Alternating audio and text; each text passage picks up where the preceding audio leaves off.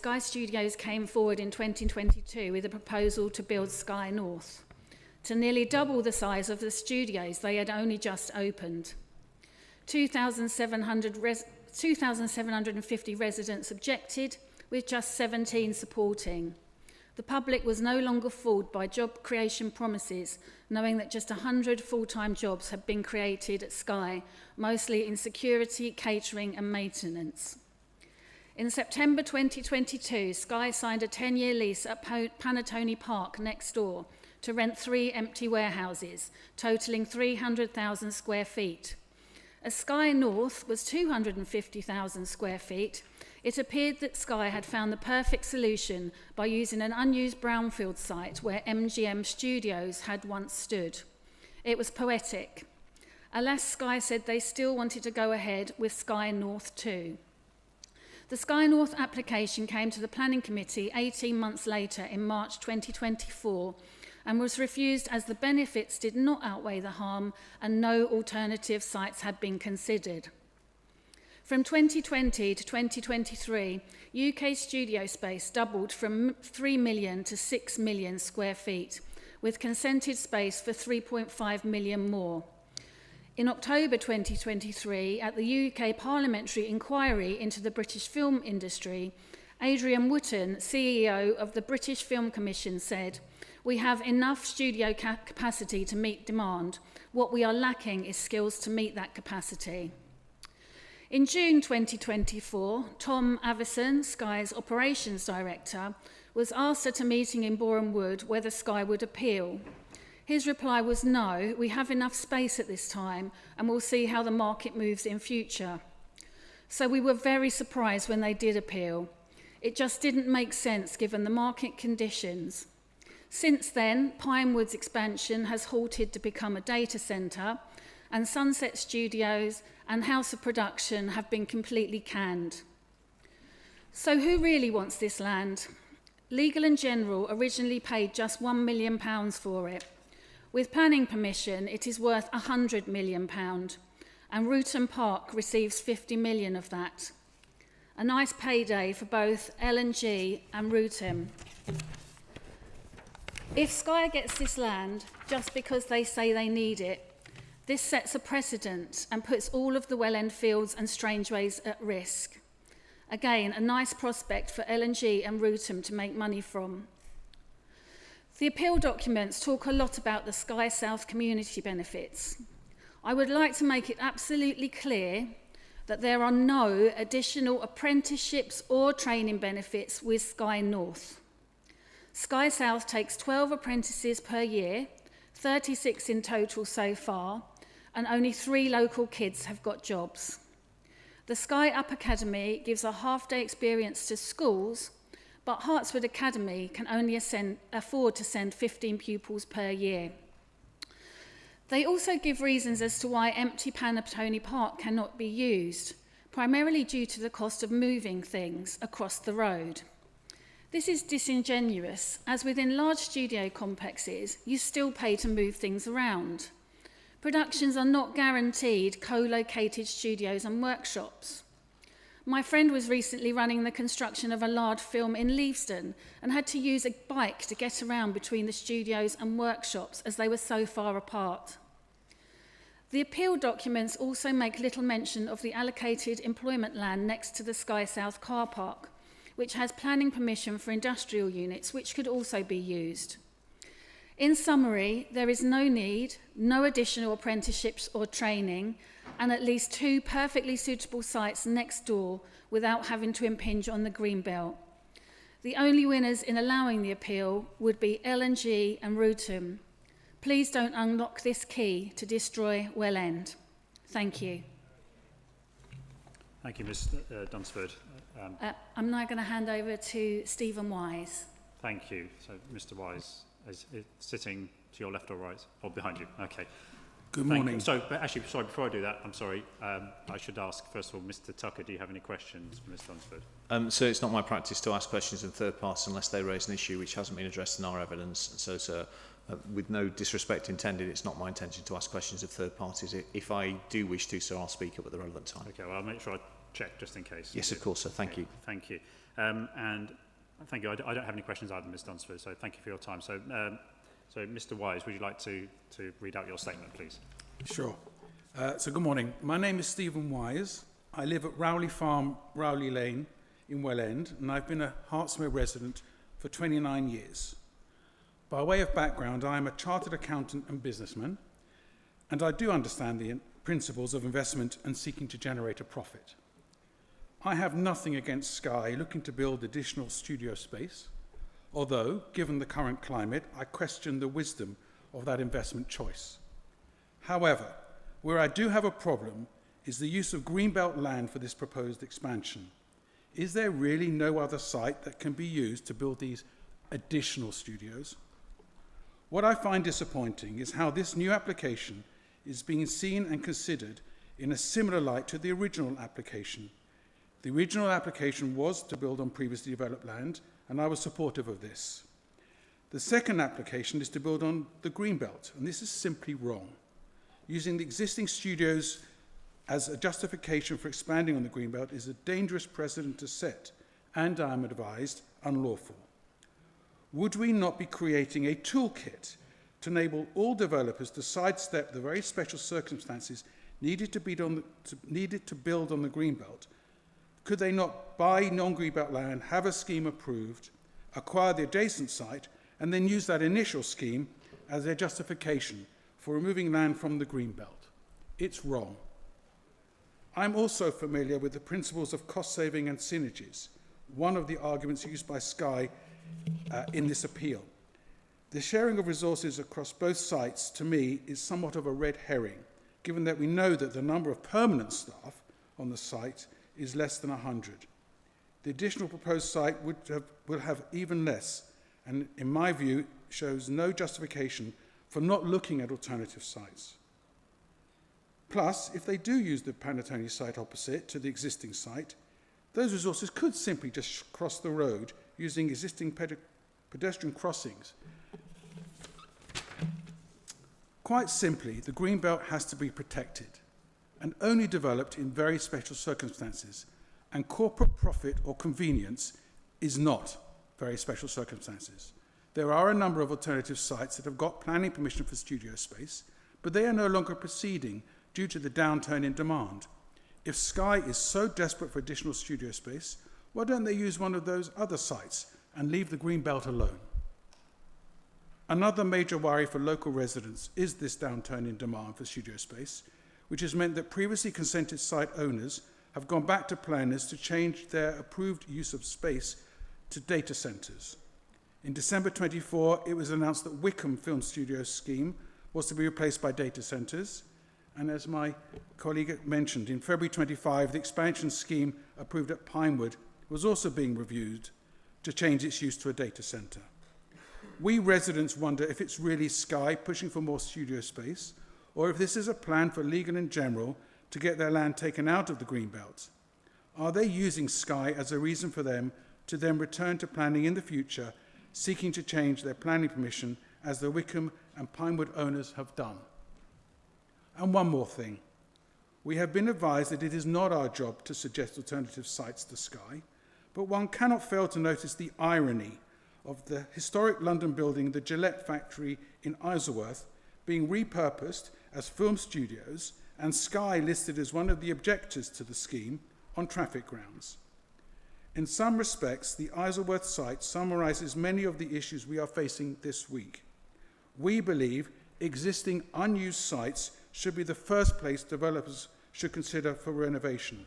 It's not okay to concrete over the greenbelt when there are other sites out there that could and should be used first.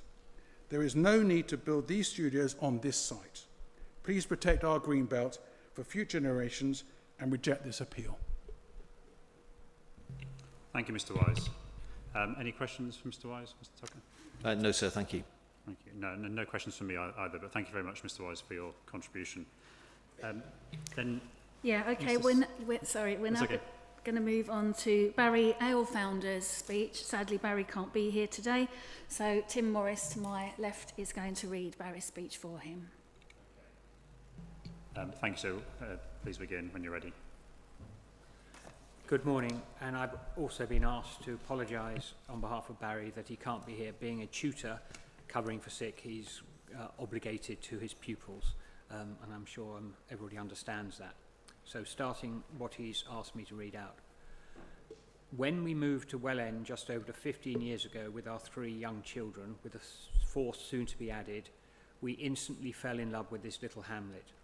We only moved here from a couple of miles away in Boreham Wood, but it felt to us as though we had moved to rural Devon, Dorset or Norfolk.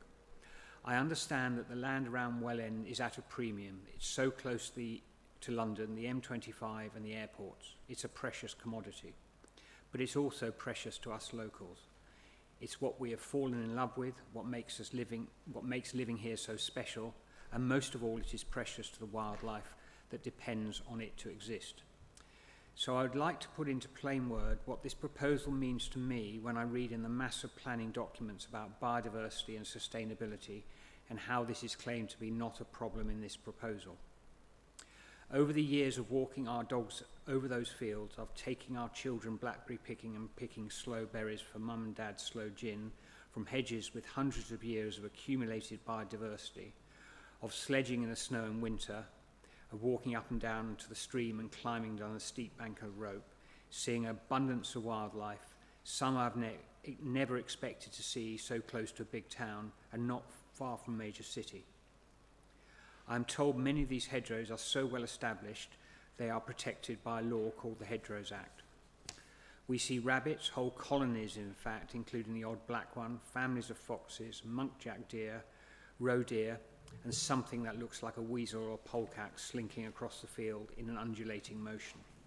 We see kestrels and red kites above us and a yellow-tailed woodpecker, which flew up and down in an up and down motion, which I had to admit I had to look up. In the summer months, we see hundreds of field butterflies in the deep permanent meadows next to where the back lot of the studios is now, and in the evening, we could see bats flying about the trees and fields. We don't even see the smaller mammals and reptiles, even those famous great crested newts, deep in the grass, waters and within the hedgerows. All this is real long-term biodiversity, here and now, benefiting us within local green space. Nature does not need restoring. We have it here and need to stop destroying it. These proposals claim this biodiversity will be replaced in a field far away from us in a distant future. We don't believe our deep-seated local biodiversity will be replaced. Sky go on about saving seagrass and supporting local communities, but what about our local grassland and my community? Indeed, biodiversity will be reduced further. The lights from the existing studios give an artificial glow to these fields at night, and there's sometimes noise from filming, which I'm sure must both confuse and disturb the wildlife over there. New studios mean more light pollution.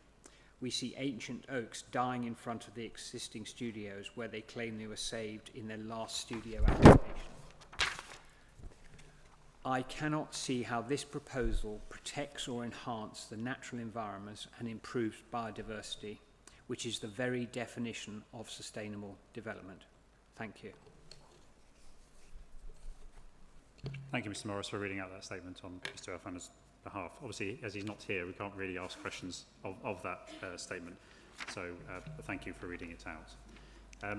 Who would Yes, next? thank you. We're now going to move on to Ben Simon here to my right. Thank you, Mr. Simon. So when you're ready, please begin. Thank you.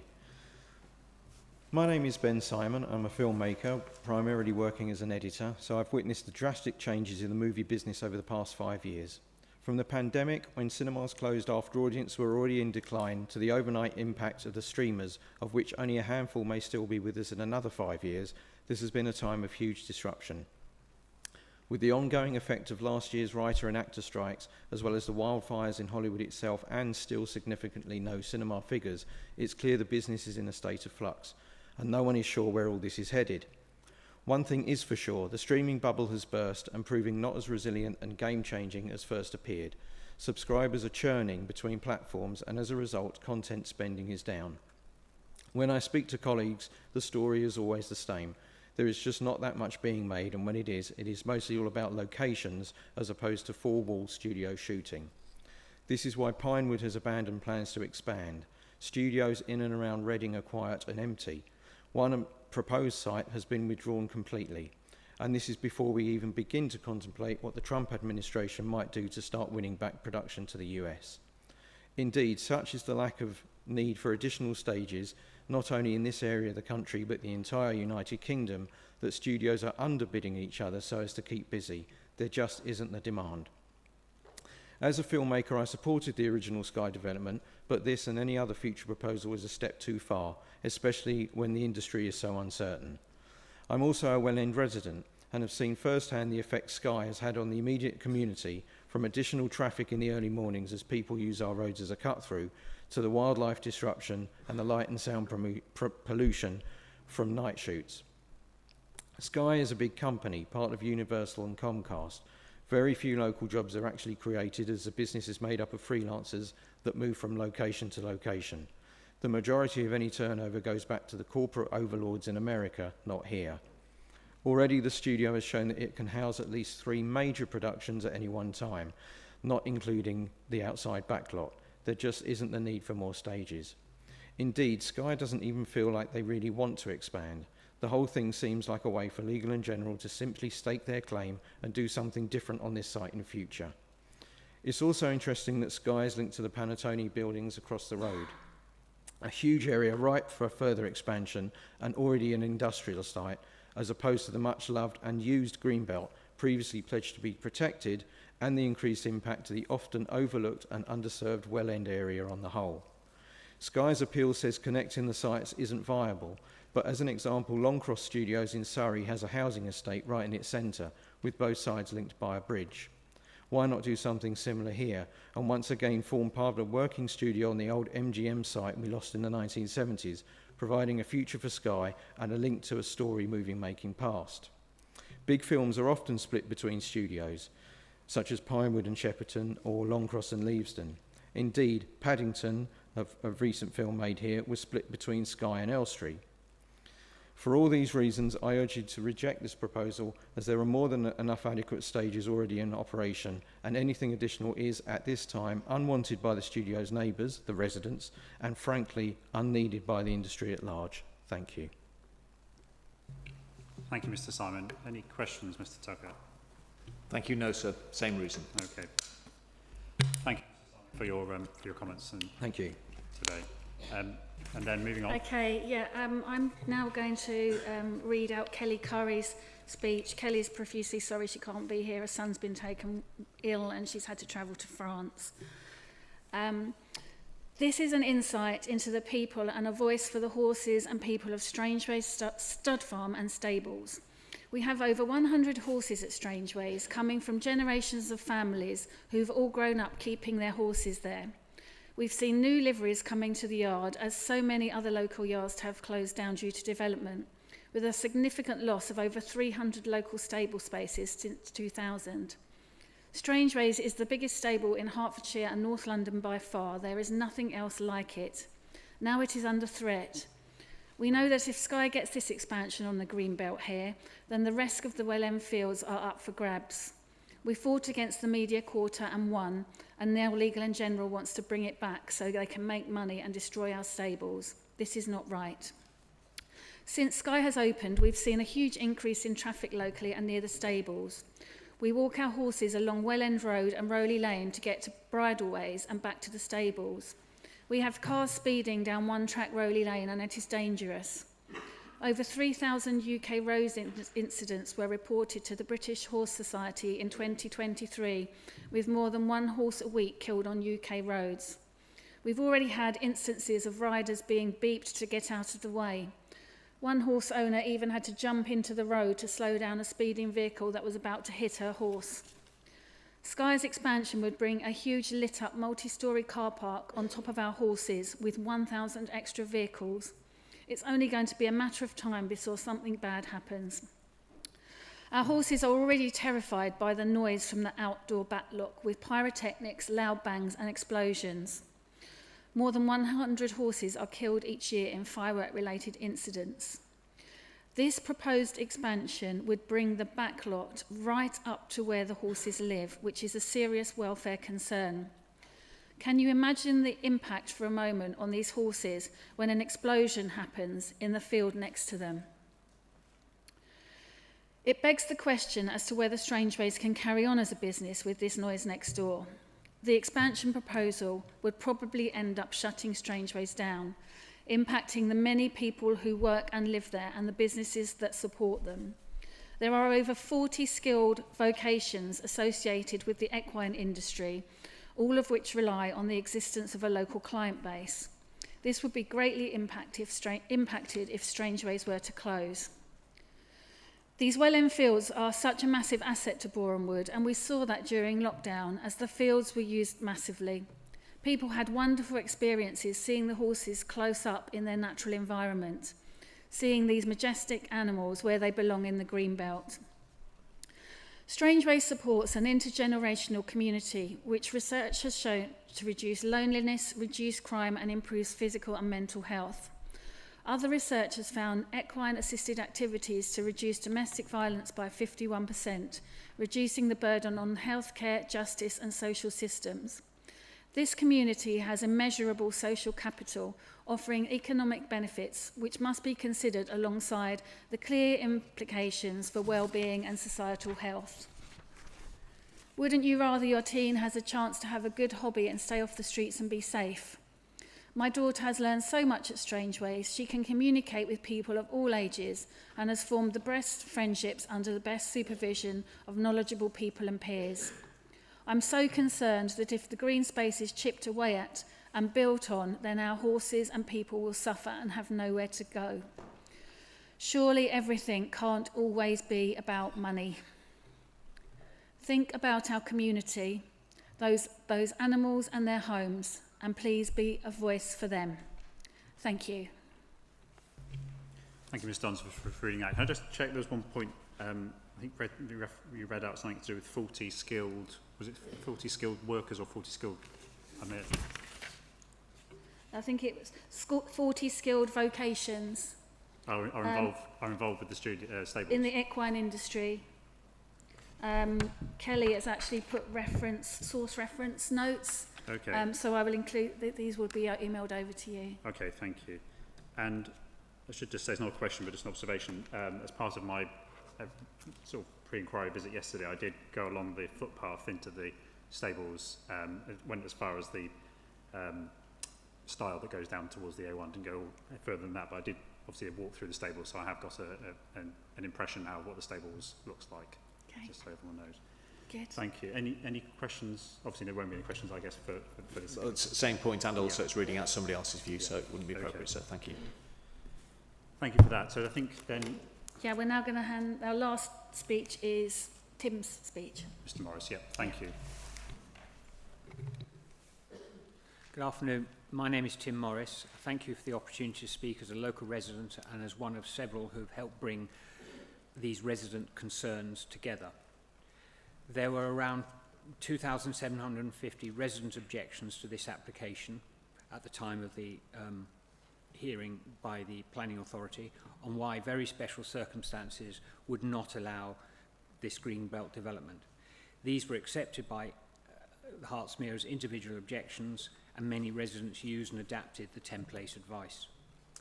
These were summarised in a community advocate speech, and just in case there's any difference in terminology, what I mean is when, in addition to a local person speaking, a local councillor speaks for about 5 minutes. You'll get a copy of that. And it's a matter of deep regret that a different speech, not written by residents, was substituted at the last minute without the residents' knowledge. So I focus on 3 concerns from that resident-led speech that was not delivered that otherwise might not be raised at this inquiry. The first concern is respecting the development plan process. The development plan is at the heart of the planning system. Public engagement on the draft Hertsmere local plan in September 2021 produced 18,000 responses, mainly objections.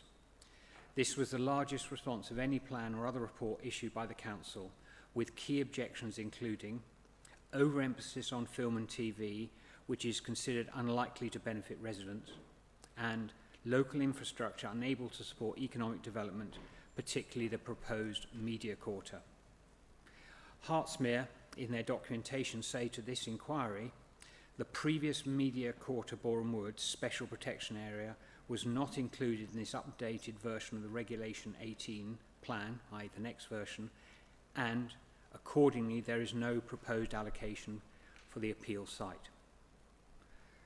Planning policy says local planning authorities may give weight to relevant policies in emerging plans according to the extent which there may be unresolved objections to relevant policies, and then says the less significant the unresolved objections, the greater the weight that may be given. So if there are resolved objections that are significant, i.e. 18,000 responses, film, TV and media quarter a significant objection, so there is no proposed allocation, these objections, I would respectfully suggest, would carry significant weight. The planning framework says plans should be shaped by early, proportionate and effective engagement between plan makers, communities, local organisations, businesses, etc. So Hertsmere's plan is being shaped by significant opposition to this development, and I respectfully ask that you can give considerable weight to the ongoing development of the development plan as it's been explicitly and voluminously rejected in local plan making. I've got two more shorter concerns to raise. The appropriateness of planning obligations. The undelivered community advocate speech summarised this concern as residents say 2 claims for socio-economic and improved cycle and pedestrian routes are a general rather than a necessary planning benefit. If necessary, why were these benefits not also required for Sky's Southern Studios, Elstree new Platinum Stage and the EastEnders / BBC upgrade? These items are immaterial in planning terms. So now residents and indeed others ask if a heritage centre and all the town centre improvements are necessary for this application, or do they carry no weight? The third concern is about traffic, where there are 2 parts. During the application preparation, there were protracted negotiations with National Highways to make the congestion at the A1 Rowley Lane junction manageable. So these changes are not a neutral mitigation, they are a net harm because there's still going to be extra congestion. More importantly, there's been a dereliction by the local highways authority in not producing a visible, proper assessment of local traffic harms. Film production is a freelancer operation. Traffic comes from all directions, from west, north and east, not just by the A-way junction. You'll get an illustration of that. These other roads are minor roads. Indeed, as already mentioned, Rowley Lane becomes a single track road. This is a major unmitigated harm. As we know, including apparently Sky themselves, with the aforementioned, previously mentioned recent comments on the Gillette application, traffic is a big issue with film production as a freelance operation with many contractors bringing their own vehicles with tools.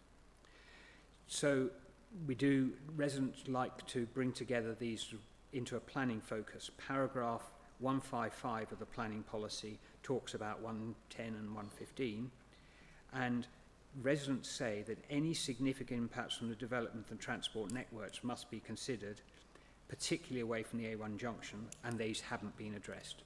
Thank you. Thank you, Mr. Norris. Was that reference at the end? Was that paragraph 115? It's that paragraph 155 then references 110 and 115, oh, I see, particularly yes. 115. Yeah, okay. Thank you. Mr. Tucker, any comments from Mr. Morris? Same reason, sir. Thank you. Okay, thank you. Thank you, Mr. Morris. I don't have any questions either, but thank you for reading out that statement as well, your own statement as well as Mr. Brown's. Thank you. So I think Councillor Vince, you indicated that you wish to speak. Do you want to come to the microphone there so we can hear you? Absolutely fine. Yeah.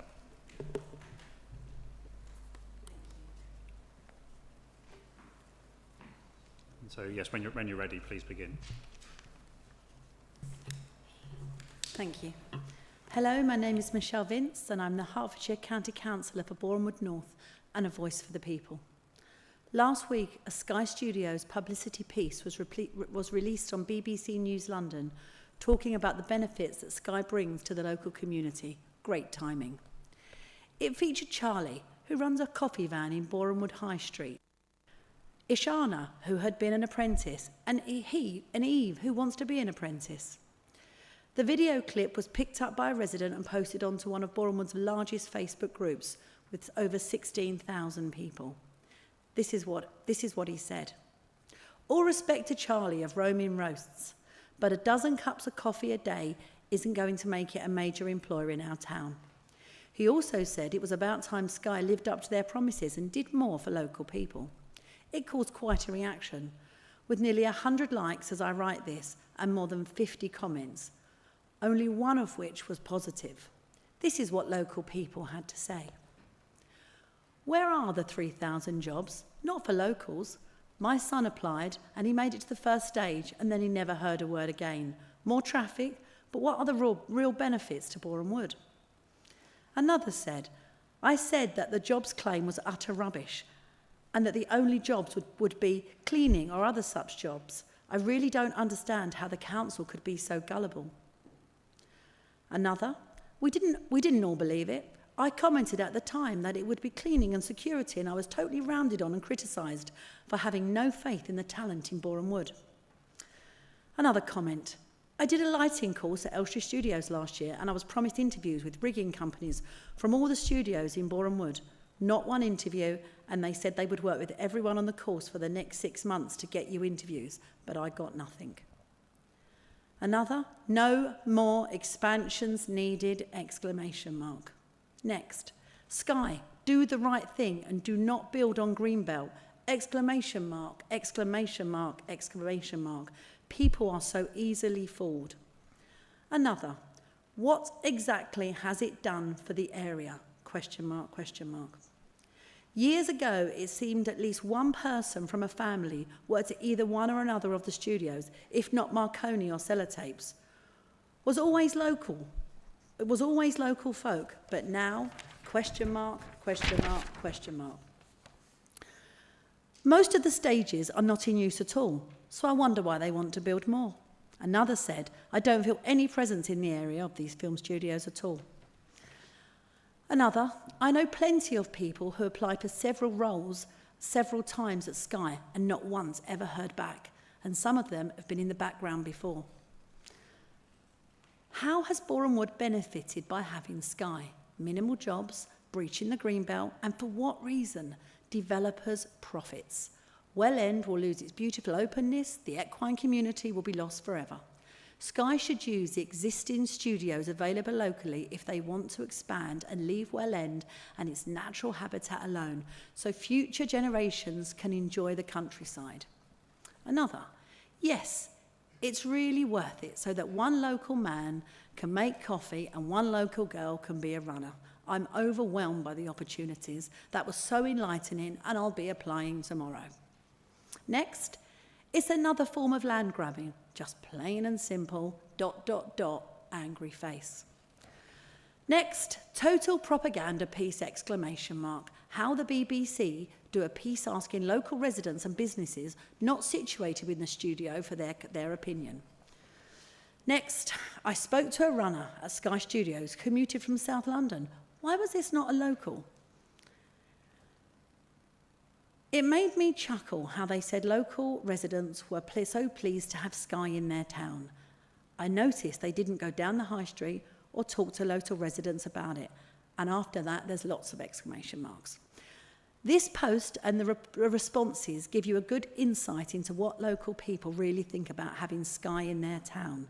And I thank you for listening to me. But for clarity, I'll just make a couple more points, and that is, I remember the headlines in the local newspaper when we were promised 2,000 local jobs. And at that time, some local people were keen to have Sky here.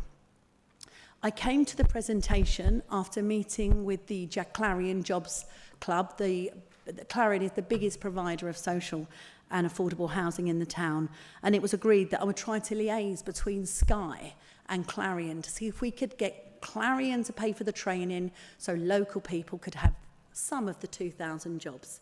And it was here in this chamber I met the Sky representative at the presentation when he said, it's not as many as you think. And I thought, oh my God, it's going to be 500. And I said, how many? And he said 36. And then I couldn't speak because we'd lost so much already for 36 local jobs. Look, I'm told that went on to be 72 local jobs in security, cleaning, and a few refreshments. And the reason my speech today is about local people is because at the planning application, local people lost their voice. There was a local borough councillor acting on behalf of local residents, and he was their advocate, and he was being their voice in a 5-minute speech. He was sent a new speech by the leader of the council, Jeremy Newmark, and the advocate refused to read the speech, and on the night couldn't make it due to illness in his family. On the night, the substitute speech was read out, and the residents lost their voice. It was taken away from them. I do not believe that was any mistake. And finally, I'll add that we are very proud of the Elstree Screen Arts Academy that just received Outstanding in their Ofsted. And I was pleased to meet the head today, and I understand he's going to speak today in favour of the application. But in all the time that this application has been in process, I have heard from not one family or student that is in favour of this application. Yes, it may suit roaming roast to be able to pitch up outside. It may suit one job as a runner, and it may suit a local school that might benefit from some funding from Sky. But it doesn't suit the students, it doesn't suit the families, it doesn't suit the residents. And this is the most controversial application that has ever been foisted on this town. I'm so disappointed that Sky, who say they're a green company, have bought it back. I hope you don't win, and I hope the people win. Thank you very much. Thank you, Councillor Vince. Any questions, Mr. Tucker? No, sir. Thank you. Thank you, Councillor Vince, for your statement. Okay, are there any other people wishing to speak who are against the scheme? I think that is everybody I had on my list. In which case, we can then move to hear from supporters of the scheme, and we'll take them in the order they introduce themselves. So if Mr. Graydon wants to come forward and use the same microphone, we can then hear from him.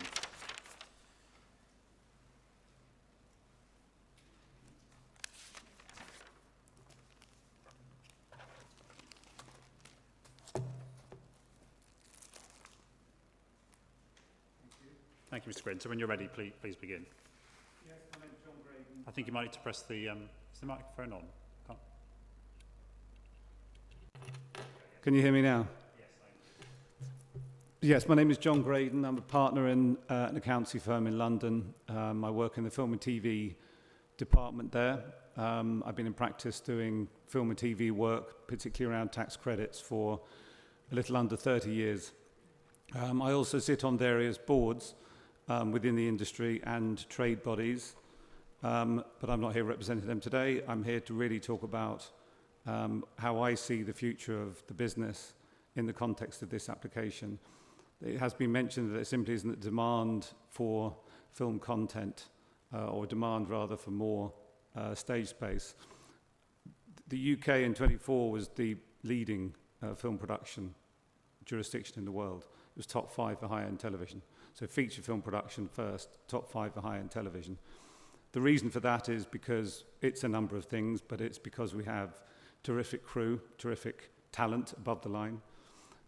We have great infrastructure, brilliant studios.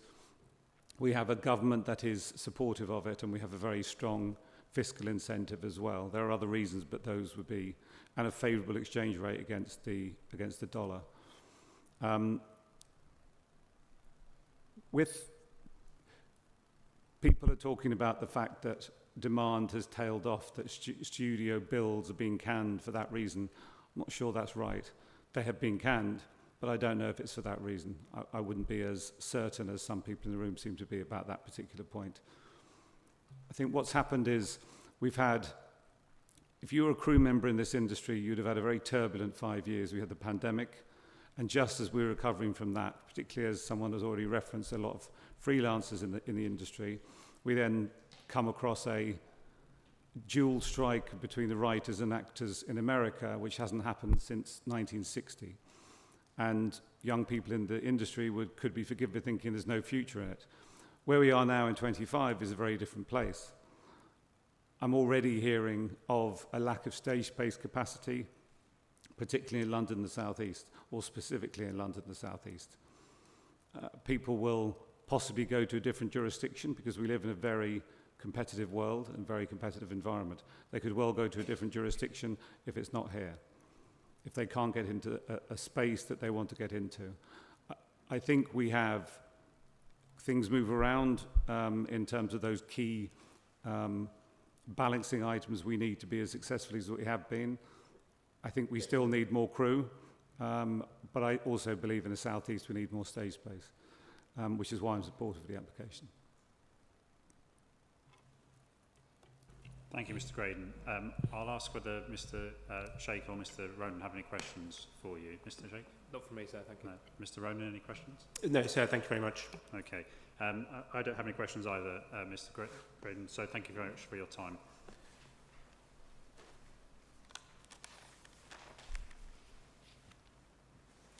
And then if we ask Mr. Green, I think was next to put his hand up, so if you'd like to come forward and speak.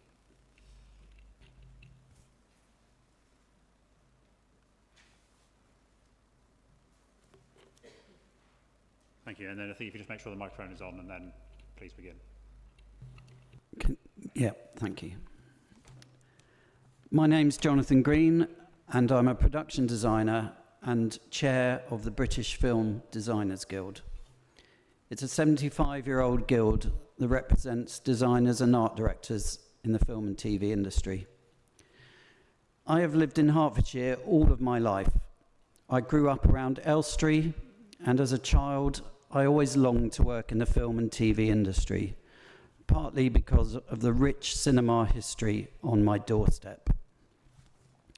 When I was in my early 20s, I managed to have a meeting with the production designer John Graysmark, who was making Superman at Elstree Film Studios. It was an incredible insight into the world of movie making.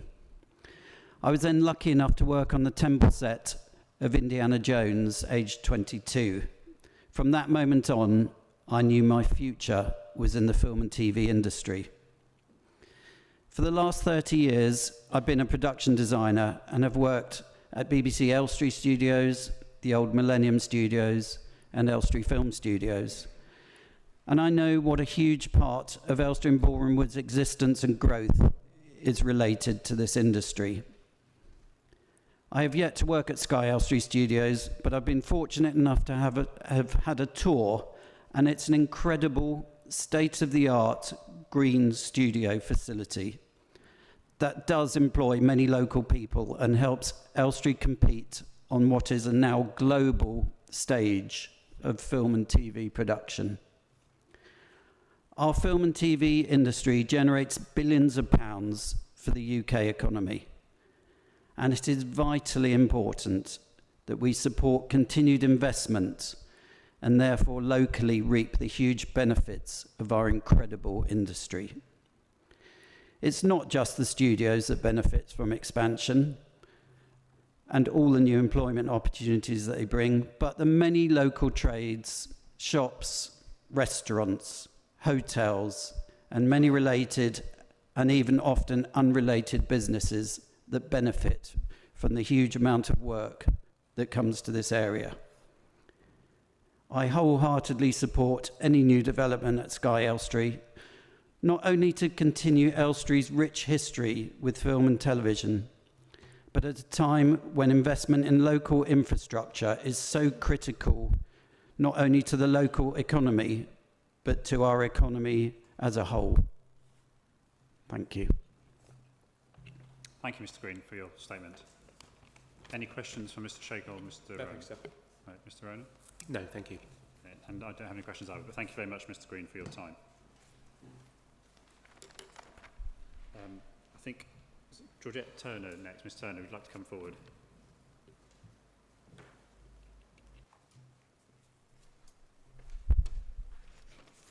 Hello. I'm just going to read a letter that I've written in. I'm writing to express my deep appreciation for the impact Sky Studio Elstree has had on the TV and film industry, particularly for those of us who have often found ourselves marginalised in a system that tends to favour those who with access to resources, networks and proximity to large established studios.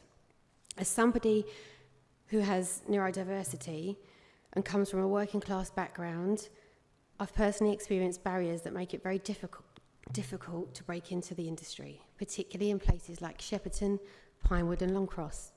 The prohibitive costs of travelling often make it unsustainable for me to pursue opportunities in these areas, and the working environment there often led me to not get employment, as there are formed tight-knit groups. In stark contrast, Old Elstree was a breath of fresh air. The studio's accessibility, excellent transport links for those of us that couldn't afford to run a car, and proximity to London made it a real contender for those of us who couldn't afford to travel long distances. It levelled the playing field, offering an opportunity to work in an industry without the barriers that existed in other locations. This commitment to accessibility, alongside its community-orientated approach, gave individuals like me a chance to pursue a career in TV and film. Sky has only strengthened this vision. The studio's dedication to creating welcoming, inclusive environment through training programs, alongside its continued focus on easy commutability, is invaluable. The affordable and accessible transport links mean that people like me who might have otherwise had a different career are now able to participate fully and meaningfully. Those efforts have already transformed the landscape for those of us from working class backgrounds, and continued expansion would only support that. The need for expansion is more important now more than ever. With a growing demand for content and increasing emphasis on diversity and inclusion, this studio plays a pivotal role in ensuring that talent from all walks of life can contribute to the world of television and film. Expanding its capacity and outreach would not only create these opportunities for individuals from diverse backgrounds, but also further enrich the industry with fresh perspectives and untapped potential. I believe that Sky's vision and continual growth are not only vital for ensuring accessibility, but also essential in shaping a future where TV and film industry is truly representative of the communities it serves. The expansion of this facility is imperative for the continued inclusion of people like me, people who have the drive, passion and creativity to contribute, but without the privilege of resources or networks that others may have taken for granted. Granting this planning permission will directly impact so many people in the creative industry, and those are the ones that often get overlooked. For the last 10 years, I've been running specialist boot camps that are free and funded by industry people, and they have an outreach that go out to all walks of life to invite them into the industry. We put on a taster day, usually at studios, and invite local schools and colleges to come and see what our world is like. The UK film industry has an executive task force which compares figures and investment at Westminster once every year. I am lucky enough to sit on that task force, and the statistics show that inward investment, for every £1 spent, there is £8 of inward investment. Just recently, I have worked on 4 big US features, and my specialist skill set is to bring those features to the UK by showing our tax incentive, budget, film locations and studio space. Now, each of those projects range from $65 million US to $180 million, and every one of them is coming here. So with the statistics of £1 spent for £8 investment, you can do the math. Now, I've read some and heard some wonderful testimonies, and I do understand people cannot feel included in our industry. But of all the studios, this is the one that's reaching out to me to put on a specialist boot camp after I got nominated for the Duke of Edinburgh. It shone a light on that, and this studio reached out. They're one of the few that often come. If you're in there as a production, they will come with a bunch of CVs from local people and ask you if you can take anybody on directly, which we often do. I've had several productions in this studio and we have taken on local people. So although we're being red figures, they're not entirely reflective of what the actual productions are doing. And all I will say is their doors are open for everybody that's looking and trying to have a taste of our world. So I really want that perspective to be looked at. And of all of these points that have been raised today, a lot of my job is to mediate between the outside world and the film world and try and find a happy medium. And a lot of these concerns over my 20 years as a location manager have been raised in general planning. Like, for instance, on the Pirates of the Caribbean, I was based at Windsor Great Park for 6 months on the ancient oak trees where we took over and did lots of explosions. And I can tell you there was no upset from the Crown Estate or the Forestry Commission on the 2 years that we spent on Harry Potter in Swinley Forest. So we have tried and tested means to protect environments, to stop all of these things that people are worried are happening. And I'm more than happy if anybody wants to reach out after this to share some of those experiences. Thank you, Ms Turner, for your statement. Are there any questions from Mr Sheikh or Mr Ronan at all? No. Thank you. Thank you, Ms Turner, for your contribution today. Sir, can I just ask, given that I don't know if third parties are staying or leaving, but obviously it would be quite useful for both those who've objected and supported, those who've recited from a script, if those scripts could perhaps be left with the authority so they can be copied to the parties and then obviously added to the core document list, if that would be acceptable, sir. Yes, I was going to say something at the end about oh, sorry, sir. No, it's okay. But about if people have written statements of what they've read out and they're happy to share them, then yes, by all means, please pass them on to the council in the first instance, and we'll make sure those get circulated. Thank you. We'll send ours on to Mr Legg via email. Mr Legg, yeah, that'd be great. Okay, thank you. Anybody else can use that same email address, or they can go via the council, whichever is preferred. Thank you. I think we have one more speaker, don't we? Mr Mitchell, Chris Mitchell. Do you want to come forward? Thank you.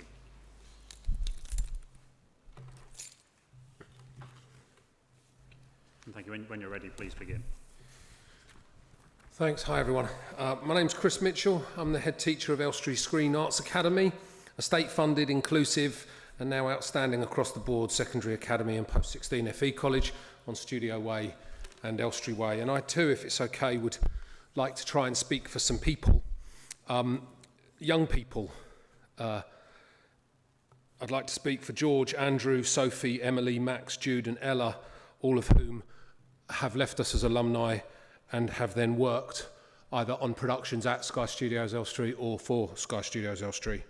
I'd like to speak for the 48 traineeship students who received boot camps in partnership with Sky Studios Elstree, or the 34 students who produced 4 documentaries with Sky Studios Elstree, or the 60 students so far who have participated in Sky Up workshops at Sky Studios Elstree.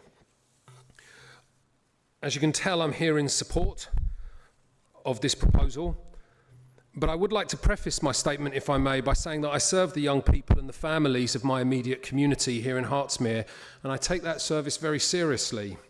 I've been in this role for over 10 years, and I hope I know my community well, and I believe that I have a good understanding and appreciation of some of the reasons why local residents are opposing this proposed development. Indeed, some of my parents, some of my staff are part of the local community opposition.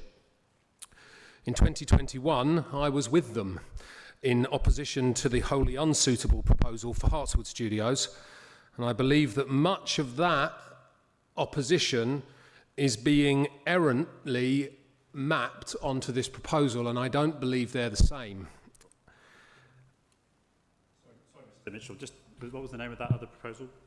It was the film quarter. It's been referred to a few times, but it was the Hartswood Studios proposal. Hartswood? Yeah, 2022. Okay, thank you. There are reasons why I don't think it's the same. Firstly, that proposal had no studio occupier, and therefore a fairly high likelihood that there could be a change of use made to that application. This application does have a studio occupier, and the studios are busy and successful. Also, the scale of greenbelt invasion and infrastructure is categorically different. Public access, available land, bridleways, farms, arable cropland, stables are not directly in the scope of this particular work, although I do appreciate there is proximity to them.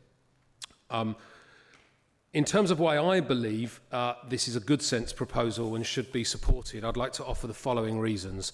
Number one, Sky Studios Elstree have proved themselves to be authentic partners in our local community. I mean their Elstree Screen Arts Academy local community. They've meaningfully engaged with local community, for example, through the Community Board, the Filming in England network event in association with Herts Film Office, the Open Studio screening event, the workshop collaborations with the St Albans Film Festival, the collaboration with the University of Hertfordshire and ourselves to develop training opportunities, the Sky Up facility, 11,000 school pupils reached through careers outreach work. I do not believe that Sky Studios Elstree have done this cynically or as a tick box exercise. I believe that this scale of community interaction and support has been legitimate and thoughtful, and I don't know of another organisation, and there are very many that we partner with that are comparable national institutions in film and television, and I don't know of any other organisations with a comparable level of community engagement and partnership. As a local, inclusive, publicly funded school in Boreham Wood, I have found Sky Studios to be directly supportive of our young people and our mission to provide industry-standard creative technical education for Hertsmere's young people who are inspired by the heritage of film and TV in this region and hopeful to work in this thriving industry in the future. Sky Studios Elstree have directly sponsored us for industry-standard equipment for our young people who are aspiring to be lighting and sound engineers and technicians, and this kind of generosity is evident in their authentic commitment to support local initiatives. They have not asked for publicity and have done this under the radar. Furthermore, Sky Studios Elstree are committed to supporting ESA with placements and training opportunities on a Sky Elstree training stage through our collaborative work with Screen Hertfordshire and the University of Hertfordshire, a project now 18 months in the making. Sky Studios Elstree remain instrumental to the success of this innovative, in my opinion, world-leading plan for creative training in this sector. That was number two. Number three, we should support opportunities for economic growth in this sector where the detrimental impacts are within reason. Sky Studios Elstree have shown themselves to be world leaders in sustainability. We have taught units to our youngsters on net zero and climate correcting initiatives where Sky Studios Elstree have been the case study of cutting edge practice in decarbonisation and maximising other sustainable energy sources. Number four, while I'm a fan of Elstree and Boreham Wood's screen heritage, it is not sufficient to only bask in the legacy of this wonderful place. At a recent Town Council industry roundtable to think about the development of the High Street, I heard a fascinating and persuasive discussion about the need for future cultural arts production in our area. Young people today are not as impressed as I am by stories of The Shining, Star Wars or Indiana Jones, all filmed over the road. That's now 40 years ago. Our community need examples of creative excellence now. Our young people need to be proud of their town. They are proud of Sky Studios, the town where Wicked and Ariana Grande were filmed, the town where Jurassic World and Scarlett Johansson were filmed. Let us provide ambition and aspiration for today's young people in the way that this town has for decades. Number five, finally, apprenticeships, traineeships and T-levels are all the training levers that the government are proposing to supercharge growth through skills. All of these training programmes require placements at scale and employer engagements at scale. This council has the chance to be at the forefront of powering this technical education, but we should not take our foot off the gas for growth in the Elstree and Boreham Wood film and TV sector. And please remember, it's not just Sky Studios Elstree. I've heard this number of 72 jobs.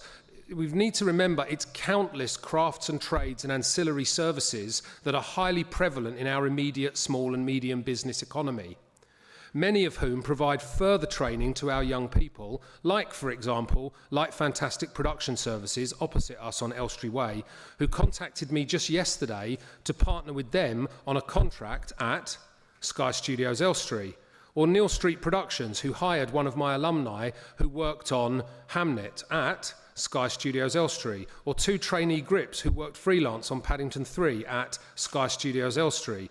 The wider ecosystem of trades and crafts who thrive on work through productions are located often at Sky Studios Elstree, and we have an opportunity here to stay committed to the creative production identity that has served this town for over 100 years, with relatively minimal negative impact compared to the wholly unsuitable proposals of 2022. Finally, I just want to make clear I have no conflict of interests. I'm not in receipt of cash from Sky Studios Elstree, nor is my school. I just think the practical benefits are profound for our young people, economic growth and opportunity in our area, and for the ongoing pride in the creative trades history and future of Boreham Wood.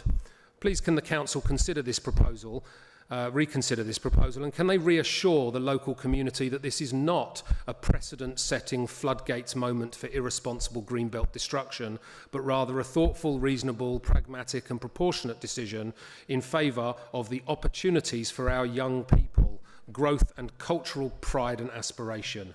Many thanks. Thank you, Mr. Mitchell, for your comments. Any questions, Mr. Sheikh or Mr. Ronan? No, I don't have any either, but thank you for your time again. Thanks. Thank you. So just to check, are there any other speakers? I don't think we have any others, but please let me know if you do. No. Okay, well, thank you to everyone's contributions, and obviously if you can share your statement, please do that. Okay, so we're just coming up to 1 o'clock. Conscious that we wanted to deal with a few technical consultants on behalf of the appellants. I think the programme has us running until about 1:15, and then starting at 2 o'clock with Mr. Faulkner. So I'm just happy to make a start on that, see how we get on, and if we feel like we need to have a break, we can always do that and come back after a break. But should we see how we get on for now? Is everyone happy to continue for at least another 15 minutes and see how we do? Yes, sir, and whilst there's a break in proceedings, as it were, just had a notification that the terms of the unilateral undertaking have been formally agreed on a without prejudice basis by the Council, which I think therefore means that the bilateral goes to one side, the terms of the UU become the relevant one for your consideration for next week. But in terms of doing what it says on the tin, that's now an agreed position. So just to clarify that, Mr. Tucker, so the EU's been agreed, the terms of the EU have been agreed? The terms of the EU have been agreed. Obviously the Council, that's not in any way prejudicing their case in opposition to the appeal. There was a last issue with regards to the carbon offsetting figure. That's now being agreed, so we can proceed to essentially finalise that subject to the discussion that takes place next week. Okay, and that carbon offsetting was a separate obligation to, it was a standalone obligation, wasn't it, the carbon offsetting obligation? Yes, that's right, sir, yes. Yeah. Okay, thank you for that context. Any comments, Mr. Sheikh? No comments from me. So the only additional housekeeping matter is that the live stream is up and running, and there is a link on the Council's website. So okay, and do you know roughly when that started running? About an hour ago, so about midday. Okay, fine. Well, that's good to know, and obviously that will be there for subsequent days as well. Yes, it will, sir. Yeah. Okay. Well, thank you for making that happen. Okay, so we'll run through the technical consultants for the appellant on some technical matters that I certainly have questions on, and others may also have questions on. Happy to start with ecology first. Mr. Tucker, would you like to just maybe indicate who that is? And yes, sir. If you go to Mr. Goldsmith's proof of evidence, it's Appendix 5, and it's Mr. Rob Whitlock, who sits over there. Yeah, thank you. So many faces. Mr. Whitlock, okay, I've spotted you. So, thank you, Mr. Whitlock. So, I'll kick off with some questions, mainly on the biodiversity net gain provision, and also a bit on the great crested newts situation and any further other species, might have a couple of questions on that as well. So, as I understand it, the biodiversity net gain provision will be off-site, and that's indicated to be at Bentley Heath. It's known as also Rotherham Park or Rotherham Estate. Is that correct? That's correct. Yeah. Excuse me. So it does also take into account the on-site provisions as well. The overall calculations. Yeah. Do. Okay. That's fair point. Thank you. So I have questions you may have seen in the comments on the conditions and obligations. The risk, I suppose, if that's the right word, of that site not coming forward. Is that? I know that the 106 makes account for provision elsewhere if, for whatever reason, the Bentley Heath site doesn't come forward. Is that correct? As part of that agreement, Rotherham Estate should have obligations to ensure there's a 30-year management plan for the delivery and creation of those habitats. So there would be a separate legal agreement with Rotherham Estate? Yeah, they would have their own legal agreement with the relevant bodies. So. Sorry, the relevant... So local council... Yes, so they're not signatory. I know, sorry, we may be straying into legal obligation matters, but they're not signatories to the unilateral undertaking, obviously, because that's just only the landowner of the appeal site and the leaseholder. So it's a separate legal agreement, but that would be linked to a condition or obligation, I believe. So it's either a conservation covenant or a Section 106 agreement between the estate and the council. Okay, thank you. And then, so obviously, I understand the reasons why off-site provision is necessary because of the changes within the site. Should that off-site provision, or, in your experience, is that normally local to the area? Should it be local to the area, or is it acceptable to potentially make provision further afield if this site doesn't come forward? Yeah, it is acceptable to go further afield. As part of the metric, the biodiversity net gain assessment, you're effectively penalised the further and further away you go from the site in question. So you're penalised in what way? So if you're within the same borough or local characteristic area, then you're less penalised.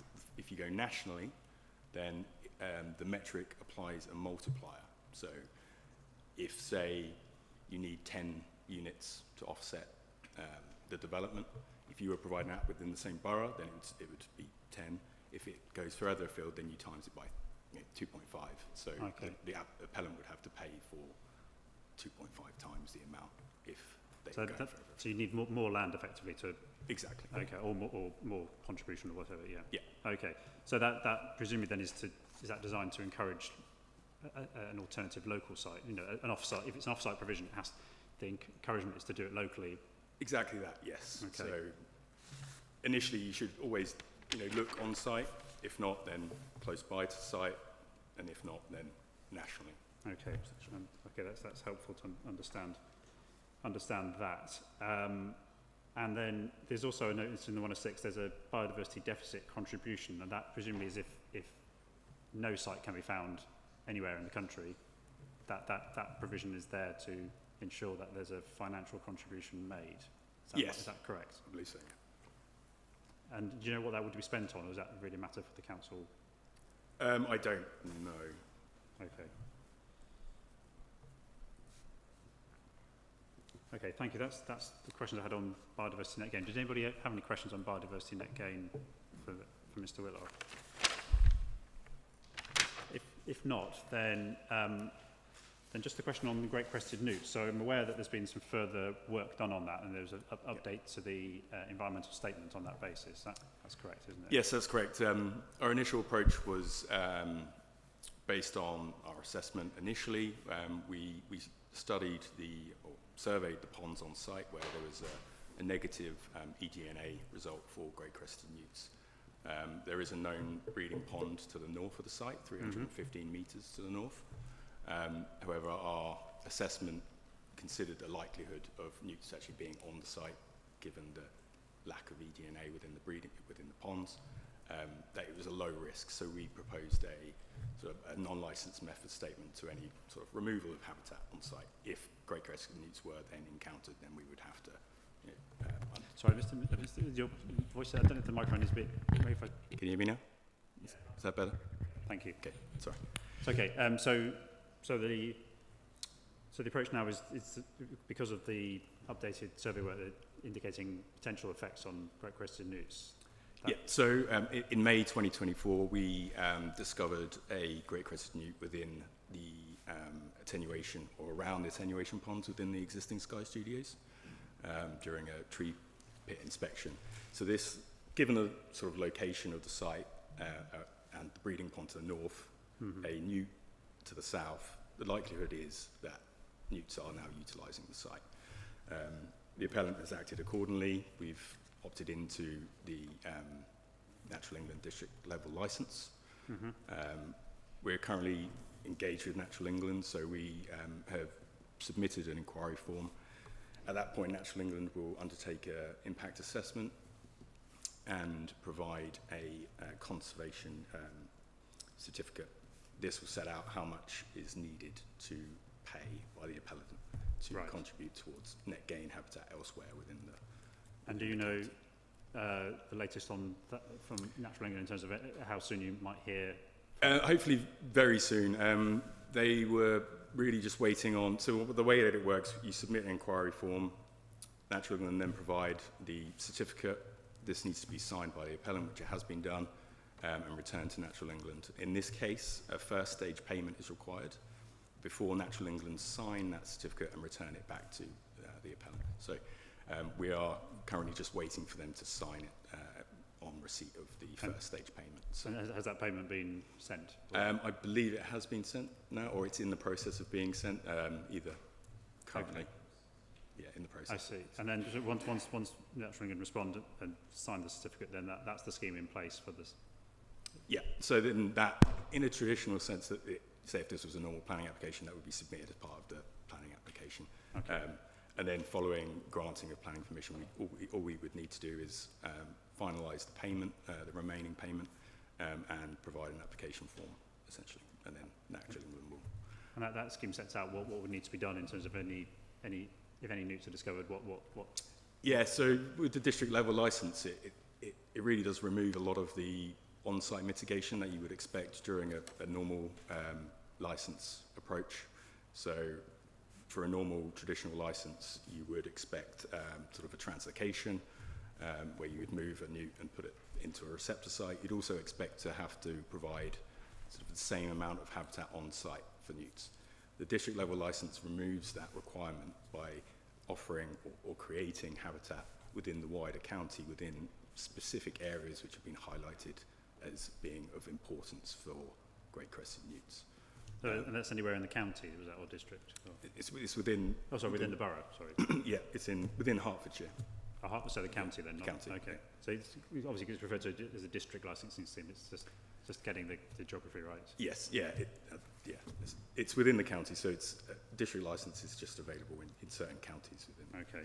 And is it like BNG? Do they try and is there focus on trying to get something nearer to the site, or no, it's targeted on areas where to inform the district licence scheme, they test around the county for newt presence. They will then identify areas which are of higher presence and of greater importance. Okay. Then they would focus that net gain habitat creation in those areas. So it doesn't necessarily go close to site, it goes to where it's most important for that species.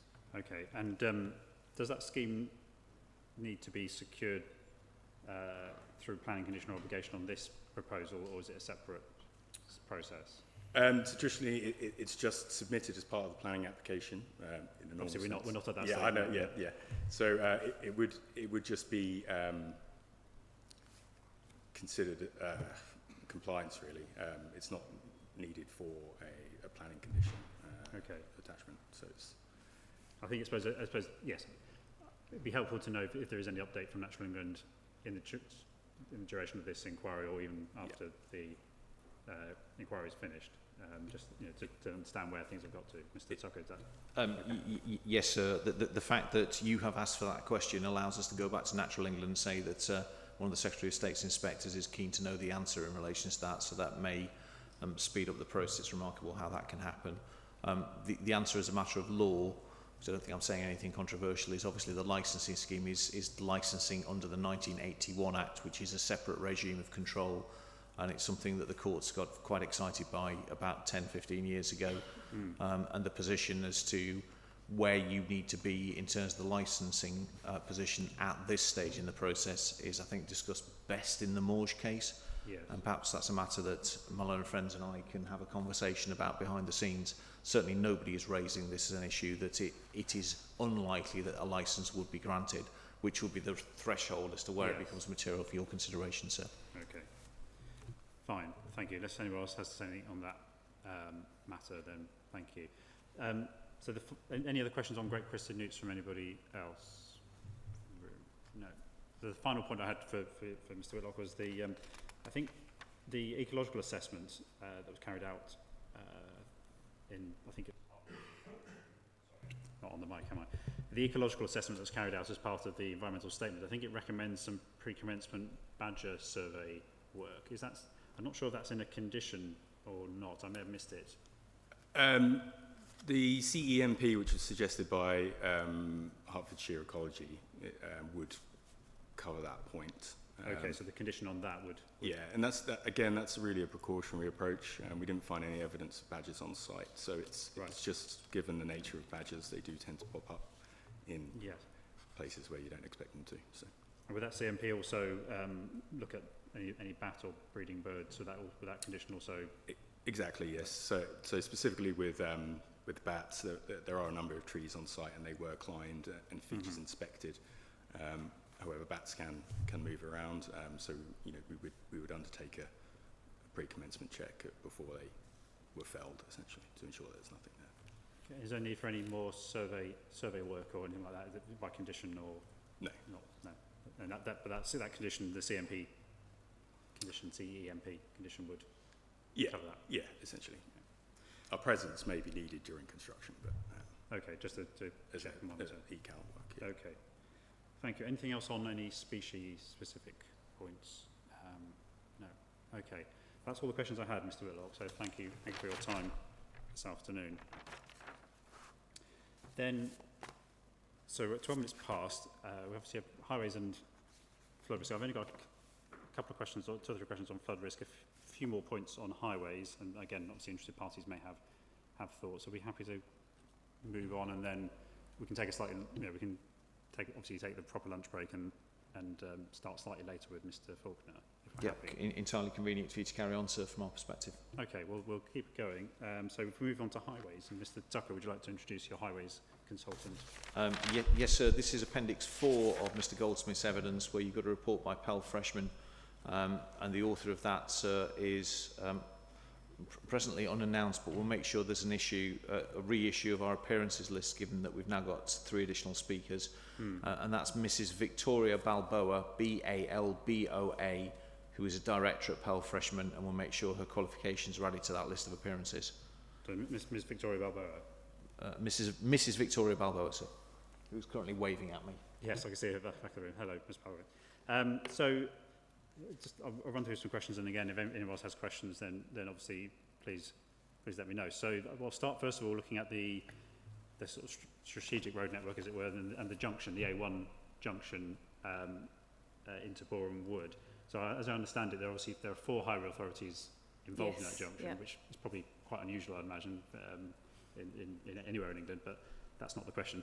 The question was, obviously, I think National Highways led on the negotiations, is that correct? Yes, for that element, yeah. And I think there were consultation responses received from the other 3 highway authorities, so that's the County Council, London Borough of Barnet and TfL. That's right. And I've looked at those, and I can see that I think National Highways and Herts County Council both confirmed their content. I haven't seen anything from Barnet or TfL explicitly saying that they're content now, but is there any reason for me to doubt that they're not content in terms of National Highways being content? No, they were, obviously they are the least affected of the 4 highway authorities, and they were happy for National Highways to lead. They did give their approval, I think, in the safety audit. So the last task that we had was to safety audit the proposed mitigation, and National Highways led on that, but all 4 highway authorities sort of gave their agreement to it. So that's the road safety audits. That's right. I think there's a copy in the addendum of the That's right, it's in the addendum. TAA, transport assessment. Yeah, okay. Okay, thank you. Yes, so there are conditions to secure works to the A1 southbound slip road, presumably to improve capacity, I believe. Is that That's correct, yeah. Yeah. And then improvements to the Newark Green roundabout. So there's, I believe, the turn into Rowley Lane down towards Barnet. So is that going to be widened at that point for the right-hand turn? On the roundabout, it's increasing the lane entries from 2 to 3. Oh, so that's coming down into Boreham Wood then. As you come off the A1, yeah, and you travel along the A5135, yeah, you approach the roundabout, and that entry lane there is currently 2 lanes. It will become 3. That's going to be 3. Okay. And that's presumably for capacity reasons. That's right. And then I think, are there also improvements to the right-hand turn into Rowley Lane if you're heading down to Barnet? Yes. Yeah. What would happen there? Is it again a widening or?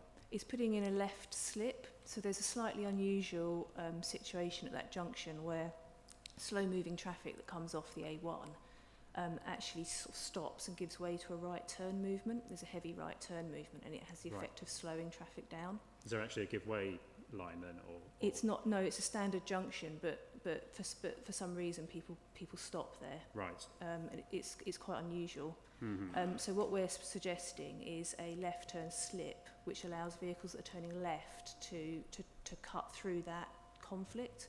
It will reduce the number of vehicles that are kind of conflicting with each other. And so a left turn off the A1 into Rowley Lane? Yes, going southbound. Rather than left turn out of Rowley Lane into Boreham Wood? Yeah, that's right. No, going into Rowley Lane. Yeah. Yeah. Okay. And so that will it basically just helps smooth the traffic, so that the traffic is slowing down there because of that movement, and the number of vehicles there is causing a delay. So by putting the left slip in, it just takes away a few movements, takes away a few vehicles, helps them sort it out, and the modelling shows it means that they'll go faster there through that section. I see. So traffic that's currently so if in terms of any traffic that's currently turning right into Rowley Lane, how would that improve there? Because I think I've read or seen certainly congestion occurs for people trying to turn right into Rowley Lane towards Barnet. Yeah. Presumably they would still have to be waiting for an opportunity to turn. Yeah, so that will still happen, but the number of vehicles that they're having to give way to is reduced because we're taking off the left turners first. Right. Okay. So we're removing some of the traffic from that conflict point. I see. Okay, and that presumably that's obviously been agreed and discussed with. That's right. The relevant authorities. Okay. That's right. Yes, but as you say, it has all 4 highway authorities at that junction. They've all agreed it. Okay. Any comments or questions on the sort of improvement works to the A1 junction from anyone? Okay, then we'll move on to sort of a more local issue, but being raised by parties. I think there's been some concerns about the one-way system from Elstree Way to Rowley House. Have I got that right? So I think I saw it yesterday, where basically there's a sort of gyratory that takes you down towards the visitor car park for Sky Studios, and then you can turn left up towards Welland or turn right towards the A1. And I think traffic coming towards that, there's basically they merge it together, and then it splits, I think, into 3 lanes with a left turn straight on into the studios and a right turn. And I think there's been some concern. Is that a relatively new reconfiguration of that gyratory? Yes, so that was all put in for Sky Studios for the new access. Yeah. And is it correct that at the moment people just, as they come round that way, it's kind of good behaviour. There's no give way priority. It's a question of merge and turn or whatever. Yesterday when I was looking at it, you had cars coming off Elstree Way heading towards the studio, turning left, and then others coming right towards Elstree Studio, to Sky Studios. And it seemed to be that it was a sort of lane merge with no priority. Is that correct? Is this as you're coming off into the car park, or? No, it's a bit further back. I'm sorry, I'm not being very helpful with my location, but it's by Elstree House, so it's that one-way system that takes you down towards Rowley Lane and Sky Studios, and so you've got some cars turning left off Elstree Way onto that directory, and some turning right if they're coming from the A1 direction.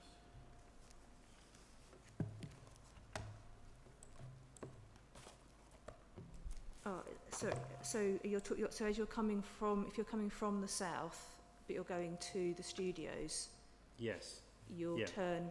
Because of the one-way system, everyone has to sort of go down that road that takes you down towards the studio. So Yeah. if you're coming from the A1, you have to do that. If you're coming from Boreham Wood Town Centre, you have to merge effectively. Yeah. So at the moment, it's about staying in the right lane, and it's not. Yeah, you're correct. There's no other way of controlling that at the moment. I think that, as I say, I've read some comments about how that at the moment relies on goodwill or refusal, and there's no proposal to change that. There's not. Okay. And that road network's relatively recently, and that, you said that was put in. Any changes were put in the last few years. The changes were at the access, so the changes were to put in the new access points on Rowley Lane for the south. Right. Okay. Thank you. Just wanted to clarify the position. Any questions or comments on that from anyone else? No. Okay. And then I wanted to ask about, we've obviously heard today, and I've also read in representations about concerns about rat running, for want of a better word, between the appeal site and locations such as the M25. So, and also I'm aware from my visit yesterday that there's a slip road onto the A1 where Rowley Lane ends and Holmes Hill Lane begins, and there's it's not very well advertised as far as I can tell in terms of road signs, but obviously there were people going down Rowley Lane past the stables to access the A1 northbound, and obviously some people coming off there as well. And I've also heard about people rat running through Shenley to get to the M25 to avoid congestion on the A1. In terms of the assessment work that's been done, well, first of all, do you think there is an issue with rat running? And secondly, what effect would the development have on that? Right, so that's quite a difficult question. I don't know how much rat running exactly is occurring. What I can tell you is the modelling that we undertook assumed that 10% of traffic would go to the north, and that was considered to be acceptable by the highway authorities. The opportunity to rat run is on the way to the studios. If you're coming from the west along the M25, that's when you would potentially take the rat run. Off junction 22. 22. Yeah.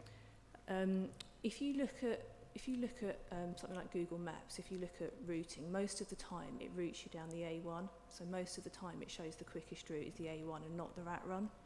But obviously, if there is congestion on the M25 or on the A1, then people might choose to rat run. So I believe it's one of those situations that would happen some days but not others, depending on traffic flows. There is also a weight restriction on that section of Rowley Lane, which is 7.5 tonne. So obviously lorries shouldn't be taking that rat run. Comments made about increased traffic going down Rowley Lane and disturbing horses and other users of that road. Anything you want to comment on there in terms of is that, has that been assessed or considered? So as I say, 10% of traffic was assessed to go northbound in our assessment. We haven't been able to measure that subsequently. The only other thing I would add to it is that there is information in the travel plan to try and encourage people to take the right route. It's been agreed that people will be directed to come from the south, to come off the A1. I understand there was an issue during construction as well, and the construction logistics plan very much promoted the routing of traffic along the A1, and Sky Studios were aware that some of the construction vehicles didn't take that route, and they're committed to enforcing that better next time. It's about rat running issues or anything else? No. Okay. Oh, sorry, Mr. Morris, yeah. So I wasn't sure whether I was allowed to ask a question directly. Well, you are. Sorry. So I recognise that there was a transport assessment on the Rowley Lane junction, but I'm not aware of anything in terms of a transport assessment rather than a finger in the air about 10% on the north, east and west. So whilst I recognise you're an expert, I can do Google Maps searches just as much as you can, and everything that we see on Google Maps as local residents but see on the ground says there is considerable traffic down from the north through Shenley, and it directs it there. And of course, the more congestion there is, the more likely it happens because it's an algorithm that directs traffic. So I think the key point I made in my resident speech is the work has not been done, and I think that's a fair comment in terms of, that's why I use the word dereliction from the local highways authority specifically in regards to that. And then there was publication which was freely available of what residents actually thought on the traffic patterns, and that's included in the documents which will be sent to your case officer. So we have a simple situation that there is an expert report on the Rowley Lane, but residents put forward what, from their experience, is actually happening and likely to happen from north, south, east and west. That was an expansion of really what I said in my statement or my resident speech. Did you want to respond to that at all? Yes, I'd just say that the way the traffic's been distributed wasn't a finger in the air. We use census data. We look at where people live compared to the site, and we carefully map where people are coming from and what route they're most likely to take. The 10% has been derived from that analysis. And obviously, you know, we acknowledge that there could be some traffic taking that route, but it's very unlikely that 10% of traffic would have a severe impact. Okay. Any further questions on that point from anyone? No. Okay. Then just a couple of final questions. So the concerns about, there have been concerns about parking from the development. I think overspill parking. Obviously, I've heard there's a 800, 900 spaces being proposed on site. What's that based on in terms of parking requirements for the development? So the parking requirements are based on the sort of bespoke demands of the studios. They assessed their parking demand. It's a combination of people travelling to work, but also people who need to bring vans onto site. So the lower levels of the car park will take small vans as well as cars. I think it's actually 1,000 spaces on site. There is a draft parking policy which we've referred to, which for the filming studio would allow, I can't remember the exact number, I think it's 1,200 and something spaces, so we're coming below the maximum, the policy. Fine. Any other questions on parking from anyone? Person at the back, do you want to say your name and just... Okay, do you want to use a microphone for the question? Thank you. Are you a local resident, Ms. Stevens? Yes. Okay. I think it says push to talk next to the...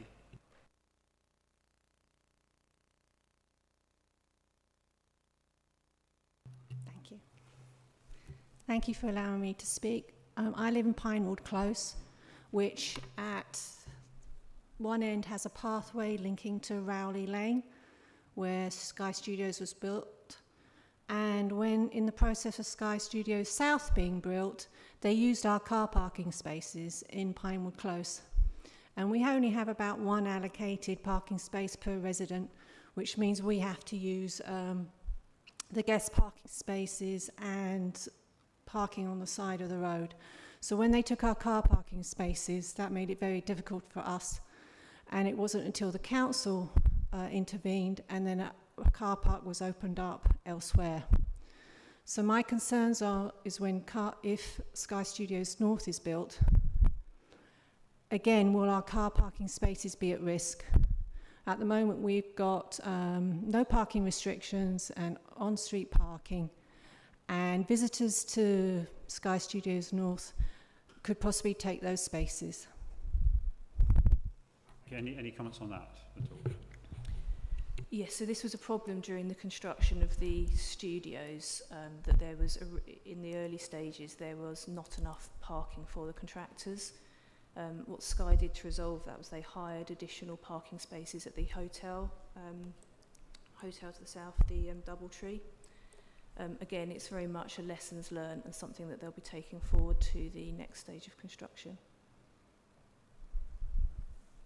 Stephen, do you have any questions, or is that any other questions? Well, it's continuing. It's any visitor. If they're going to have a heritage site or students coming or anyone who can park in our roads, they might not be a Sky worker or a construction worker. They could just be a visitor.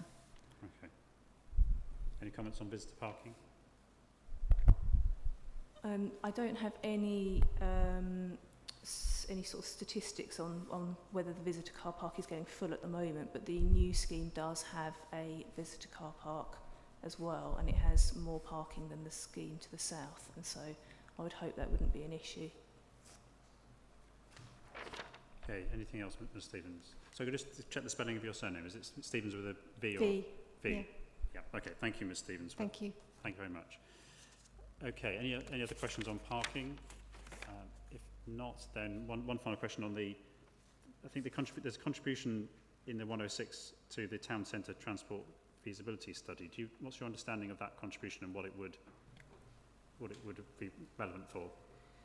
Yes, so one of the key opportunities to encourage sustainable travel to the site is to improve the link between the station and the site, and most of the sustainable transport measures are associated with that.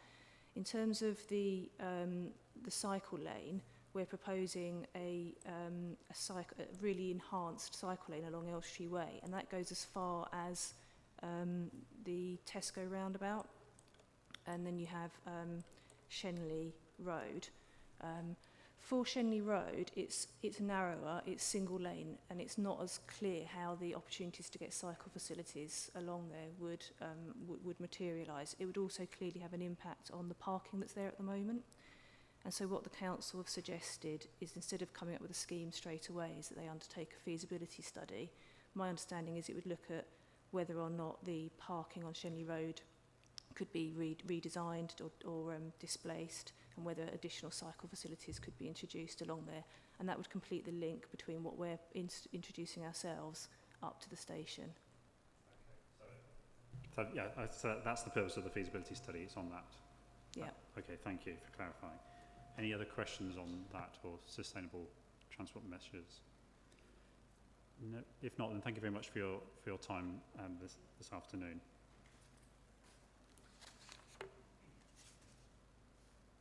Okay, and then we'll have finally, I think, because again, I've only got a couple of questions, so I think it would be prudent to finish if everyone's can stand a little bit longer before lunch.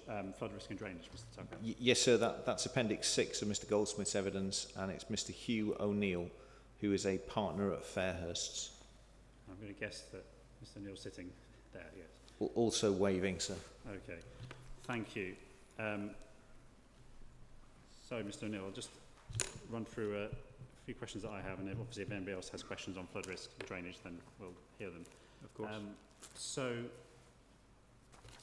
useful just in the flood risk note that was provided in the appendix, there's a map at the end that shows flood risk and drainage constraints. Yes. I just wanted to clarify the colouring on this map. So the area of darker blue is the fluvial flood zone 3A or B.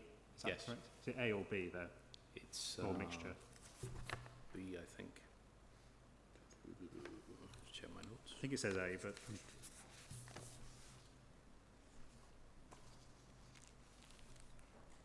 Yeah, 3A. 3B? A. E. A, sorry. Yeah, sorry. I think it's the microphone.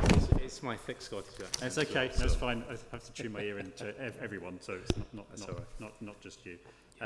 Okay, and then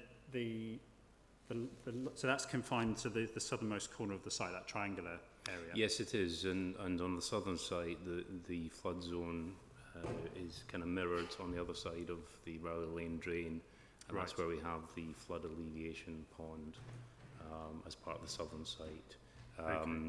Throughout the master plan development, we've been keeping the built structures away from that, and that drawing was produced to kind of demonstrate how the master plan responds to the constraints we have, not just with the flood zone, but also the 8-metre exclusion zone we have along the north and south embankments of the Rowley Lane drain, which is, as it's an EA main river, that's what we are respecting.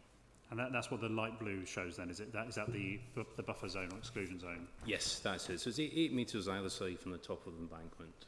Okay.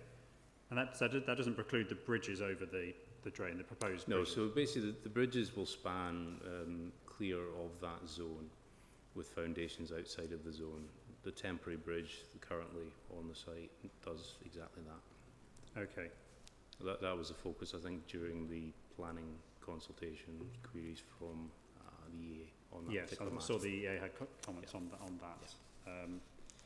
So that's the sort of fluvial flood risk. And I noticed in the flood risk assessment there is some surface water flooding. I think the worst areas, if that's all right, where the highest risk areas, are along the watercourse, but there are some low risk areas of flooding sort of running roughly north-south across the site. Yeah, are those to do with topography or land? Yeah, I think what you have is originally kind of, I suppose, land drains from the farmers' fields. And there's a drain to the north of the site that runs kind of within the tree line. Obviously, as part of the formal drainage proposals for the scheme, it's now giving active management of the surface water drainage in that area, discharging through 2 networks into the surrounding watercourses. Mm-hmm. Again, as part of the EA discussions, there was a focus on that, and they were happy for those to be incorporated within. They're effectively kind of dug ditches for localised drainage. Everything flows down the hill, as you can imagine. Quite a change in topography. Obviously, it's clay soils as well, so it's not going to infiltrate. So it's not sinking in. No. Yeah. Okay. Thank you. And then I note that the built development avoids the area of fluvial flood risk altogether. So that southernmost corner is designated as a sort of green space or that kind of non-built development. Correct. And then obviously you've just mentioned the surface water management for the whole site, and we've also covered the buffer zone. So just there's reference I think made to ponds P1 and P2. Where are they exactly on the site? I think there's reference to 2 ponds, one in the south and one on the north. Is the P? Yeah, there was a pond to the south, which was a natural dip. Close is that to P1 or 2? I believe so. And sorry, P1 or P2? Yeah, I believe so. P1, okay. And sorry, that was within the site on the. Yeah, so it's a natural dip just north of the watercourse, Rowley Lane drain, and that is being retained within the scheme. Okay, so that's in that southern corner. Yeah, it's kind of southwest. Yeah, okay. And then the P2 one, is that further up? That was just, it's a natural dispersion at the top of the site, localised kind of settling of the ground because of the clay soils. So that is removed as part of the development and replaced by the formal drainage. Okay, so P2 doesn't remain, it will be part of the engineering of the surface water drainage. Okay. Thank you. And then my final question, and maybe this is one more for the planning witnesses, but do we need, there's a lot of conditions on surface water and drainage in the draft conditions schedule. I think I've counted 7 in total, and I appreciate some of them might be required through for highways reasons and other things, but it does appear to be some duplication. I'm not going to ask you now to justify them all, or it may be better for the conditions session anyway, but maybe something if you and the council and others in your team could maybe have a look at the number of conditions, because there do seem to be some repetition and some sort of uncertainty as to whether they're all required, on my part at least. So I'll give you some homework to do. Well, I mean, as consultant, all I've got to do is answer all the questions. Unfortunately, I don't pose the questions, but we went all through this on the southern site, and I mean, hopefully, if you've not seen it already, you'll see my comments on the conditions. So any that are relevant to flood risk or drainage, I'm sure will benefit from your input. And I think, in fairness, on the southern side, we had fairly similar overlaps, because some of it is intrinsically connected.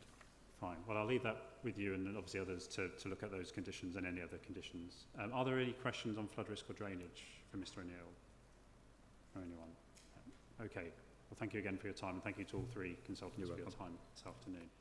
Thank you, Thank sir. you, sir. Mr. Tucker, that's all my questions I had on those matters.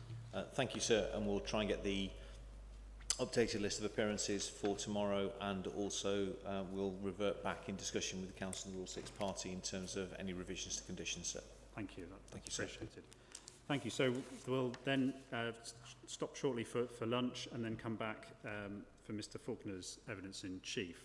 So we are a little bit behind now on timing, but I was going to suggest if we're still happy to have a 45-minute a break, or we can go to half two, because it's a bit easier to remember. So let's have a 50-minute break until 2:30, and then if during the break Mr. Faulkner can be set up on either side, whichever side, ready for evidence in chief, then we'll make a start. Timing wise, I think I indicated that we might be going all the way through to about 5:30 based on the 2 o'clock start. I don't know whether we will get through everything with Mr. Faulkner today, but shall we see how we go? Any changes to your estimates at this stage, Mr. Sheikh? No, not at this stage. I think probably be 45 minutes, maximum an hour on evidence in chief. Okay, thank you. And Mr. Tucker, any changes on your estimates? I'll see what's contained in the examination in chief, sir, but I'm confident we should finish Mr. Faulkner this afternoon. Okay. We may have to sit till 5:30, but I'm confident we should finish. We'll see how we go, but thank you. Thank you, sir. Any other procedural points or questions from anyone before we adjourn? Anything from the appellants, Mr. Tucker? No, thank you, sir. No, anything from the council, Mr. Sheikh? And anything from Rule 6, Mr. Just very briefly, sir, 2 points. The agreed UU, it's really a question, I suppose, for the council or the appellants. Is this the same version that's already on the core documents list, and that's simply been agreed now? Or I think it's an updated version, because I've just been sent an updated version. Okay, we haven't had that, sir, so if that could be... I'm sure we can put that on the inquiry library. Sent to us as soon as possible. Add that as an inquiry document. Yes, sir. Please, yeah, thank you. Other point, sir, was the agreement that Mr. Mitchell said between Ruton Park and the councillors to off-site B&G. Not sure that's as an inquiry document or a core document anywhere, and we were wondering if that is proposed to be put before the inquiry. Mr. Tucker? I'll take instructions and revert back, sir. I think we'll do that. We'll come back to it this afternoon.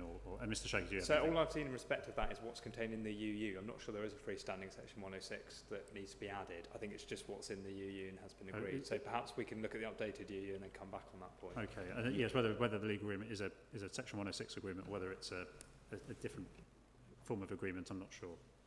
Yeah, I did wonder at the time that evidence was being given before you, sir, whether it might actually be easiest dealt with by way of a note from the solicitors to explain exactly the nature of the legal interest that will be bound, rather than the ecologist seeking to argue as to what the legal interest and how that would be bound, and the degree to which there is any flexibility. But that's why I think it may be better for me to take instructions. Certainly, I haven't seen another freestanding document. Okay. Yeah, I'm conscious, obviously, with it being a UU, there is no other signatory to this other than the landowners. No, that's absolutely right, sir. Yeah. Okay, well, I think if we leave it there, but obviously something to look into and to update me in due course. Thank you. Any questions or comments from anybody else? Any other procedural points from anyone? If not, we'll adjourn there and we'll resume at 2:30. Thank you. Thank you, sir.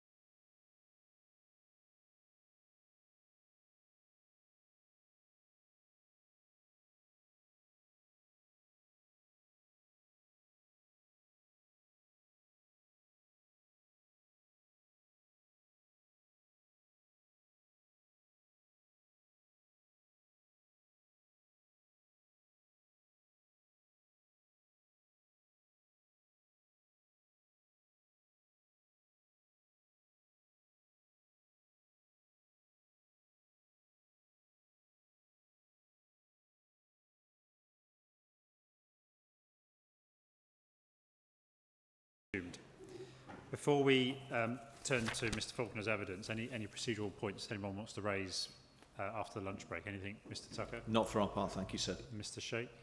No, thank you, sir. And Mr Rowland? No, thank you, sir. Okay, thank you. Thank you then. I think,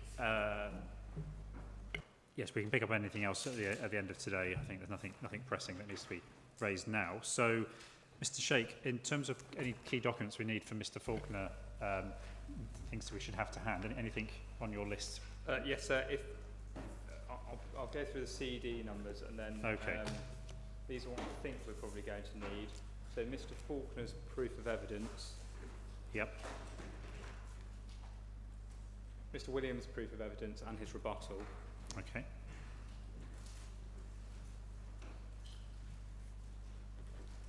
The 2 Greenbelt assessments, so they're at CD4. Yes, is that 4 point? We probably need 4.5 and 4.6, most importantly. I may take Mr Faulkner to the stage 1 assessment as well, which is 4.4. It's mainly the stage 2 that we're mainly stage 2, so CD 4.5, and then 4.6 is the more important one. That's the granular assessment. Okay, thank you. We probably need the Hertsmere landscape sensitivity assessment and the outline assessment at CD 6.4 and 6.5. Okay.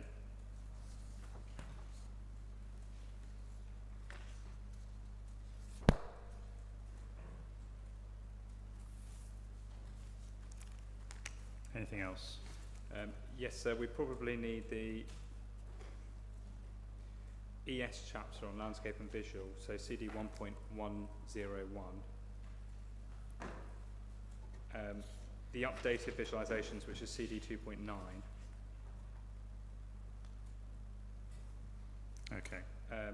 There's a updated addendum, I think, as part of the ES, which I think is CD 2.5. Okay. Yes, I think I've seen that. And then Mr Goldsmith's rebuttal as well, sir.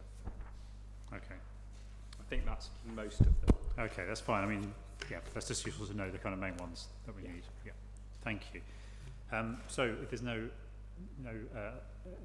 anything else to say at this point, then Mr Sheikh, would you like to introduce your witness, please? Yes, thank you, sir. Good afternoon, Mr Faulkner. Let me introduce you to the inquiry first. Could you turn to your proof of evidence, please? And just go to 1.1. You say here your name is Trevor Faulkner. You hold a Bachelor of Science degree in Urban and Regional Planning and Diploma in Town Planning from Cardiff University. You've been a chartered member of the RTPI since 1993. You've gained over 30 years professional experience in planning in both the private and public sectors. Is that correct? That's correct. And then at 1.2, you say you're currently employed by the council as an interim principal planning officer in development management. You've held this position since early September 2024, and then you say that over the last 6 years you've employed as an agency planner for a number of local planning authorities across the southeast of England at principal planner up to planning manager level. Is that right? That's correct. And then you set out a bit more about your previous experience at 1.2, including your previous private experience, and then at 1.3, can I just ask you to read that paragraph out, please? The evidence which I have prepared and provide for this appeal is true and has been prepared and is given in accordance with the guidance of my professional institution. I confirm that the opinions expressed are my true and professional opinions. Thank you. Could you just check everyone can hear Mr Faulkner okay? Because obviously I'm conscious I'm sat very near to him, but everyone in the room okay with hearing Mr Faulkner? Yeah, that's fine. Then that's great. Thank you. Thank you, sir. Can we start, please, Mr Faulkner? Obviously, it's a matter of common ground between us that the site is grey belt. Can you just give us a very brief overview in terms of why you agree it's grey belt? Thank you. Yes, in a number of regards. Principally, that comes from the evidence of the emerging local plan, which for the purposes of the appeal is the most up-to-date evidence the council has in terms of work towards a new local plan. Green belt assessment work has been done, both at stage 1 and stage 2 levels. In that regard, with regard to the grey belt, the key tests in terms of the purposes are purposes A, B and D.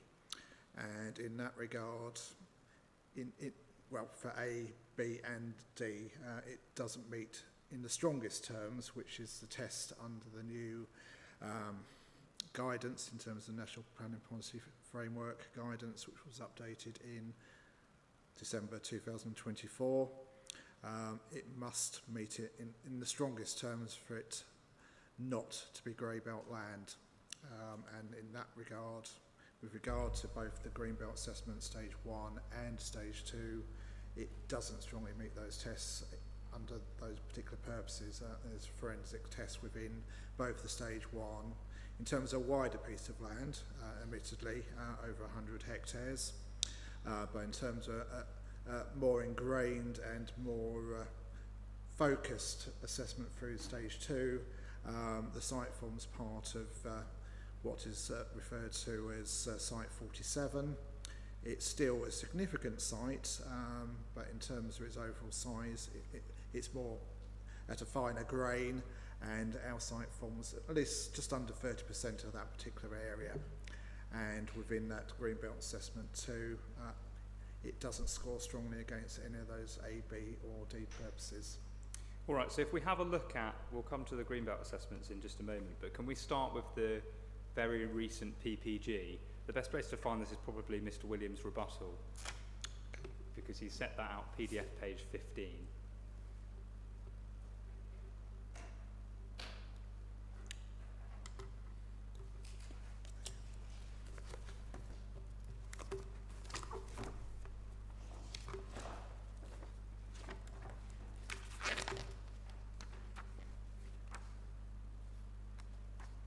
Yes, I have that before me. Yes, and can you go to, it's my PDF page 18 if you're working hard copy, it's 3 pages over, and it's the title, How Should Authorities Define the Land to be Assessed? Yes, I have that. Yes. So can you help us with this section of the PPG, please? Just tell us what the PPG tells us about how one should go about assessing greenbelt land, and then to what extent is that the approach that has been taken by the Greenbelt Assessment Stage 1 and the Stage 2 documents that we have before us? Yes, well, in terms of that particular section, it says in order to identify grey belt land, authorities should produce a green belt assessment, either as part of a review of green belt boundaries during the preparation or updating of a local plan, or at another relevant point. Well, with regard to that particular paragraph, the green belt assessment has been produced with regard to a local plan in preparation. This guidance has only come to light in February this year, so in terms of the council being able to actually update that obviously will take time. So with regard to this particular appeal, we rely on the most up-to-date evidence, and the evidence sits within the Greenbelt Assessments 1, Stage 1 and Stage 2. And it then goes on to say, we expect most Greenbelt assessments to be undertaken by the local authorities or appropriate groups, which it was. It was prepared on behalf of the council by Arabs, commissioned to do that as part of local plan work. And then it says Greenbelt assessments should also inform the preparation of spatial development strategies. That is obviously something new as well. And when updating or preparing plans, authorities will need to consider whether any existing greenbelt assessment remains up to date. Well, as I said, at the moment, that is all we have before us in terms of an evidence base. It's the most up-to-date evidence we have. Clearly, over time and following the guidance from February, there is probably a likelihood of the council having to review and go back to that, but for the purposes of the appeal, that is the most up-to-date evidence before us, and from the appellant side there was an opportunity perhaps to actually go back and review it again in terms of this site. That wasn't done in this case. So can we just deal with references here to sufficiently granular approach, for instance? So obviously Mr. Williams says that the Stage 2 assessment is better than the Stage 1 assessment because it's more granular. Is that an approach you agree with or disagree with? By inference, I fully agree. The Stage 1 was at a significant larger land area. It covered a big swathe of greenbelt land between Boreham Wood, going beyond the M25 and to the north towards London Colney, over 100 hectares. In terms of the stage 2, it's significantly reduced down in terms of it being regarding land in and around the edges of settlements in particular, of which Boreham Wood is one settlement in which that was actually done. And this particular site, as I said, was site 47, sub-area. And in terms of its overall size and scale, the appeal site forms part of that, the southern part of it, but it does form at least 30% of that particular sub-area. So yes, I do agree, it does meet that particular appropriate test.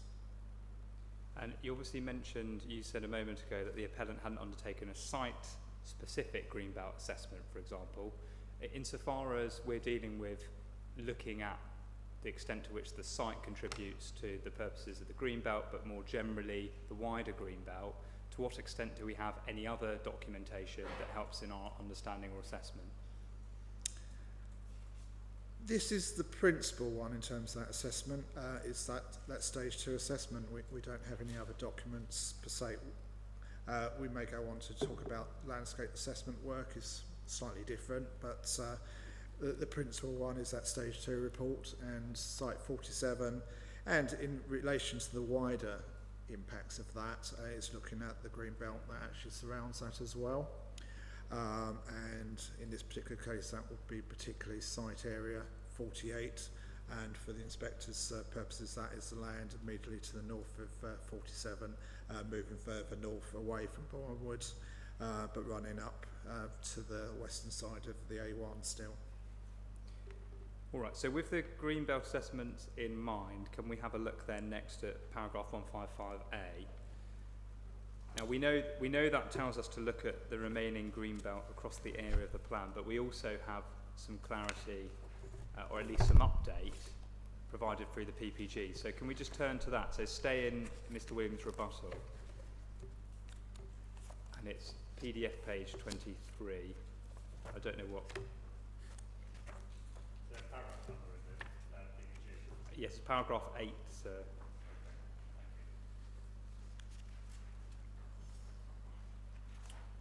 Sorry, the version I've got doesn't actually have paragraph numbers against it. It's in the paragraph identification which sits next to reference ID at the bottom of each paragraph. Yeah. So paragraph 8, and it's the one that starts with how can the impact of releasing all development on the remaining greenbelt and the plan be assessed. Can you see that paragraph? Yes, I do, thank you.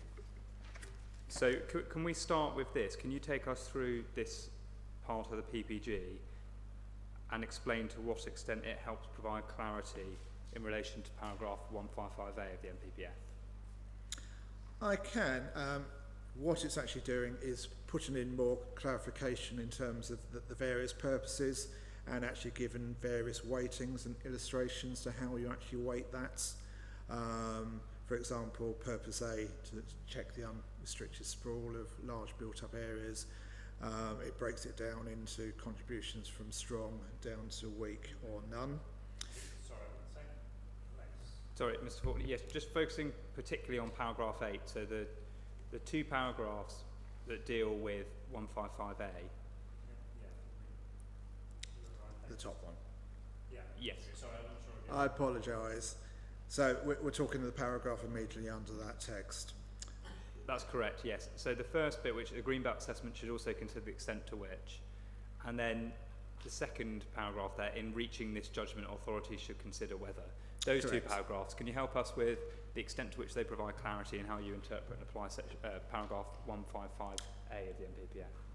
Well, what it clarifies is, as we know from the NPPF itself, that greenbelt purposes for consideration of grey belt are purposes A, B and D, and then it breaks it down in terms of illustrations of that for the various purposes, in terms of the weight that should be given to each, in terms of weighting from strong down to weak or none.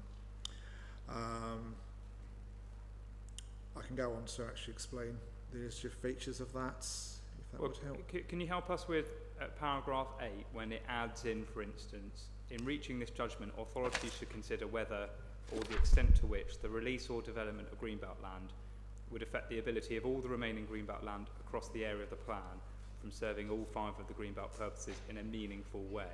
So obviously that's new. We don't see that in the MPPF. That's been introduced through the PPG. To what extent does that assist with our interpretation and application of 155A? Follow the paragraph I think we're being taken to is after the little diagram, figure 1, the little blue circles. Right. And then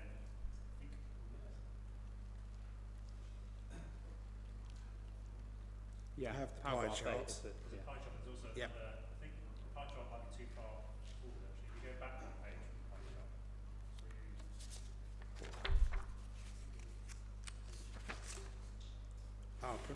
Okay, considering the impacts on the remaining green belts in the plan area. Yeah, that's the one. And can you see, just for reference to help us get around this document, at the bottom of that paragraph there's a paragraph number 008. I do. Oh yeah, I'll refer to those ones. I That'll do probably help now. us. Sorry. So just focusing on this paragraph, can you help us with how this aids our interpretation and application of 155A?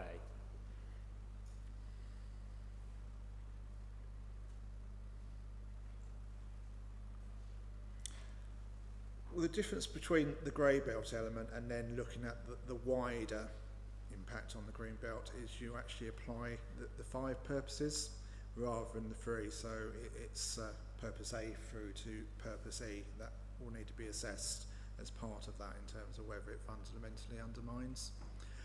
Whereas the grey belt test is just purely to do with A, B and D. Yeah, and then go on, sorry. Sorry, no, carry on. In terms of the second paragraph there, obviously we've got the introduction of some additional wording, so for instance, in a meaningful way, which we don't see in the MPPF.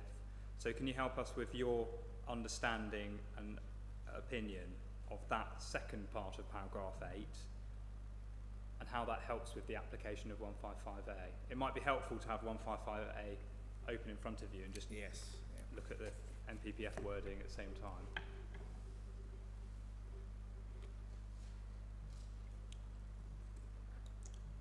Just for my assistance, is the MPPF saved as a CD on the records? Probably not a CD. No. well, yeah. It might be. It might be sometimes.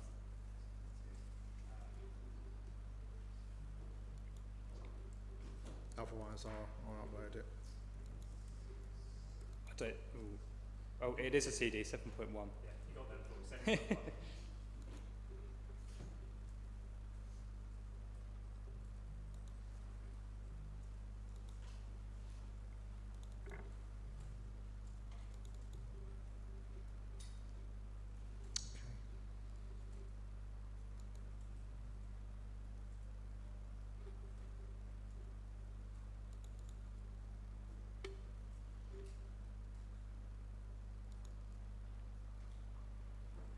Just bear with me while it loads. Okay. Yes, I have that in front of me now. Right. Have you got 155A in front I of do. you? Yeah. So let's just take what 155A says. The development utilised greybelt land, and here's the important part for my question, and would not fundamentally undermine the purposes taken together of the remaining greenbelt across the area of the plan. So we've got that in the MPPF, and then if we go over to the PPG now, we've got this additional part under paragraph 8, which says, in reaching this judgment, authorities should consider whether or the extent to which, etc., etc. So can you just help us with that second part of paragraph 8, how that helps us understand paragraph 155A? To what extent has that provided clarity, for example?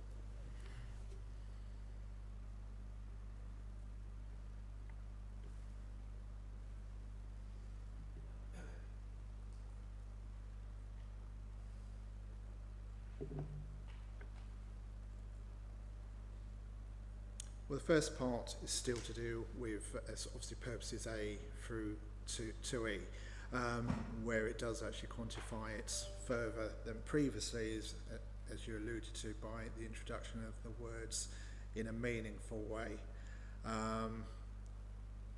That is still really a question of judgment holistically to what extent any particular parcel of greenbelt land actually does have that the release of that land as part of the green belt would impact it on in a meaningful way, looking at it not just in isolation but with the wider green belt, particularly around it and particularly with regards to the area immediately around Boreham Wood, for example. In terms of the clarity it provides, what's your understanding of in a meaningful way?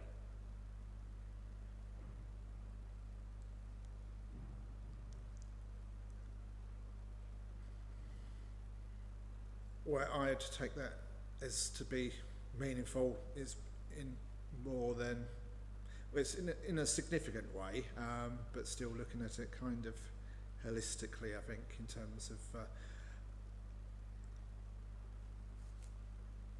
I'm not sure I can go much further in terms of responding to that. Okay. Let's turn to the, I'm going to call it the GBA, the Greenbelt Assessment Stage 2, CD 4.5. We'll go to the main report first. And can we go to step 4B?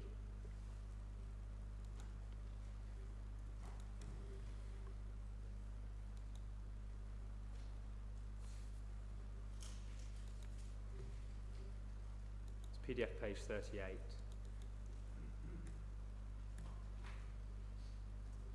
Is it? Bear with me. So it's CD 4.4 or CD 4.5? 4.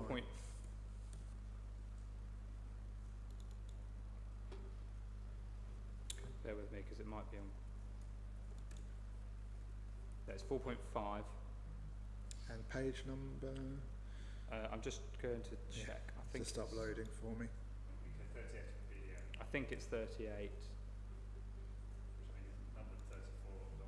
Thank you. So,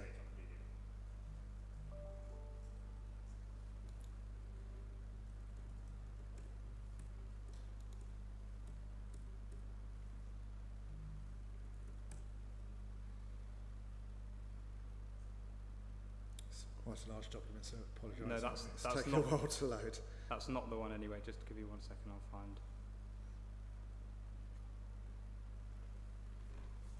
I meant to go to PDF page 27, which is internal 23.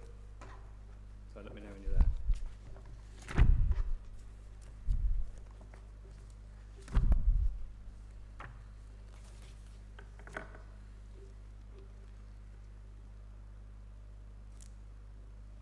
Sorry, if it's the hard copy, page 22. Right. 23. So we have that here as well.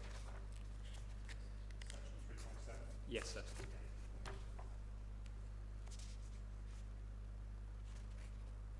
Yes, I have that Yes. in front So of me. we see section 3.7. This is step 4B, which tells us the methodology for the wider impact assessment adopted for GBA stage 2.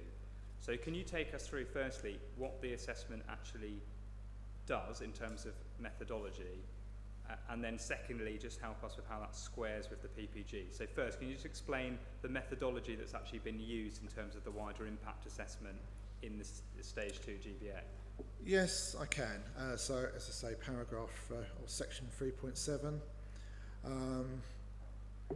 It says, in addition to assessment against the MPPF purposes 1 to 4, it's a qualitative assessment undertaken to identify the sub-areas as part of Greenbelt assessment parcel within which they are located and the wider Greenbelt. So what I mean, in terms of the stage 1, that was a higher level assessment in terms of quite large land parcels were assessed under that particular document, the stage 1. What the stage 2 document actually does is take that a step further and breaks it down to a finer grain to sub-areas as part of looking at the wider Greenbelt, and where relevant, the cumulative loss of adjacent sub-areas was also considered as part of that.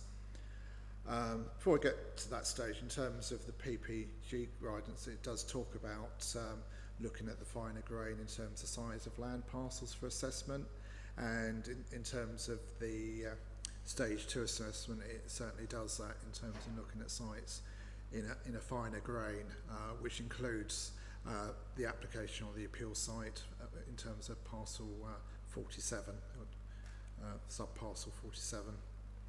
What it does also does in terms of what they were actually looking at, as I said, they were looking at the impact on the cumulative loss of adjacent sub-areas, and in this particular case, particular regard is to sub-parcel 48 immediately to the north of the site. And then in terms of it says the qualitative assessment considers the following: what is the role of a sub-area in the context of the greenbelt parcel within which it's a sub-area? How does it perform, or how does the performance of these areas compare? How important is the sub-area to the performance of the parcel? In terms of that, as I said, the first stage assessment was at a higher level, and there's a number of sub-parcels within that higher level that were assessed, as I said, sub-area 47 and sub-area 48. So we're not just looking at the performance of sub-area 47, we're also having regard to how that impacts and performs against sub-area 48 immediately to the north of it. In terms of the scoring of both sites, as I said earlier, in terms of looking at the grey belt, for example, in none of those particular scoring systems did it go beyond level 3, which we accept is at a moderate level. But with regard to sub-parcel 48 to the north, it does perform at a higher level, certainly if I can actually go to that, if I can find that, in terms of the assessment of sub-area 48. Well, we'll come to that in just a moment. Just before we do, can you help me with this? In terms of the approach, the methodology taken to the Greenbelt assessment, to what extent do you say step 4B aligns with the PPG? So this incremental approach we see in step 4B, which looks at the sub-area, then the adjacent sub-area, etc., and we can see here the wider Greenbelt. To what extent is that methodology consistent with the PPG? I believe it is. It clearly wasn't drawn up at a time to meet the particular needs of the PPG, but in terms of what it was looking to achieve, it is at a finer grain than the Greenbelt Assessment 1. Greenbelt Assessment 2 is more finely grained in terms of looking at sub-parcels. It doesn't cover the whole Greenbelt area of Hertsmere, and I will accept that, but it accepts areas immediately around settlement areas. So I believe it does meet those particular tests. Okay, thank you. Now let's go, as you said, then to CD 4.6, which is the actual assessment for each sub-area. And let's start with sub-area 47. That's on PDF page 218.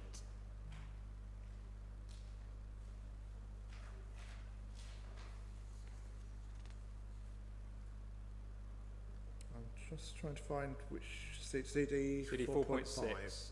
4.6. Right.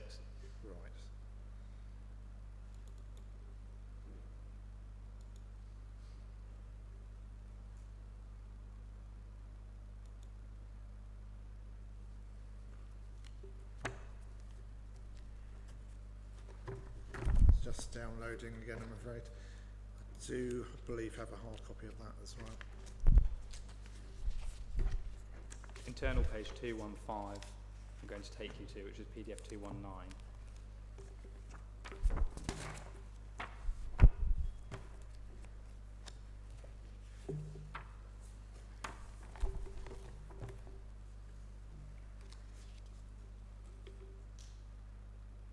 I have the sub-area 48 document. Sub-area 40, can we start with 47?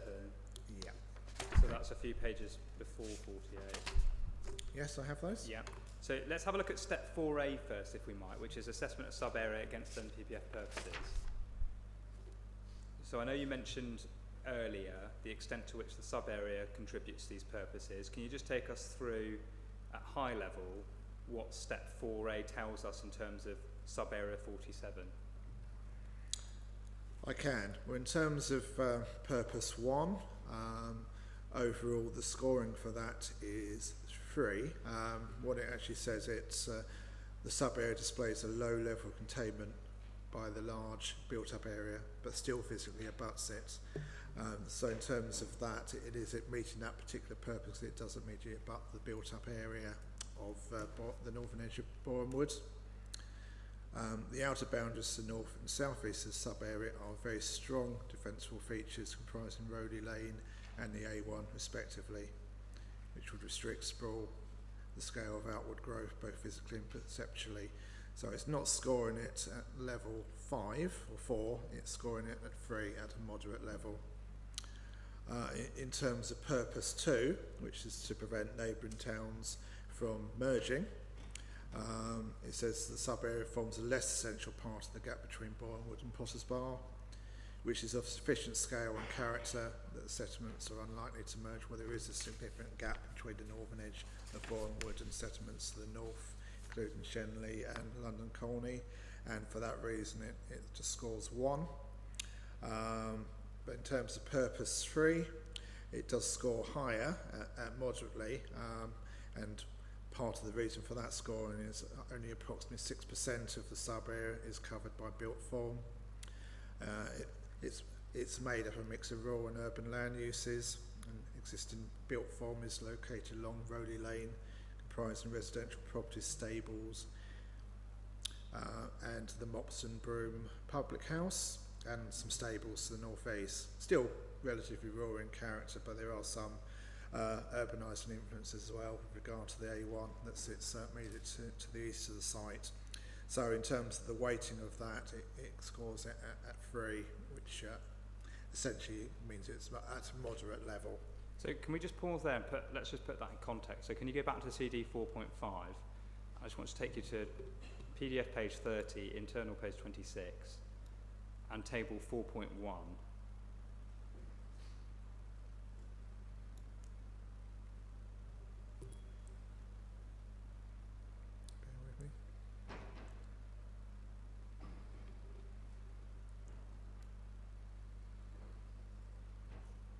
So page number? PDF page 30.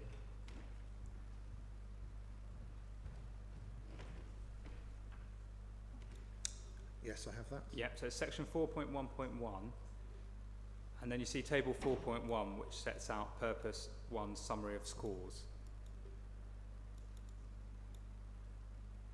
Yep, yeah, I have that. And we can see there 47 sits under the purpose 1 score 3.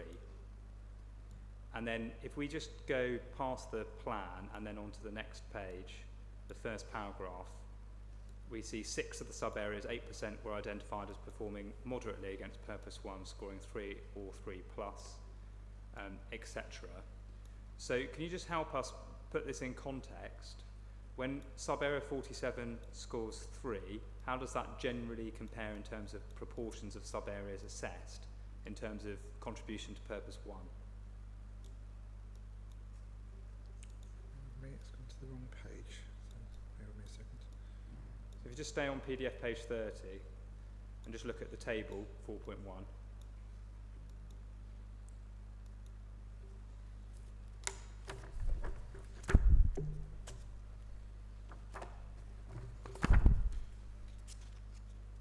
Yes, I have that before me. Yeah.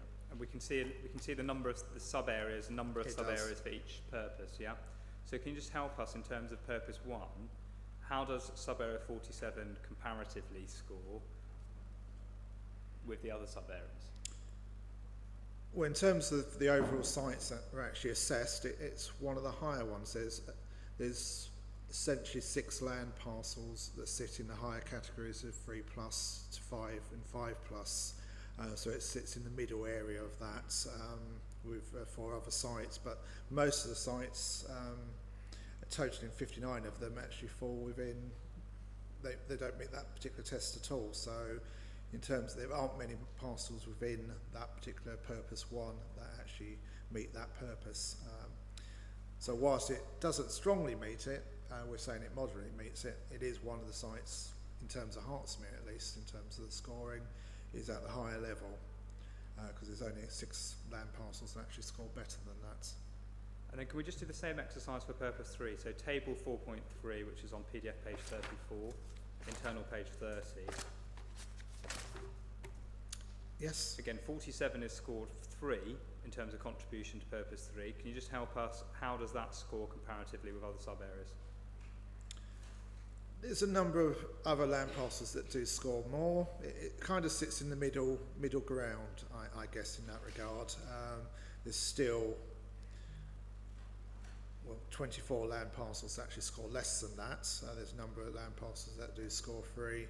There's only 5 that actually meet it at Purpose 5, so there's not many that actually are at the very highest and strongest level. So it sits in a band that's still at a relatively high level. Right, so let's go back then to the stage 2 assessment, so 4.6 please, CD 4.6. We'll go back to the assessment under sub-area 47. Yep.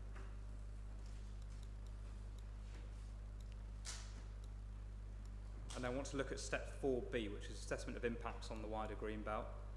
That's at internal page 216, PDF 220. Have that. So I just want to work through some of these paragraphs. Can we start with the penultimate one? So I want to start with the combination effect. So it says, in combination with SA 48, the release of the sub-area is likely to significantly alter the performance of the wider greenbelt by encroaching on the countryside in a visual sensitive part of the greenbelt, given its strong connections within the wider greenbelt. Firstly, to what extent is that relevant for this appeal? The combination effect of removing or developing on SA 47 and 48, is that relevant for the appeal? I believe it is. In terms of that fundamental test, it's talking about the fundamental impact on the wider green belts, and that clearly is what was actually alluded to here. That's the very point, taking it in combination in particular with sub-area 48, taking them together. It's saying it will encroach on the countryside in a visually sensitive part of the green belt with stronger connections with the wider green belt. So I take the view that it meets that particular test. All right, let's look at the paragraph above, which deals with SA 47 in isolation.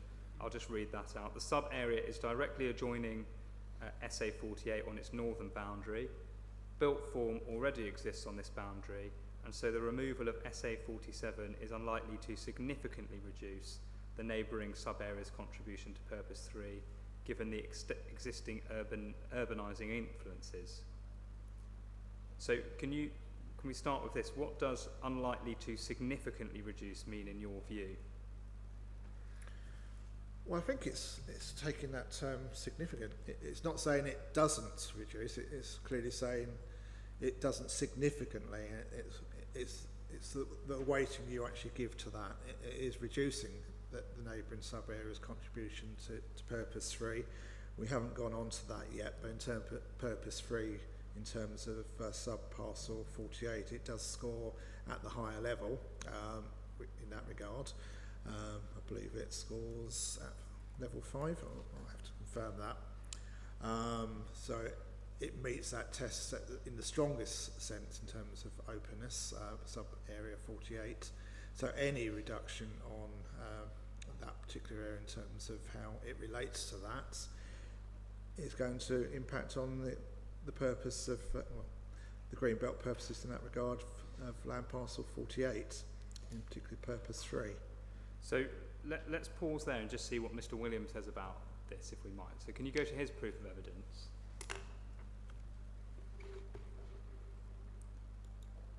And then I want to take you to paragraph 3.3.21.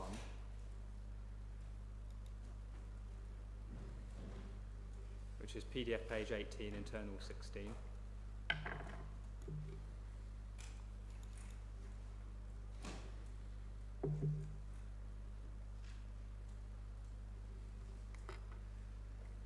That's fine. CD 12.8, is that?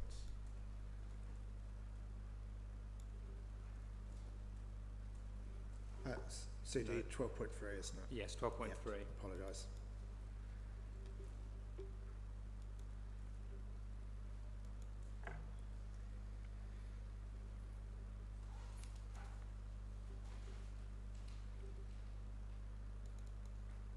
Still downloading, I'm afraid.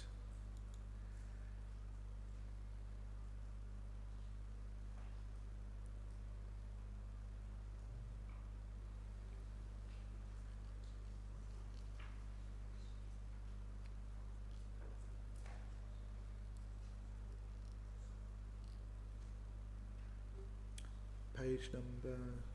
PDF page 18, internal 16.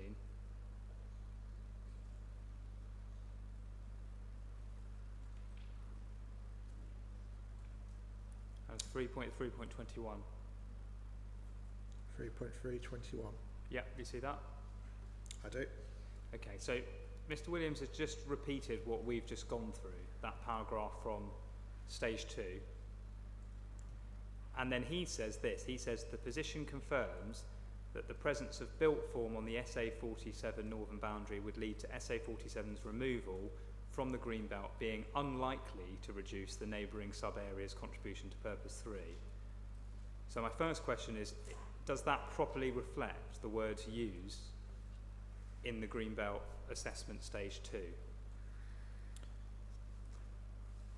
No, in Mr. Williams' terminology, it's been unlikely to. It's not saying it doesn't. And likewise, when we look at the actual greenbelt assessment, that subsection, it takes the terminology significantly. It's not saying it's not going to impact. But the point is, sub-area 48 already scores at the highest level in terms of purpose 3. In terms of strongly meeting that particular purpose, so any further impacts on that particular land parcel is going to have a further impact on that wider area. So can we go back to CD 4.6 then, which is the stage 2 GBA, and you wanted to take us to SA 48, so let's go to that.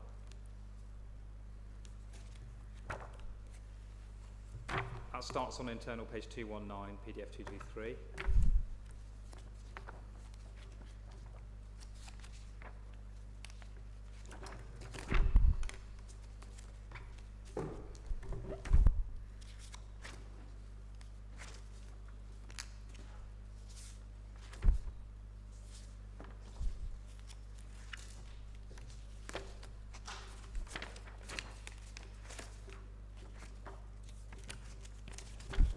This here, you with me?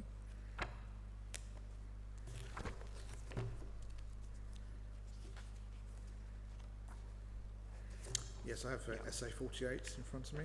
Yeah, so can you just, in very broad brush terms, just explain the extent to which sub-area 48 contributes to the greenbelt purposes, in particular purpose 1 and 3?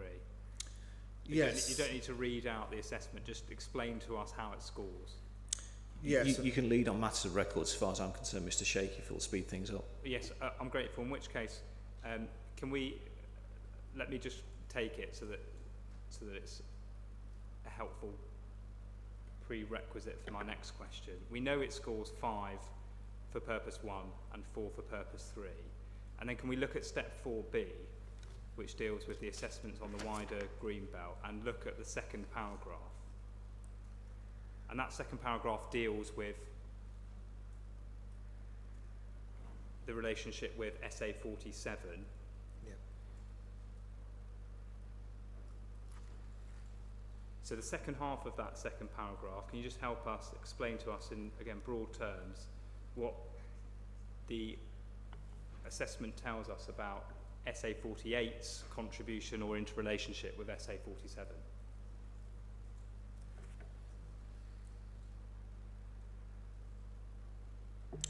Well, to start with, in terms of at this granular level, it talks about SA 48 in terms of purpose 1 and how it strongly meets the wider parcel due to the weaker boundaries features along its outer edge, which would not regularise development form or restrict the outward scale of growth.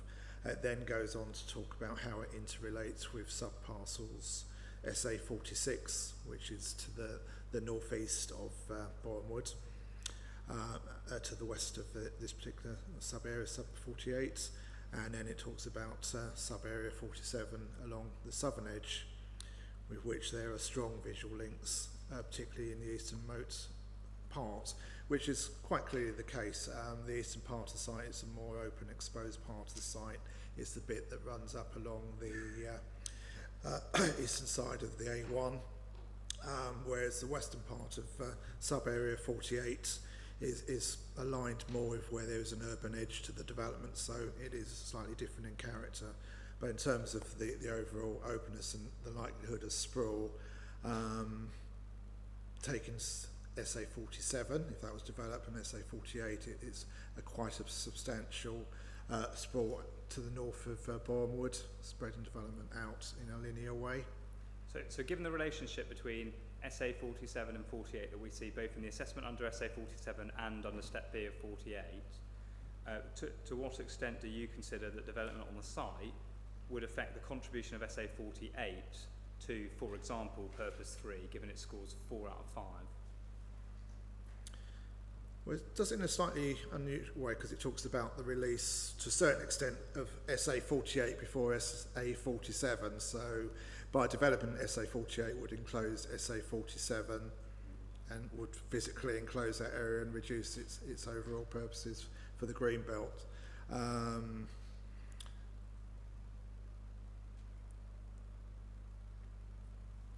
Okay, and then let's go back then just to the final paragraph of step 4B for SA47. That's the concluding paragraph. And it says this: overall, due to the openness of this area of the green belt, the release of the sub-area is likely to alter the performance of the wider green belt around Boreham Wood, noting that A1 would prevent further sprawl to the east. So firstly, to what extent is that conclusion consistent with the two preceding paragraphs dealing with the in isolation removal of SA47 and then the in combination removal of SA47 and 48? Well, I believe it is. It kind of confirms that particular line about the urban sprawl moving northwards from the edge of Boreham Wood, taking SA47, that being released, and SA48 if that's also released in combination.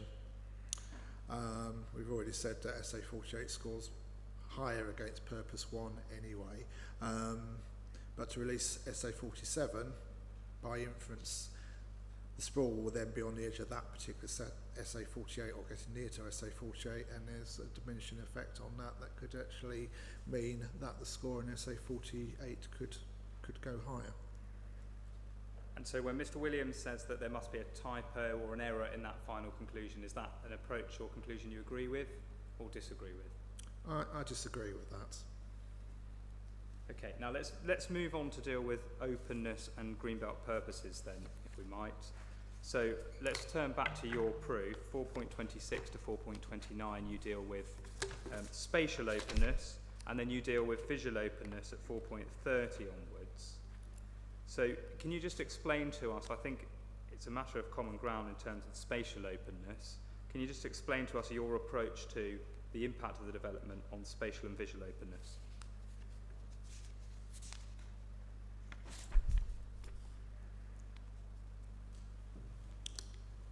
You have in particular regard to 4.26 of your onwards of your proof. Well, in terms of the arguments against what the site is, the appeal site essentially forms relatively flat fields laid to pasture. Whilst there's good boundary treatments around the site, well established in terms of hedgerows and trees, given in particular the form and scale of the proposed development, which is it varies in height. The highest building is 27.5. I do concede a number of the buildings are less than that, nearer to the 20 to 22 metres in height, but they will be very much apparent in terms of the amount of coverage this site would actually have, and in terms of the impact on the views, both within the site and from surrounding the site. As I said, there is a current high level or good level of tree and hedge screening, and it does to a degree dapple the views of the site, but particularly in winter months, which is evident if you were to drive down from the M25 down the A1 and look to your right towards the site with the existing studios. They are clearly evident on the skyline, and that's even with tree cover, particularly in the winter months. It doesn't really even provide a dappled effect. It is quite evident, and my strong view is with this additional development, given the coverage that which will be on this particular site, which is quite significant in terms of its overall percentage, In terms of the scale and form of the buildings as well, it will clearly have an impact on the openness of the green belt in that location over and above what exists with the existing studios. Okay, and then let's look at greenbelt purposes next. So you've dealt with that 4.34 onwards. Again, we've read this, so you don't need to read it, but can you just summarise the approach you've taken to assessing the impact of the development on greenbelt purposes? I can. Well, again, as we said earlier in this evidence in chief, it was very much a case of applying the green belt assessment in terms of looking at the various purposes, which quite usefully, both in stage 1 and stage 2, looks at purposes A through to E, of course, but in terms of assessing it in terms of grey belts, or if we were looking at grey belts, it would be just A, B and C. In this particular case, D doesn't score because it doesn't hit the edge of an urban settlement of heritage status, so that doesn't actually apply in this particular case anyway. But in terms of A, B and C, as I said earlier, it doesn't strongly meet this test, but it does meet it at a moderate level, as we were looking at just now. It does score moderately, at least against purpose A and C. So can I just deal with greenbelt harm overall then? So let's take out definitional harm, which would arise if you're right on 155A. Let's just look at harm to openness and harm to the greenbelt purposes. Can you explain how you've attributed and how you've attributed weight and what weight you've attributed to that harm? Well, in terms of the National Planning Policy Framework, in terms of greenbelt harm, the starting point, it will carry substantial weights. In terms of as I said, in terms of what I've talked about before, I'm not sure I have to say much more beyond that. In terms of the purposes we've gone through, in terms of purpose A, B, C, D and E, but the starting point in terms of if we take the view in this case that we have to apply for very special circumstance, it's not inappropriate development in the green belt, then we are still applying the tests in terms of green belts, and in that regard the starting point is substantial weight in terms of green belt harm. Thank you. Let's move on then to other harms and benefits and look at that under the context of very special circumstances umbrella. So let's start with landscape and visual harm. I think it's a matter of agreement that moderate harm is attributed to that. Can you just help us in terms of what the basis of that harm actually is? Is it the LVIA conclusions? Is it that plus something else? How have you reached your moderate harm attribution? It's actually both. So it's both in terms of landscape assessment work that was done by the council as part of the local plan, emerging local plan, but also in terms of during the preparation and determination of the planning application, in terms of LVIA assessment work. That was assessed and there were amendments made to the application during the life of its determination where the scorings were slightly raised. The general conclusion is it will at least afford moderate weight in this case.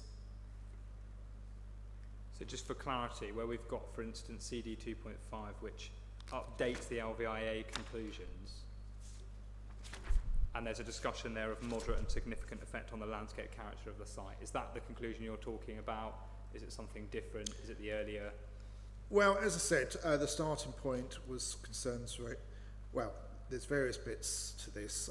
We have the landscape and visual assessment, which form part of the environmental statements, and following concerns from the council's landscape consultant and various other consultees, including London Borough, Barnet, there was an addendum to the environmental statement, Chapter E, and that did actually change the weighting of this particular site. Particular reason for that was recognition of hedgerows that would have to be removed as part of the development, which are defined as important hedgerows due to their historic interest, and as such there would be a permanent moderate adverse significant landscape effect by the loss of those particular trees. In addition, within that addendum, it was also accepted there would be minor adverse to moderate adverse, significant, not significant, but still minor adverse to moderate adverse effect on the Arkley Plains local or landscape character area, which forms part of the council's own work in terms of the local plan. So it scores moderately, essentially, against those particular tests, and that was accepted by the appellants through their application submissions through the environmental statement. Let's finally deal with weight given to benefits then. Can we turn to Mr. Goldsmith's rebuttal, because he quite helpfully sets out a table which compares the weights to be afforded.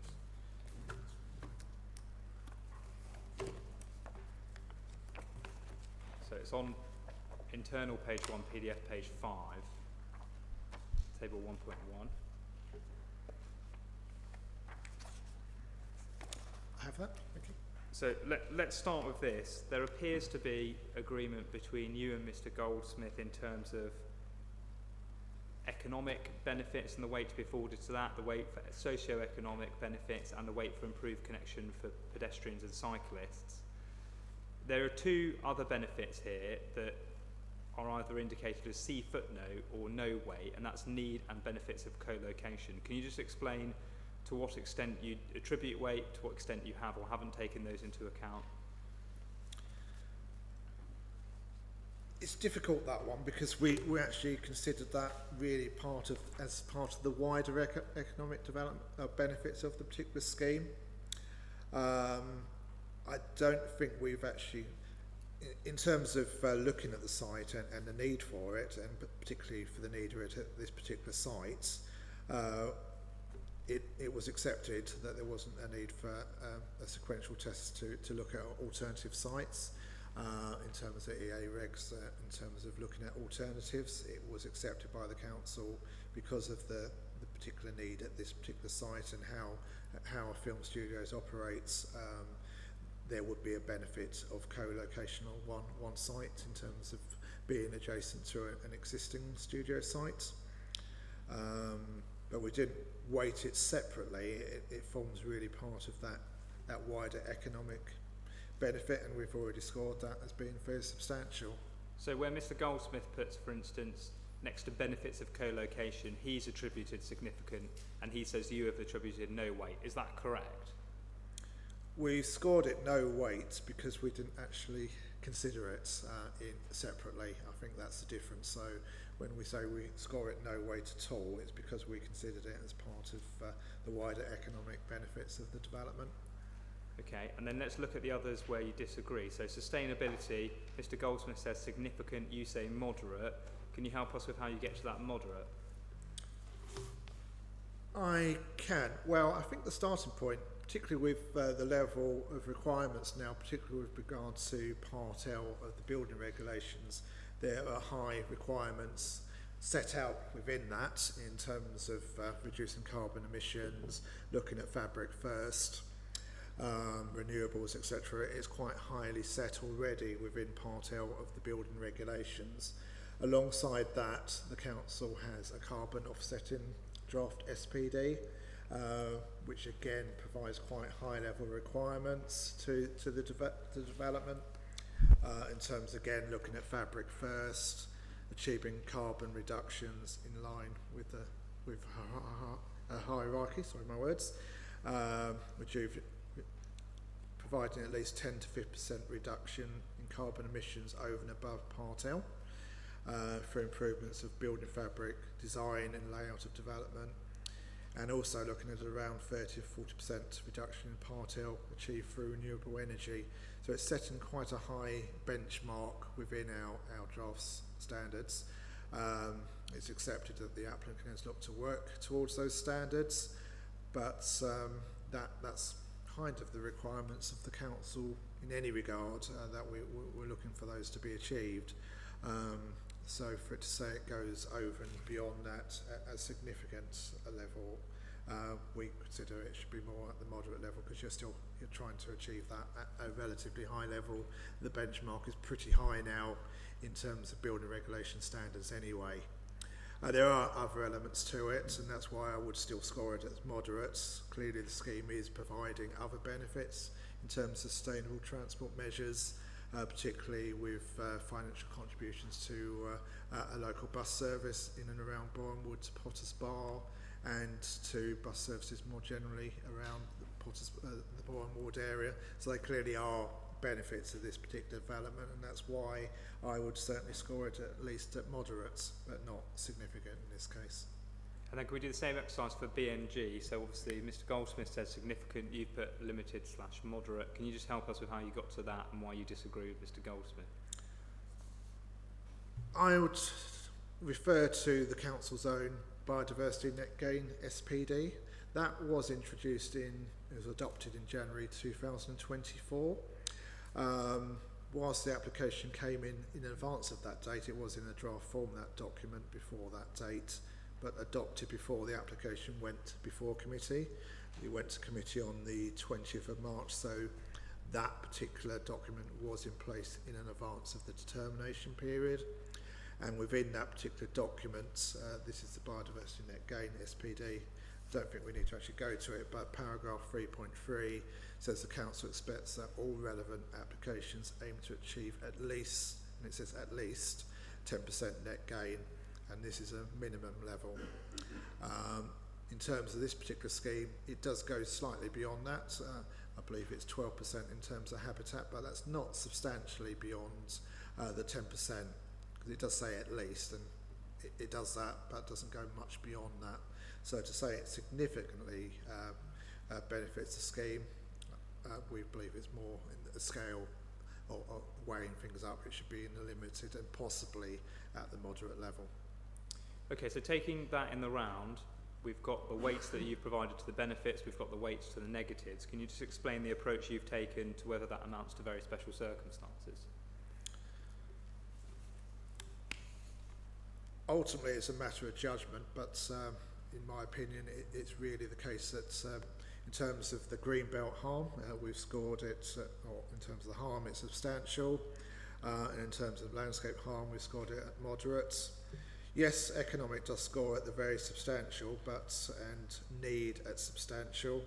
But in terms of other and substantial, in terms of, they tend to go together, the socio-economic, economic and need. But in terms of the wider benefits beyond that, they don't reach that particular scoring.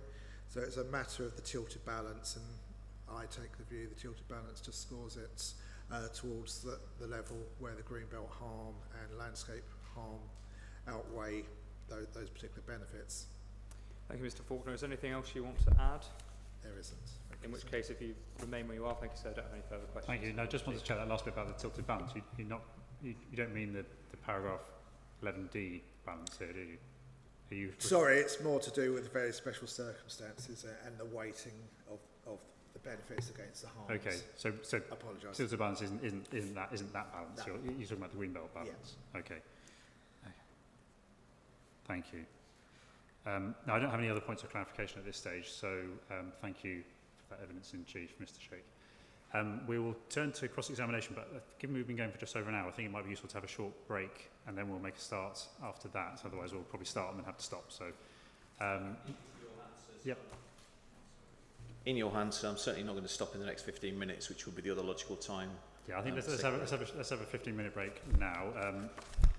Mr. Faulkner, obviously, since you started giving evidence, you're not able to talk to any member of your team.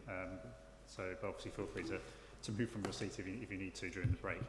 Unless there are any procedural points from anybody? Just to point out, sir, in terms of additional documents that you may wish to refer to, so I think it's going to be the development plan, which is core documents 4.1 and 4.2, and I think we may just dip into core document 6.3, which is the housing employment land study underpinning the emerging local plan. But I think other than that, we've got all the documents out. Fine. Okay. Well, thank you then. We'll adjourn until 10 to 4. Thank you. Thank you, sir. Yeah,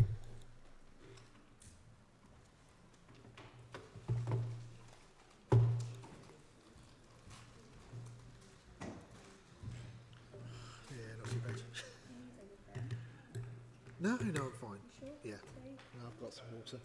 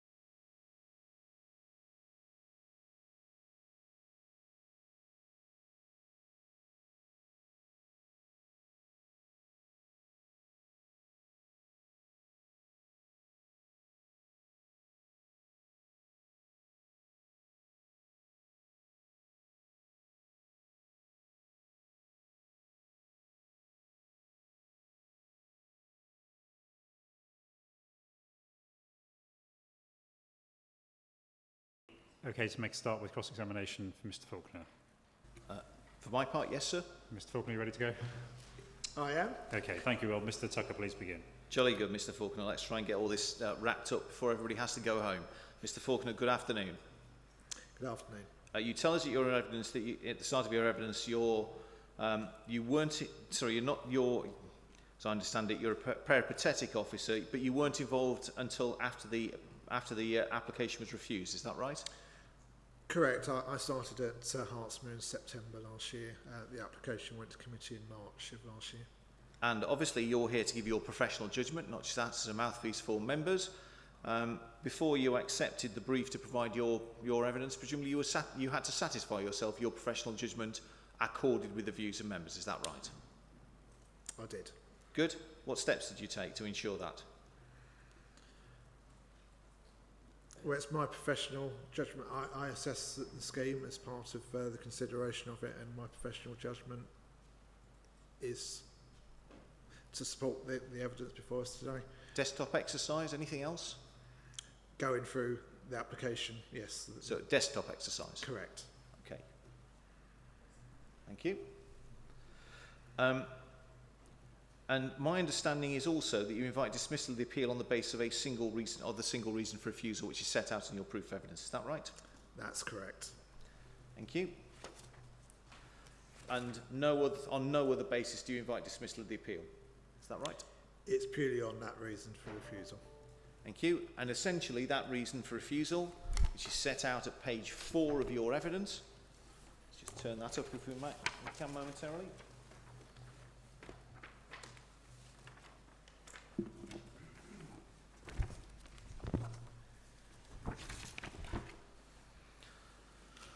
Page 4 of your evidence. It's an identification that there are benefits, as you've already told us, weighing those benefits against harm, particularly greenbelt harm, and forming the view, as did members, that there are not very special circumstances. Correct.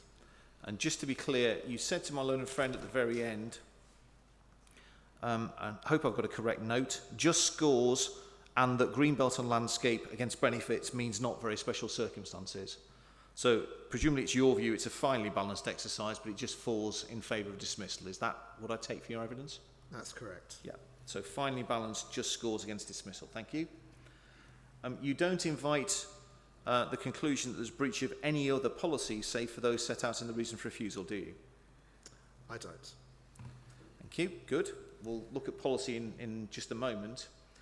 The statement of common ground. Statement of common ground, which if you want to turn it up, it's 11.1. Core document 11.1. But it's a fairly straightforward point.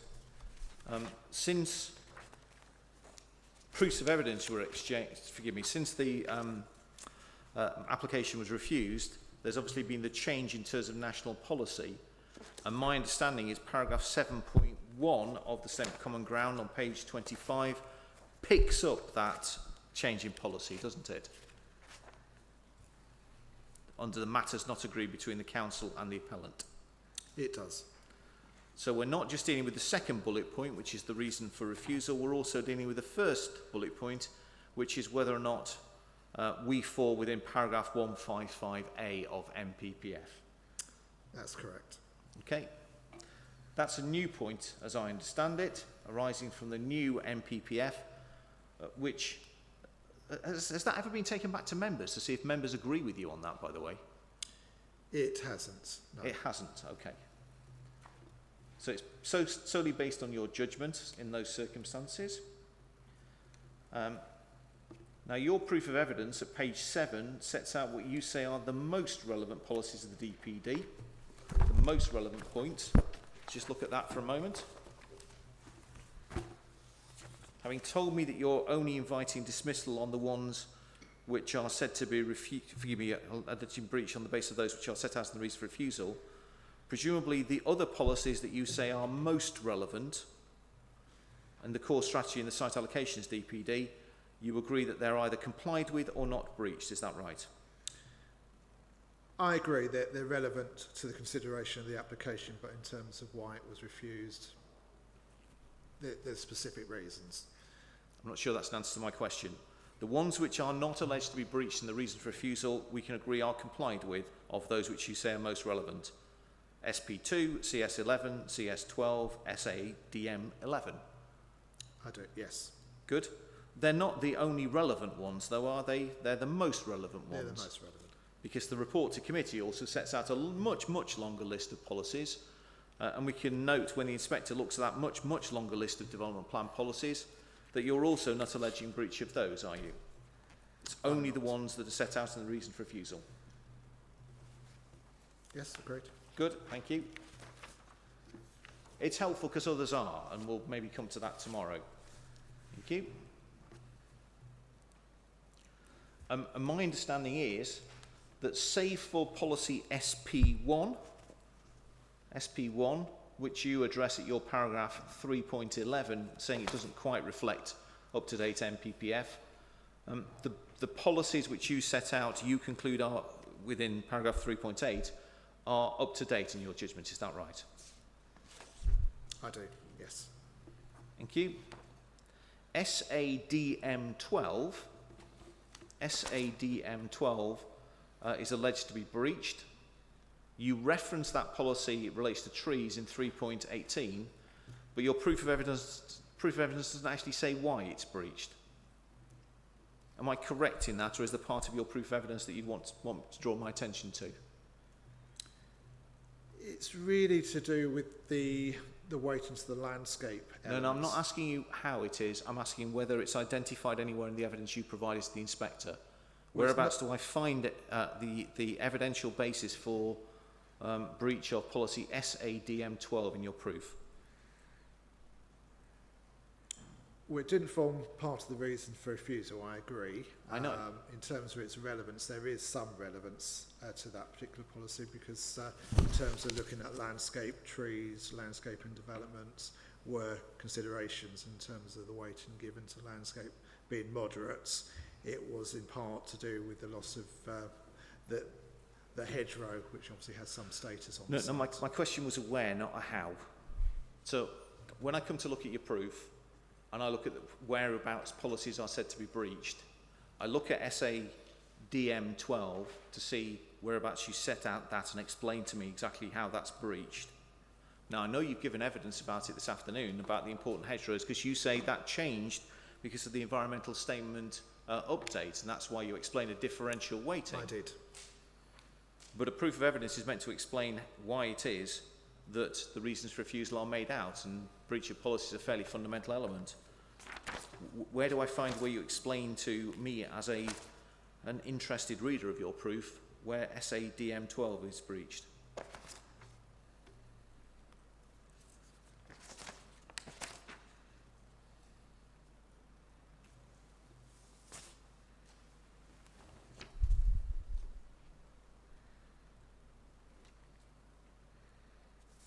Just bear with me on that point. By all means.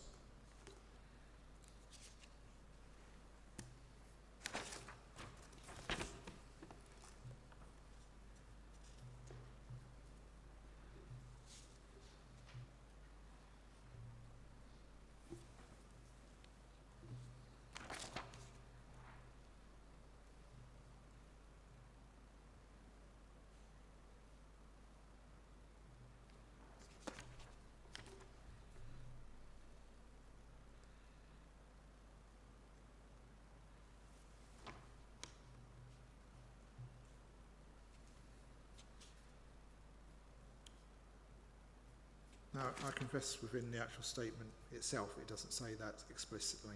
I agree. Okay, well, I'll come to that policy in just a moment. Before I do, let's just dip our toes into the core strategy first of all, and particularly core strategy policy CS13. So that's core document 4.1, page 60.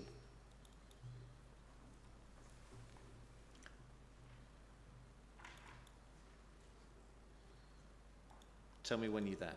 Okay, bear with me, please. Page 60 of the PDF, I should say. So page number? Page 60, 60. Okay. And this is one of those rare instances where the PDF and the hard copy both correspond. So it's page 60, CS13, the Greenbelt policy.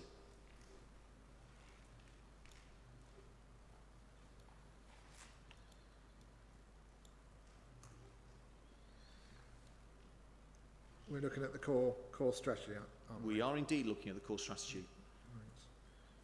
Hopefully, in this case, the Council have labelled core strategy policies with the epithet CS to make it easy for people hard of thinking, such as me.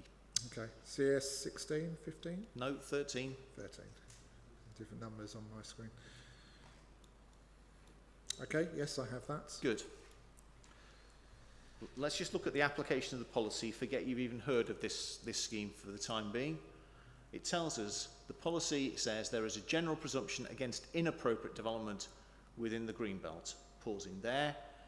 If one is bringing forward a proposal which is appropriate development, this policy would not suggest a presumption against, would it? You wouldn't breach the policy if you are appropriate development, strictly speaking, not an inappropriate development. I agree. If it's not inappropriate, then yes. Yeah. So you're bringing forward agricultural buildings, cemetery or whatever, you're not breaching this policy. Then it goes on. And such development will not be permitted unless very special circumstances exist. In the event that very special circumstances exist, there is compliance with policy, isn't there? Agreed, yes. Good. So, looking at the different tiers, in this case, if the inspector concludes that paragraph 155 is properly engaged and complied with, and or considers that very special circumstances are demonstrated, the sort of secondary part of the case, then there would be compliance with that part of the development plan. Agreed? Agreed. Thank you. Then if you would go with me, please, to SADM 26, which is the Site Allocations Development Management Plan, which is core document 4.2. Yeah. And it's 26.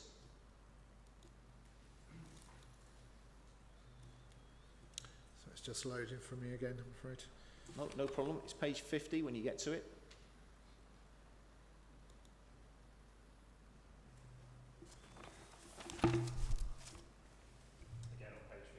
Document. Indeed. It's almost like back in time, 12 and 9 years ago, that somebody thought one day we'd be doing all this electronically. What foresight they have in Hertsmere. SADM 26.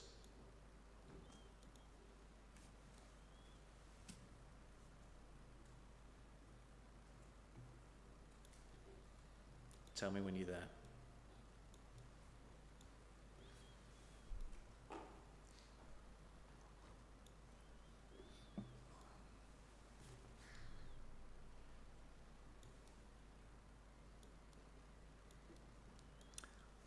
I'm there at last. Good. The essence of my question is going to be whether this adds anything to compliance or otherwise with CS13. There are a whole series of detailed considerations under SADM 26 that says you've got to comply with a whole series of different features and elements under SADM 26.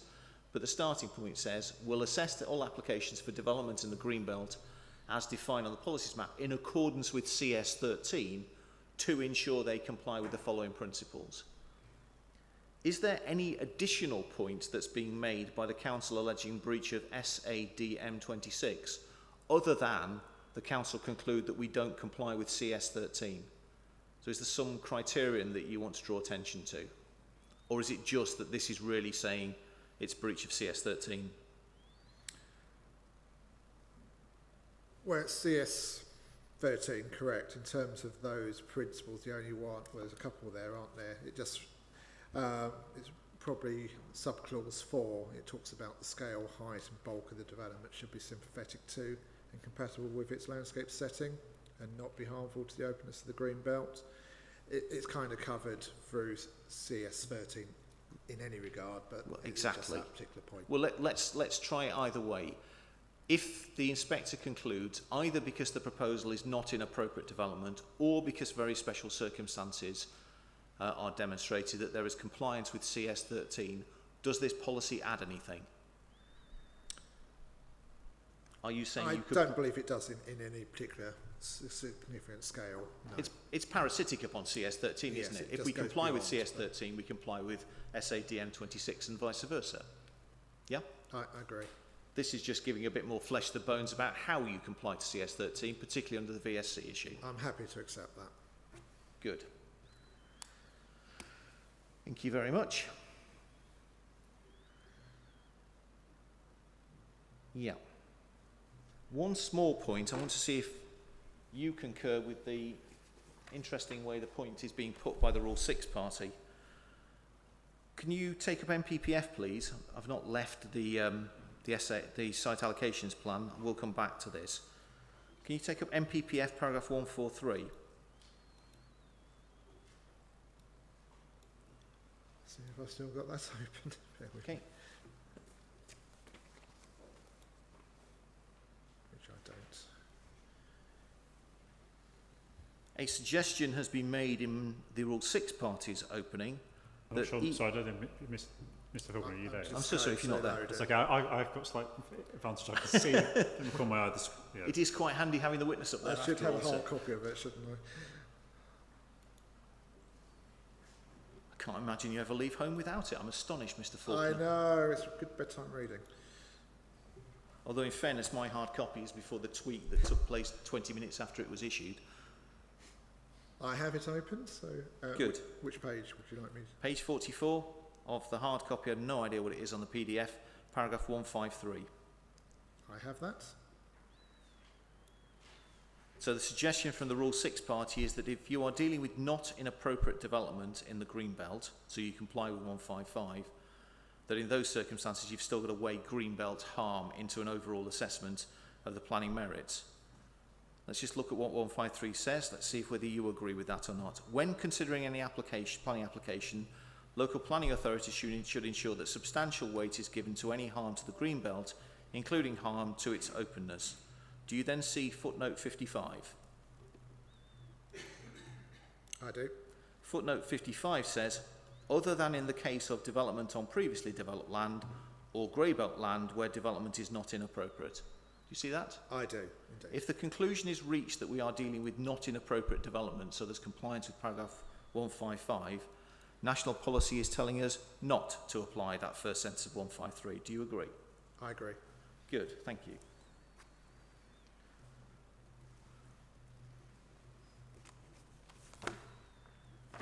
And then let's just think about where the differences are between us, therefore, where the battle lines are between us.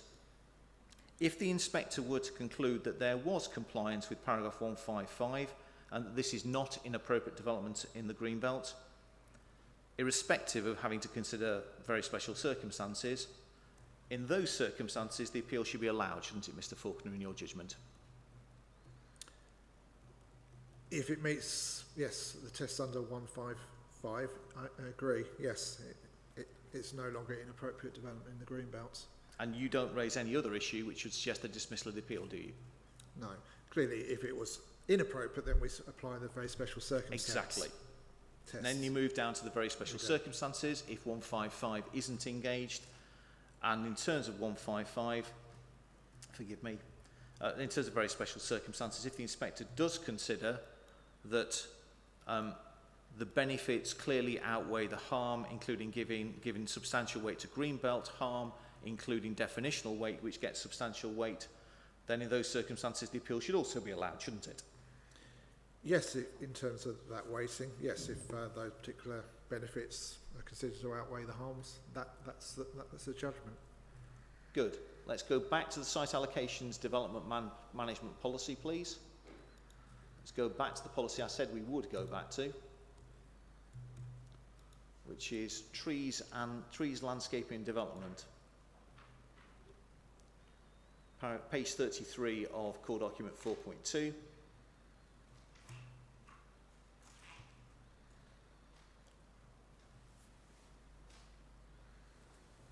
I have that. This policy says, I'll try and miss out the irrelevant words, planning permission will be refused for development which would result in the loss or likely loss of healthy trees, subject to a tree preservation order, or any healthy, high-quality trees and or hedgerows that make a valuable contribution to amenity or environment of the area in which they're located. If development is approved, removal of trees equivalent and appropriate replacement planting will be required, etc. You see that? I do. My understanding as to where this slots in, or this element of harm slots in, is in the harm element, in terms of your approach, is in the harm element of the very special circumstances balance. You're not saying there is a freestanding reason for refusal for SADM12, are you? I'm not. No, it's quantified with regard to the landscape harm, which we've given moderate weight. It's within that particular scoring, not as a separate designation in its own right. And how am I to read this policy, which seems to suggest that planning permission will be refused for development resulting in the likely loss of any healthy tree or hedgerows that make a valuable contribution? Is it absolute, or should we read that together with the next paragraph that talks about if you remove trees or hedgerows, then you've got equivalent and replacement planting? Does it require a balance, or is it absolute? If you take one out, no matter what you do to mitigate it, you're in breach of the policy. No, it's not saying you remove those trees, everything should be refused. It's a case then you have to mitigate against that particular harm in terms of appropriate mitigation in terms of new planting. Yeah. So you've answered my next question, which you read it as a sensible planner. Good. Let's look at paragraph 155 of MPPF next, please. Have that? So, again, page 45. Development of commercial development in the Greenbelt should not be regarded as inappropriate where all the following apply. A, the development would utilise grey belt. We agree it does, doesn't it? We do. And would not fundamentally undermine the purposes taken together of the remaining green belt across the area of the plan. Let's just break that down a little bit.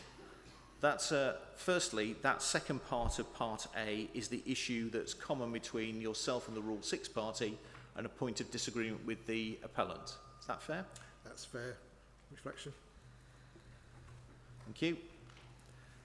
The second part, B, there is demonstrable unmet need for the type of development proposed. That is a point of agreement between the council and the appellant, isn't it? Although the Rule 6 dispute it. The statement of common ground between the appellant and the council agree at that point. That requires an assessment, doesn't it, of whether there is a need for the type of development proposed. It doesn't require any additional requirement to look at non-greenbelt sites or alternative sites, does it? No, it's really just demonstrable unmet need of that particular type of development. Yep, thank you. Then C requires the identification of the site being in a sustainable location with particular reference to particular paragraphs of the MPPF, which I think all parties agree that this is. Do you agree? I do agree. Thank you. So, you've already told me that in the event that the inspector agrees with the appellant on 155A, your judgment is the appeal should be allowed. Yeah?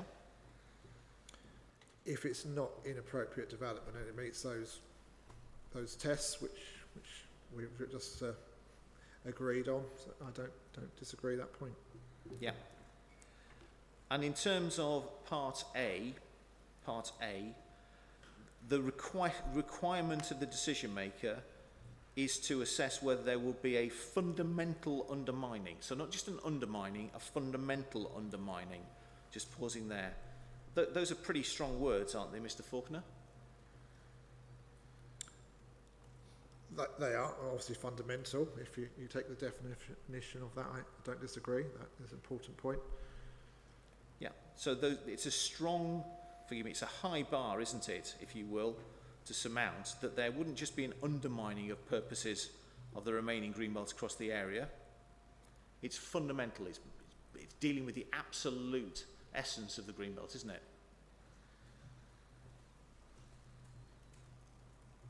If I fundamentally undermine your house, it's likely to fall down. If I dig a small hole, I might start to cause your house to subside a little bit. I agree. If you take the definition of fundamental, it's a high level, a high bar of harm. And the comparator against which you undertake the assessments where there's a fundamental undermining of the purposes of Greenbelt is of the Greenbelt across the remainder of the plan. So it's not just the adjacent bits of Greenbelt, it is the residual Greenbelt which arises after the development, isn't it? In the whole area. That's the comparator you assess. Yes, to agree, I agree. We still take this position with regard to looking at, in terms of its wider impact on the area around Boreham Wood. We still take that in terms of... I'm just asking in the abstracts at the moment. I'm going to come to Boreham Wood, you'll be unsurprised to hear in a few moments. But just so that we get the basics right, we've got to ask whether there's a fundamental high bar undermining of the remaining green belt, not in the adjacent green belt, but the green belt across the area of the plan. Yeah? That's what government tells us. It's what it says, yes. Well, do you disagree with that? Are you saying that I should import some other comparator into that sentence?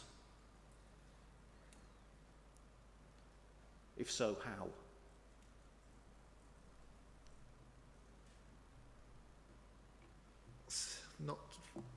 I still take the view, we would take a view in terms of holistically looking at the area around Boreham Wood in terms of its wider impacts.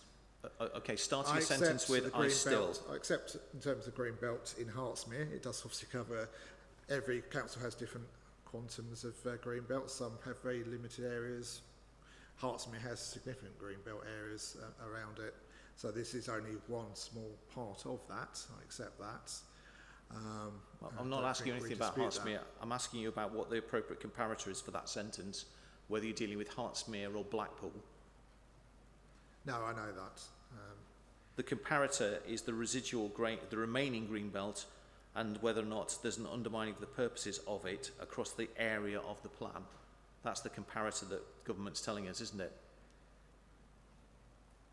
It is, although it's not necessarily quantifying how much has to be lost for it to fundamentally undermine it. It's not necessarily a statistical figure, is it?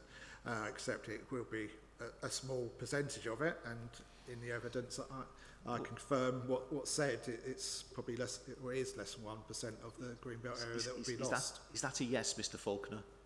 Because I won't let it go, I'm afraid, until I get a yes or a no. The comparator is the rest of the green belt across the area of the plan after that development takes place. Do you agree or do you disagree? And if you disagree, can you tell me why I should read that sentence in a different way, please? Well, it does say the area of the plan, so I can't. It's saying that it's the area of the plan, and that in this case, waiting for the yes. It's Hertsmere. So yes. Yeah, good. And if you wanted any comfort for that answer, can you turn to the PPG, which is in Mr. Williams' evidence, paragraph 8.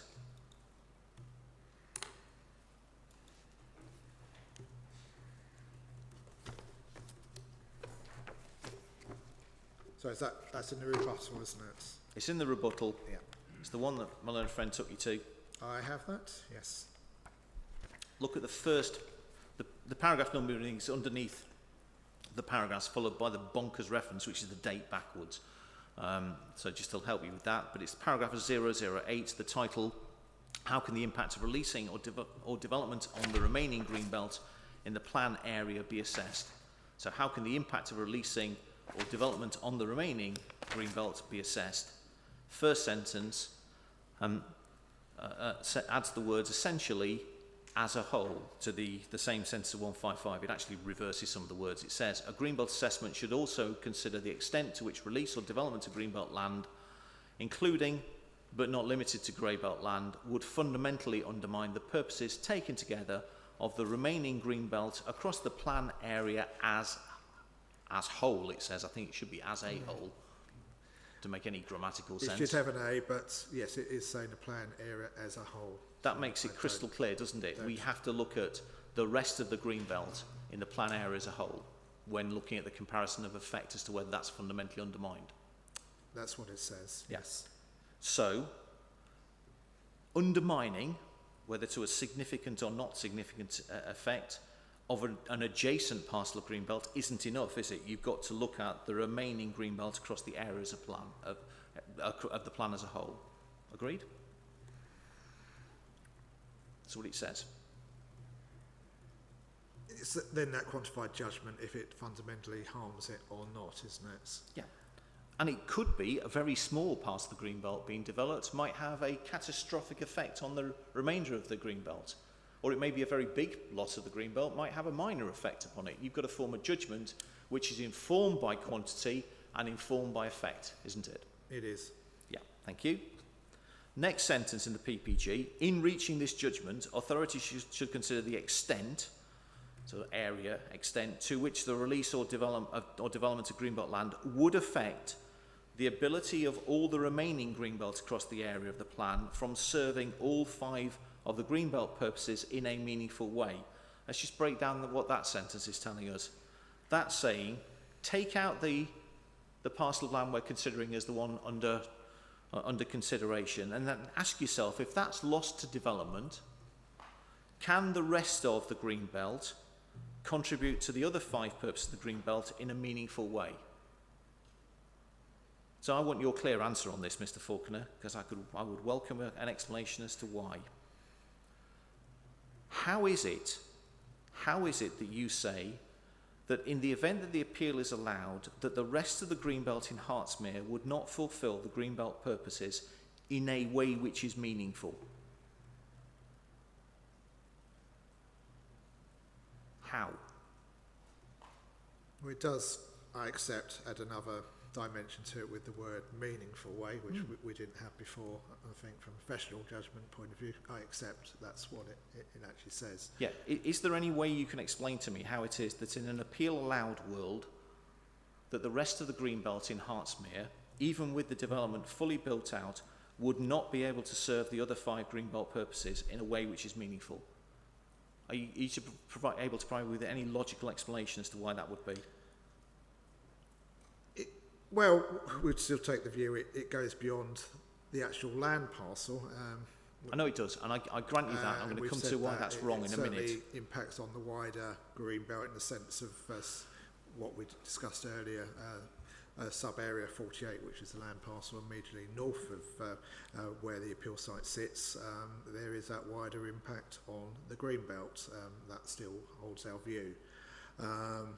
The ability of all the remaining greenbelt across the plan area, yes, it is fundamentally and significantly wider than that. So in terms of the level of harm, there will be harm, I still submit, but whether it's in a meaningful way is then I'd... Well, it's a really difficult thing to argue, isn't it, sitting where you are, even on the case that you put in examination in chief, that there would be an effect of losing part of parcel 47, that your case, I assume, is that there will then be an effect upon parcel 48. Let's assume that that's right, that there's a degradation of the greenbelt in parcel 48 as parcel 47. Let's assume, I'll give you that for the purpose of my question. Okay. Even then, you've got a vast amount of greenbelt in the remainder of Hertsmere, and to conclude that there is a problem, you're being told that you should consider to what extent that residual greenbelt would or wouldn't be able to serve the greenbelt purposes in a way which is meaningful. It's not a task that you've set yourself because you've not set the rebuttal out, you've not addressed this examination in chief, but it is a central question which arises from what the inspector needs to consider. Explain to me, if you will, please, if you're able to, how it would not be able to serve the remaining purposes in a way which is meaningful. Or do you agree that it would still be able to serve the remaining purposes in a way which is meaningful, albeit that it would have been degraded to an extent? I think it's the latter, it's degraded to an extent. But would still serve in a meaningful way? Yeah? To a certain level, yes. Well, I need clarity on this, but would still serve in a meaningful way?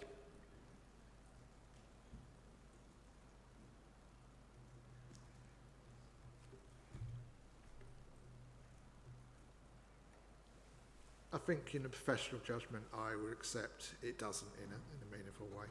It does? It doesn't in a meaningful way. Yeah. It does serve it in a meaningful way. Appeal allowed, in an appeal allowed world? No, the opposite. I accept in a meaningful way because of the extent of the green belts in Hertsmere, that would be difficult to substantiate that argument. Now that's, difficult to substantiate and not an argument you're seeking to put forward. Is that fair?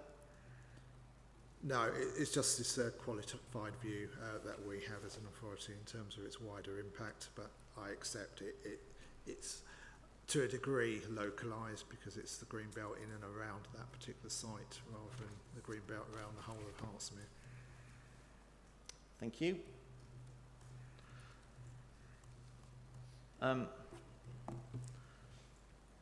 Next, if I may, I'm going to come back to that issue of GBA2 in just a moment.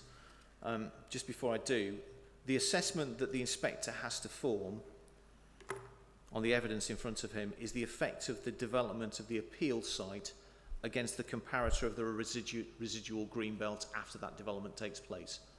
Agreed? Agreed. The The assessment of GBA2 doesn't do that, does it? It assesses a parcel which is 70% larger, SA47, against adjacent greenbelt parcels. Agreed? Well, yes, it only forms part, I agree, of SA47. It's about 28% of that, so it's the southern part of that. It doesn't form, obviously, part of SA48. Sorry, can you just repeat the line of question there? So I am going to come in a few moments to the GBA2 assessment. That looks at parcel 47, which you told us is 30% larger than the appeal site. Yes. And compares that particularly to the adjacent parcel SA48. Correct. And says there will be an effect. What that effect is, I'm going to come to in a moment. That's different from an assessment of the appeal site, which is only a proportion, 1/3 of SA47, being compared about its effect upon the remainder of the green belt after that development. It's a different exercise, as I think you recognise in your proof, isn't it? It is. So when you look at the information that the inspector has in GBA2 and GBA1 to an extent, there is a requirement for intervening judgment on the part of yourself helping the inspector recommending to the Secretary of State, and the Secretary of State informing a judgment on it. Yes, accepted. Yep. Good. We can't simply say take GBA2 and use that as a direct proxy for the assessment called upon by 155A, can we? Because you've just told me there's an intervening judgment and it's comparing two different things. Yes, accepted. Thank you. Final question on policy, if I may. No, sorry, penultimate question on policy, if I may. SP1 of the core strategy, back to the core strategy, core document 4.1.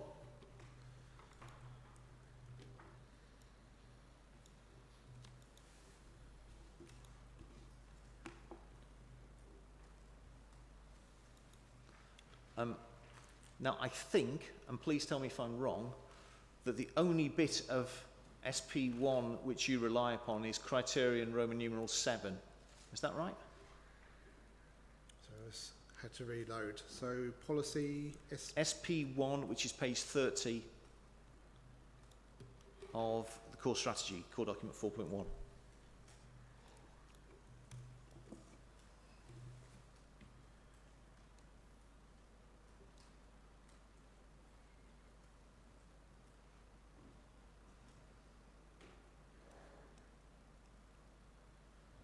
Okay, yes. I think that that part of SP1 that you rely upon is subcriterion 7, is that right? Avoid inappropriate development in the greenbelt. Or is there any other part of SP1 that you say is breached? In other words, does this add anything to what we've already looked at? Just bear with me, I'll just check.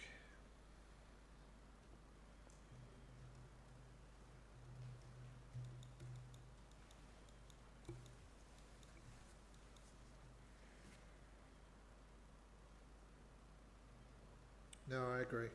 Good, thank you.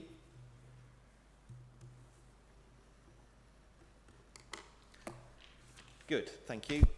Then the final question I want to just ask on policy relates to the emerging local plan. Can you turn to MPPF again, please? Yes, I have that. Paragraph 155 wasn't the only addition that was brought in to Greenbelt policy, which is of relevance in this case. I hope you'll agree. Paragraph 146, if you would, please.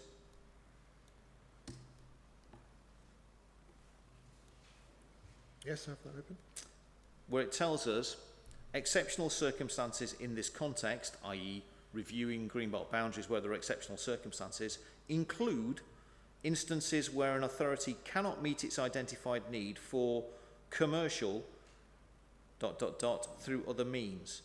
If that's the case, authorities should review Greenbelt boundaries in accordance with the policy and the framework and propose alterations to meet these needs in full, unless the review provides clear evidence that doing so would fundamentally undermine the purposes of the remaining Greenbelt when considered across the area of the plan. So just to deal with that, in terms of the emerging local plan, which is at the very earliest stages, it's still at Reg 18, of which the council's had 2 bites at this particular cherry. There is an obligation, isn't there, upon the council to review its Greenbelt boundaries if there is an identified need that it can't identify being met elsewhere, unless that has the same very high bar effect upon the residue of the Greenbelt. Do you agree? Yes, I agree. To date, the emerging Reg 18 version of the plan hasn't grappled with that, has it? Because this policy wasn't before the council when it published the second version of its Reg 18 plan. Except that the emerging plans came in, they were pre-MPPF 2024, so yes, agreed. But the council will have to grapple with that, won't it, when considering whether or not it is able to meet its needs in full in terms of the next iteration of the plan. Agreed? Yes, it has to identify its needs and essentially meet those needs, be it through the urban review of the urban areas or the green belts. But we know, don't we, that there is a need that's identified in this case which is not being met by an allocation because the council's chosen to delete it in terms of the emerging plan. Agreed? Well, in evidence, we've agreed that there is a need, there's been proven need for this particular development. Yeah. So, whatever the inspector makes of the emerging plan, the inspector needs to read it through the prism of paragraph 146, doesn't he? It goes alongside, I agree. Thank you.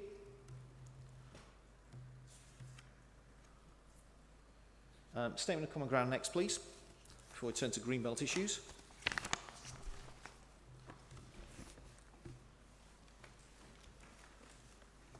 Which is core document 11.1.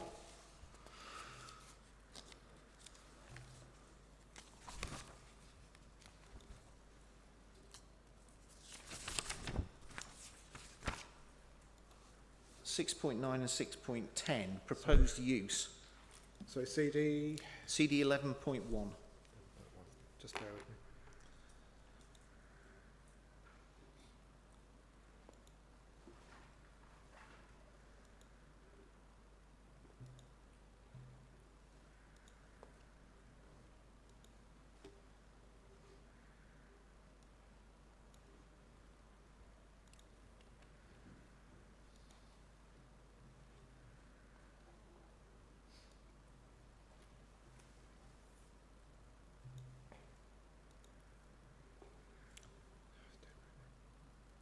Bear with me while it downloads again.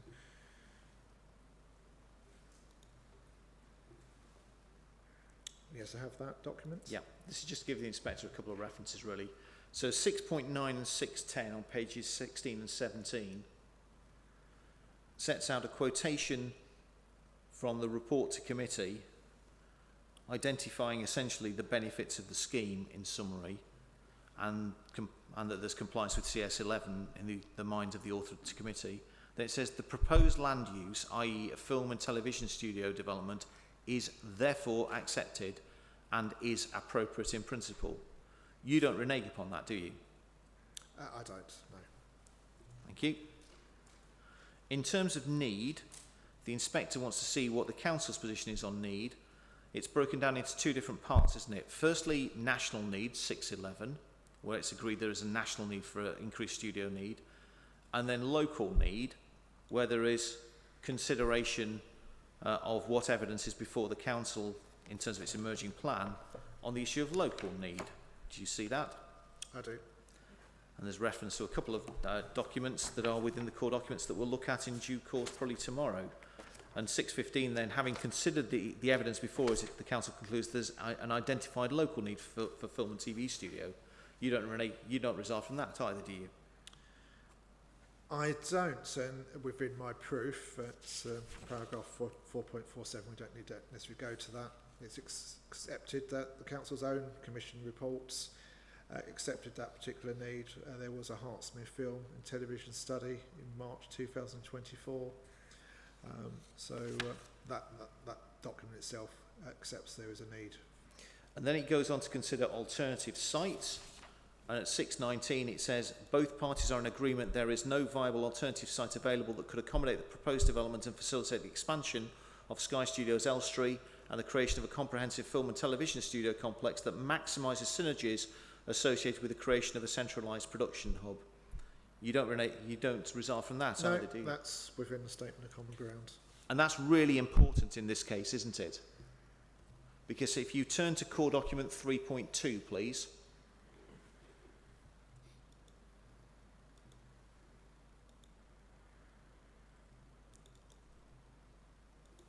Which is the update to the officer's report.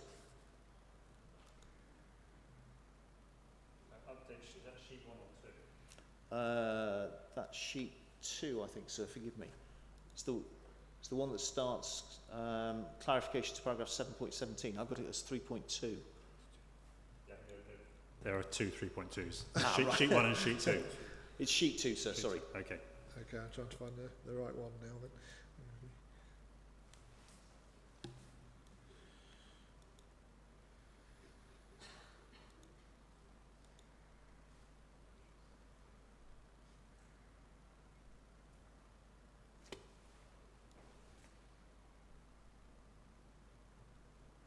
Are they both within the same document?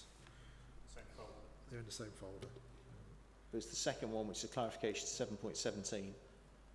And there's a response to alternative sites, which deals with legal issues, which I'm not going to ask you questions about, because the inspector has heard what my learned friend has to say from the third parties, and he will read what's at Appendix 12 of Mr. Goldsmith's evidence, and no doubt both of us will make submissions about why the other one is wrong in closing submissions. So I'm not going to ask you legal submissions, you'll be disappointed to hear.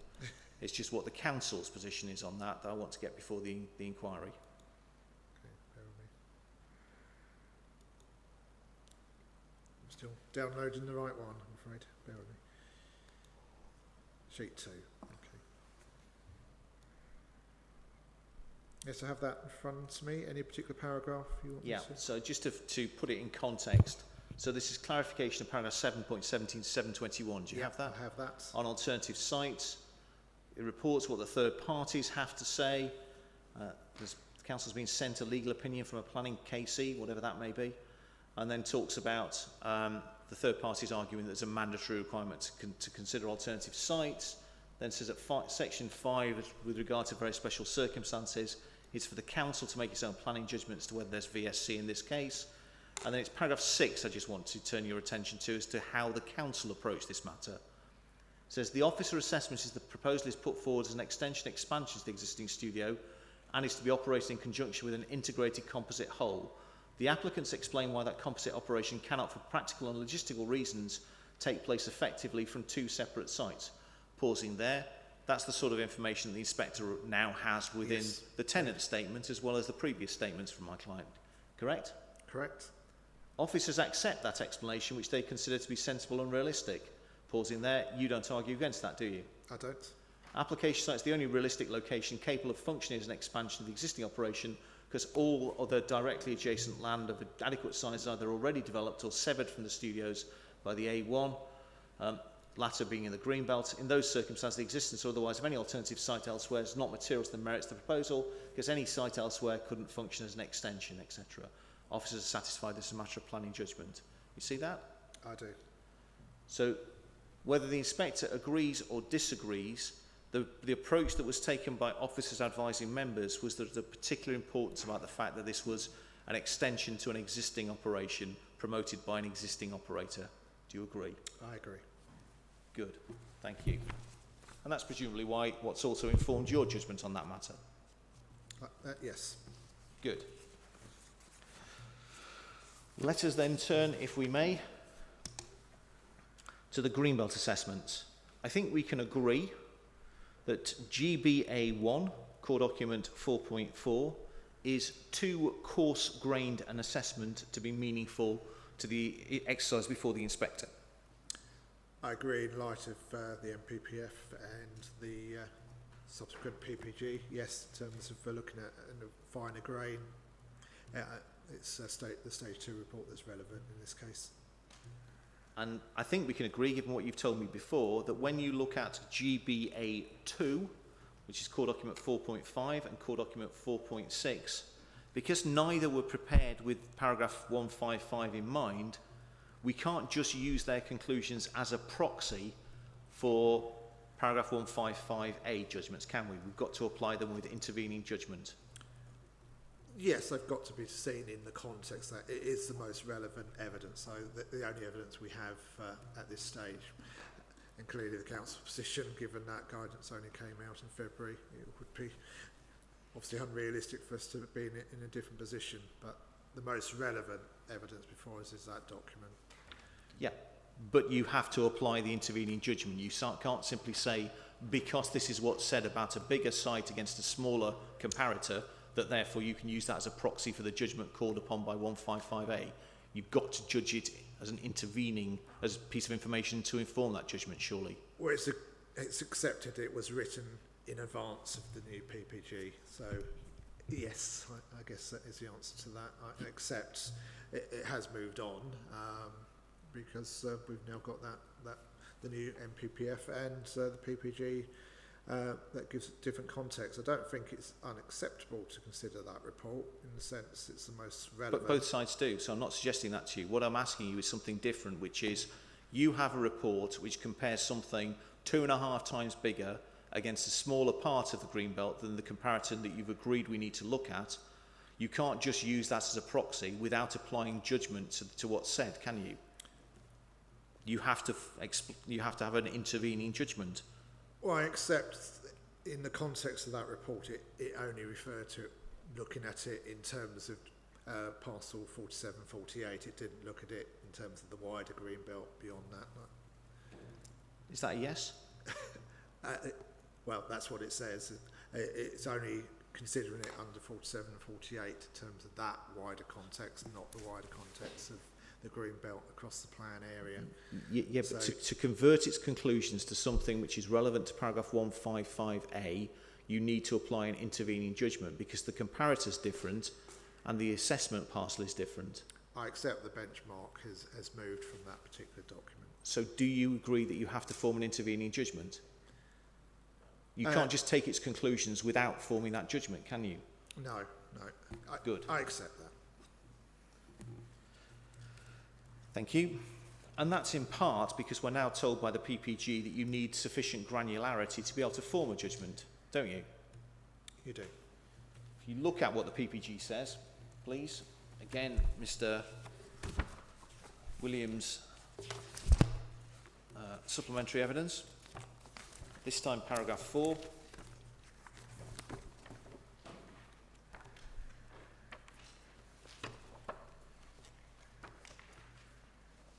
Okay. So paragraph 4, how should authorities define the land to be assessed? And we've got 4 bullet points. The first says, when identifying assessment areas, authorities should consider all Greenbelt within their plan areas in the first instance. That's underscoring what we've already looked at, which is your comparator is the totality of the Greenbelt. You see that? I do. Then we've got to make sure that when you're doing the assessment areas have got to be sufficiently granular. And then we've got to, and then it says a small number of large assessment areas will not be appropriate in most circumstances. That's the GBA 1 point. And then it says may be appropriate to vary the size of assessment areas based on local circumstances. And these words I'm going to stress to you are of particular importance, suggest to you are of particular importance in this case. For example, the assessment of smaller areas may be appropriate in certain places, such as around existing settlements. You see that? I do. That underscores, doesn't it, that there's a need to form a judgment between what GBA 2 says and what you actually have to bring forward for the assessment of the 155A in this case. Do you agree? I'd agree to a point. I think the Greenbelt Assessment 2 does actually do that to a certain extent, because it is considering smaller areas or parcels around existing settlements, and that was why sub-area 47, 48 were considered alongside 46 as well, because they do fall within that category. I do accept, though, that actual GBA Greenbelt Assessment 2 doesn't assess the whole of the Greenbelt. It doesn't. It actually does more of the second part of that rather than the first part. So it's not. And you very fairly give me your answer in relation to where there will be a meaningful undermining, so I'm not going to go back to that. Mr. Williams, in his evidence, tells us that that the appeal site is 15 hectares in size. SA 47 is 54 hectares. That's 28% of SA 47. It's 1% of parcel 8, and it's 0.2% of the whole of the Greenbelt. Now, that's not determinative of the issue of whether there's a fundamental undermining, but it's a factor you should have in mind, isn't it? Factually, that's correct. I accept that. I.e. that 98.8% of the Greenbelt will be unaltered, or largely unaltered, by the proposal. Agreed? That's agreed. Yeah. Now, let's just have a look at what the documentation itself says. Can we have a look at, please,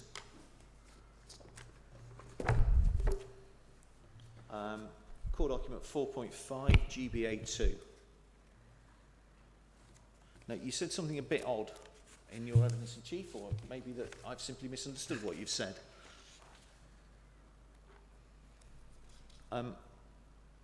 Purpose 1, first of all. If you look at table 3.3 on page 18,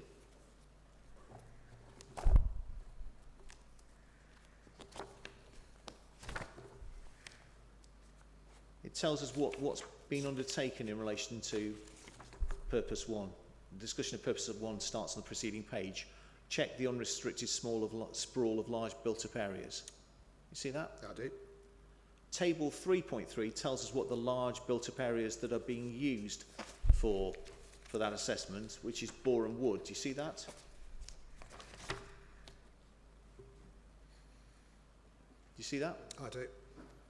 And then it says, final paragraph of that page, a sub-area must abut one or more distinct large built-up areas in order to prevent development that would constitute sprawl. ... Some sub-areas may not physically abut a large built-up area. The built-up area that's being assessed by Arup, rightly or wrongly, is Boreham Wood, isn't it? It has, correct. So if you scroll all the way down, if you would please, and if you would look at page 31, which shows us the areas which are being considered within Hertsmere.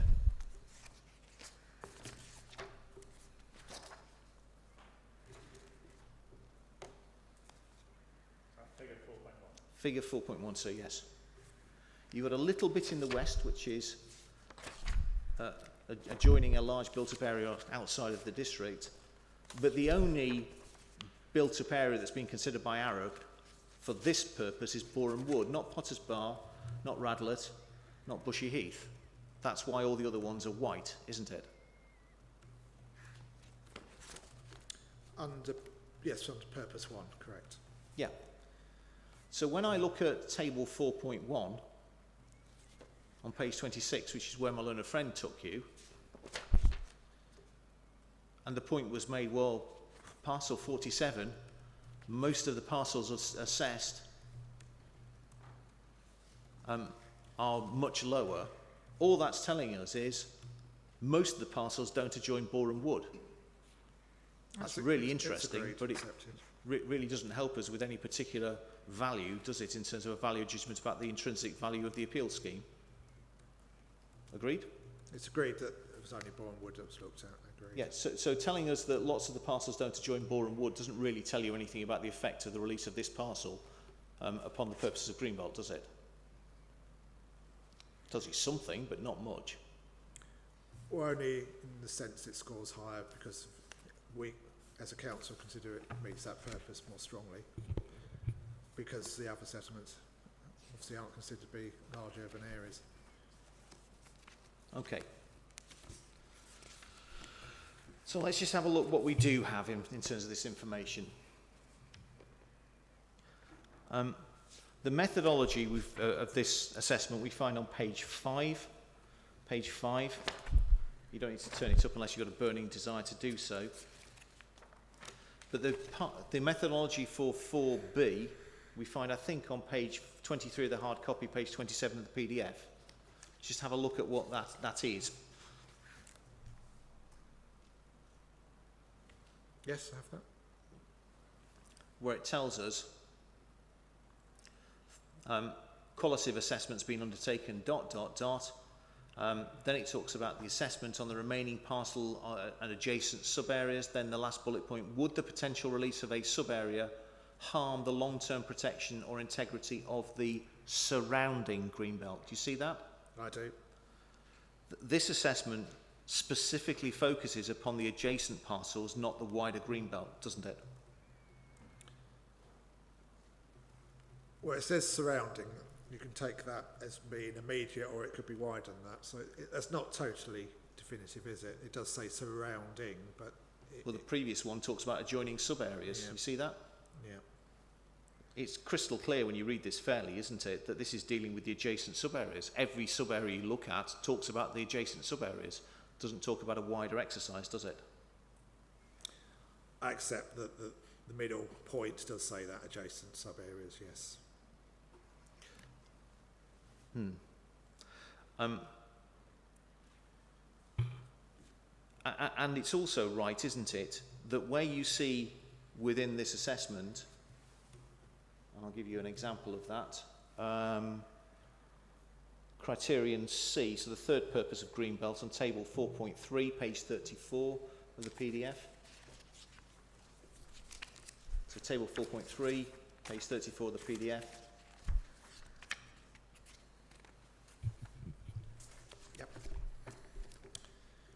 If I have a score of 3, that equates to a moderate. I think you accept that in your evidence in chief, but you also get that from a number of other places, one of which is the council's housing land study. You also get it from this document. It's only stronger if you go up to a 5 or a 4, isn't it? It's accepted through my proof that, yes, 3 essentially is a moderate weight. So when I look at 3, so score 3, I see site 47 within it, yeah? Yeah. We just think about this logically. The council's case is that there is a conflict with 155A, so I'm affecting the remaining greenbelt in the district in a fundamental way. And yet, even if the whole parcel of 47, so 70% more than the appeal site, even if that took place, it would only be affecting a parcel which gave rise to, which had a moderate effect to the purpose of the greenbelt in relation to purpose C, a moderate in relation to purpose 1, and a weak effect in relation to purpose 2. Okay? Accept that.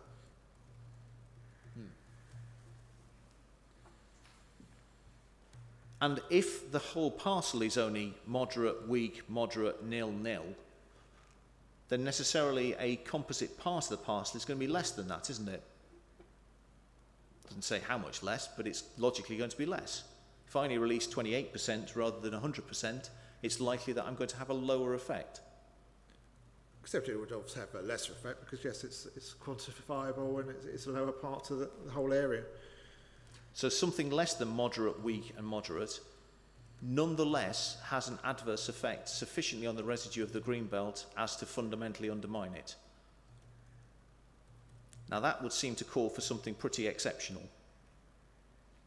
What's the exceptional reason that you identify? What's the particular feature of this particular parcel which has that if we're less than the moderate, weak, moderate, in terms of 3 of the purposes. What is the particular feature? Is there something particularly unusual about this parcel of Greenbelt?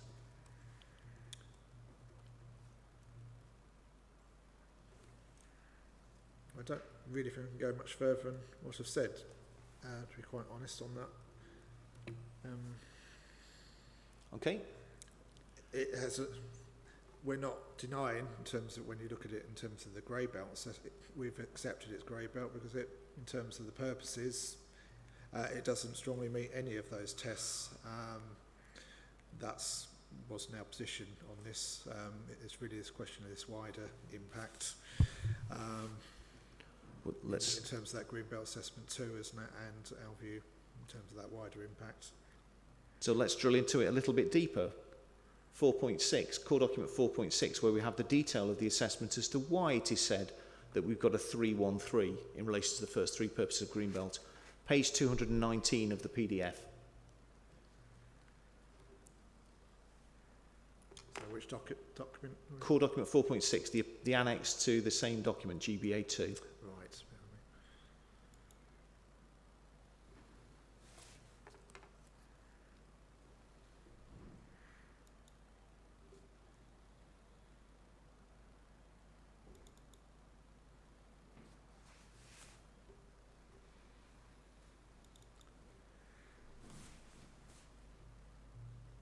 Tell me when you're there, because it's page 219 I want to take you to. It's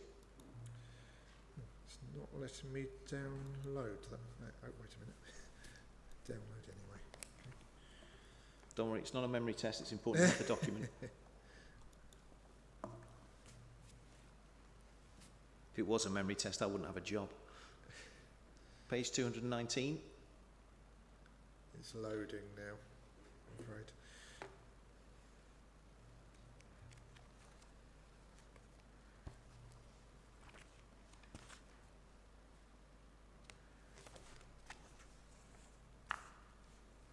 Oh, page 219. I probably have a hard copy of that. Bear with me. It's internal page 215 if you've got the hard copy, 219 if you've got the PDF. I do, I have 219, yeah.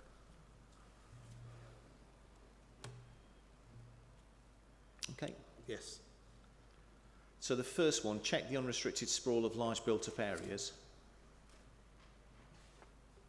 We get a 3 in the box. Let's just take a pause for a moment. This is a document produced in 2018, isn't it? It was. Yeah. That's at a time before Sky Studios South was constructed, wasn't it? It was, yes. Which perhaps makes some explanation of what we see here. So, against the issue of whether or not we prevent the outward irregular spread of a large built-up area and serves as a barrier at the edge of a large built-up area in the absence of another durable barrier, what does it say? It says the sub-area displays a low level of containment by the large built-up area, but still physically abuts it, which is likely to prevent the outward spread of the large built-up area. Outer boundary to the north and southeast of the sub-area are very strong defensible boundaries comprising Rowley Lane and the A1 respectively, which would restrict sprawl and the scale of outward growth both physically and perceptually. The inner boundary to the south is less defensible and has strong visual connection to the wider countryside comprising a watercourse and a thick tree line. Pausing there. The northern boundary that's been talked about is way further north than the northern boundary of the appeal site, isn't it? It is further north, I agree. And the inner boundary to the south now does not give rise to a strong visual connection to the wider countryside, because it's now got Sky Studios South there. Do you agree?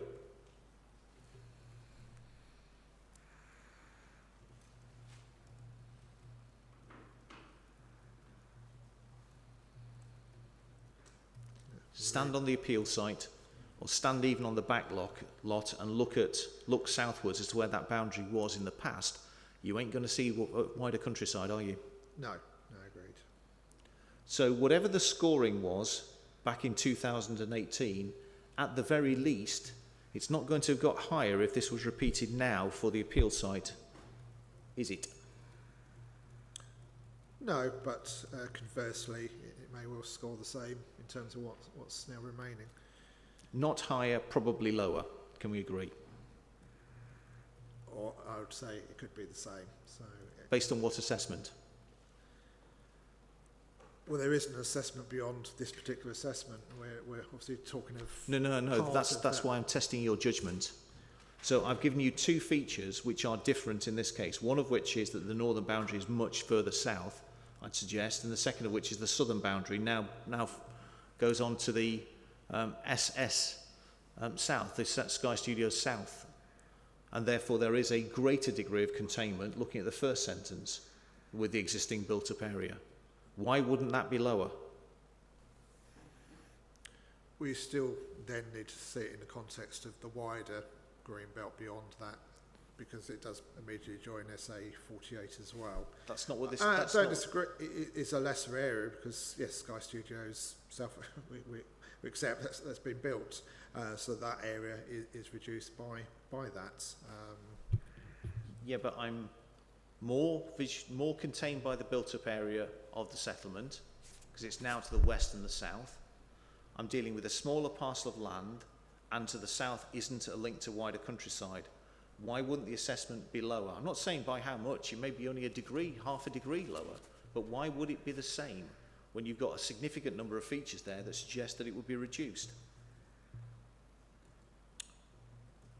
Although As a matter of I took judgment. the view in terms of SA 47, the Sky Studio South, looking at the diagram, wasn't necessarily part of that assessment area. It's kind of It wasn't shown built as, in 2018. it's shown as white land, isn't there, on those Yeah. drawings. Go to the plans again.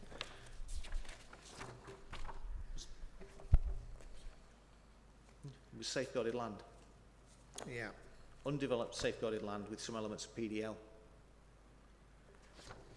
But physically, which is what this is doing, you've got a greater degree of containment, you've got a very different southern boundary, and the northern boundary is much further south. Why wouldn't that be lower as a matter of logic? I don't mind what your answer is, Mr. Faulkner, but I would welcome an explanation as to why it wouldn't be lower, because you've just told me it should be the same. Well, the bit that's remaining is the bit that's more sensitive in that regard, because the bit that has been developed is the part nearest to the settlement edge. If it had been the other way round, and that would have been fully contained, I would fully accept that would score significantly less, so it would be surrounded by development on basically three sides. Okay, so that change will be significantly less, that's fine, but that's not the question I asked of you. I'm asking you about the parcel which is being assessed in this instance. If we're dealing with a smaller area, if we work in what we know has happened, why would the assessment be the same when you've got factors that all point to a reduced assessment? And if it helps, I'm going to ask you the same question in relation to purpose 3, so feel free to roll the two together, given we're at 3 minutes past 5. Well, my position would remain, I still take the view that they would be given the same weight. Can you give me a logical reason why? Given that we've got factors that point in the direction of them because having it's greater development to the south, I agree, has been developed. It's not the parcels to the north which would actually contain it. So in terms of the sprawl, that still wouldn't apply here. But by incrementally through the development of this site, it will move development further to the north. So I still take the view that it would score 3 at a moderate level. It wouldn't be any more than that. It certainly wouldn't meet the MPPF test to say it strongly meets it, and wouldn't be grey belt land, but I would still... I don't ever want to really argue that a witness's answers are not credible in closing submissions. I appreciate your answer may be, well, it would be lower, but not much lower. Appreciate that's a logical answer to the question I've put to you, but having no effect at all doesn't seem credible. Can you explain to me why it would be the same, even if it's not much lower? It could be seen as lower, but it's on the flip side of that, as I said, in terms of then the logic of that debate, in terms of its impacts on SA 48, because incrementally it is pushing growth nearer and to the north, the level of harm to that could then, by the same degree, be pushed higher as well, although that was always at a higher level, SA 48 anyway, in terms of scoring 4 and 5 against 2 of the purposes. Let's look at that point, which you keep wanting to come to. Step 4B, which is page 220 of the same document.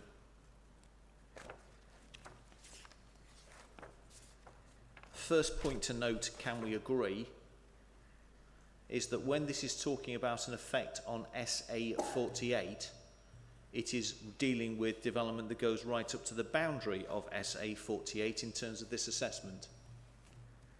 Agreed? So when we read what's on page 220, it's talking about the whole parcel, not a smaller part of the parcel.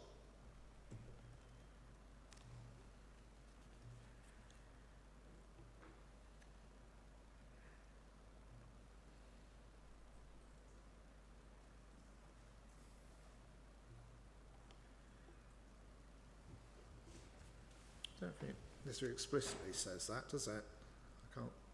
Well, no, but you've read the methodology, and the methodology actually says when you're looking at parcels, there are some parcels where it's considered that they are different, and therefore there should be further work to separate them out. But it's only ever assessing the parcels, isn't it? Except it's looking at sub-area 48. I don't disagree with that. 47, I think you mean. Sorry, 47, yeah. It's looking at the whole of it, and therefore presupposing the loss from the Greenbelt by development of the whole of 47, isn't it? Which would abut SA48, wouldn't it? On its south side. If you don't believe me, look at page 223, where you've got SA48, which shows it's abutting SA47. Yeah, physically, yes, that's correct. Yeah. So whenever we read anything about the effect on SA48 of releasing the whole of SA47, and we are applying whatever is said about the effect of releasing the whole of SA47 to a smaller part, so only 28% of that site, which lies to the south of SA47, we have to apply a degree of caution, don't we? I accept that, yes. Because the further away that development gets from SA48, as a matter of principle, the less the effect would be. No, and all things being equal. Dictates, yes, it's a matter of degree, isn't it? Yes, I accept. Good. So let's have a look what it says. Step 4, 220. More granular level, SA47 performs similarly to the wider parcel against purpose 1, but performs less strongly, ... That's talking about the comparison to parcel 18 of the GBA1 study, isn't it? That paragraph.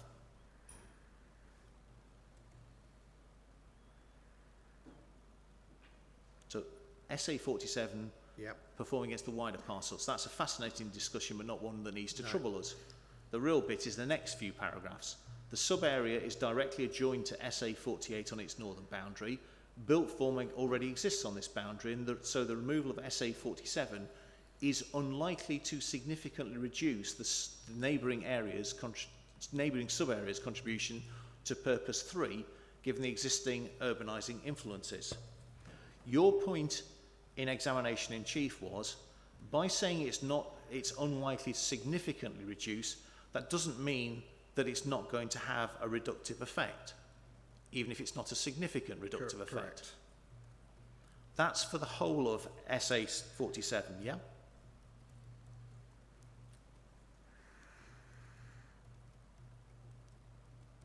The removal of the whole of SA47. It doesn't quantify that. It doesn't say it's the whole, but yes. That's what it's considering. That's the exercise. Yeah. So the removal of the whole of SA47 is unlikely to significantly reduce the neighbouring sub-areas, neighbours' contribution to purpose 3. That's the encroachments on the countryside purpose. Let's just think about that. That doesn't say no reductive effect, but it says no significant reductive effect. I accept that, yes. So it's saying that there would be a reductive effect, but it falls into the not significant category. Is that the point? Well, it says it doesn't significantly. Is that your point? It reduces, but it doesn't say it significantly. Yeah, it reduces in a non-significant way. Yeah. So if that's for the whole of the parcel, and we're developing a parcel which is a few hundred yards further to the south, and is only 28% of the parcel, then there will be a less than non-significant reduction? If anything at all, do you agree?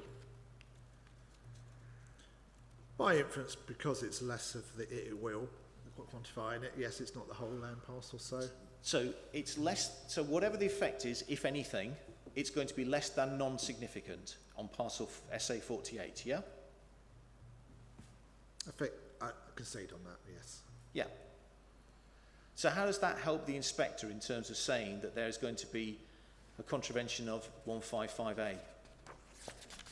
If the effect of the development would be, in terms of the impact on the adjacent area, not the whole of the green belt, that the effect of that would be a less than non-significant effect on the next sub-area in terms of purpose 3. This is dancing on the head of a pin. This is counting the number of angels, isn't it? We're down to a clever lawyer's point, not a bright planner's point, surely. It's a matter of judgment, I do accept, yes. Yeah. How does it help the inspector that there would be a less than non-significant effect on the adjacent parcel? How does that help the inspector?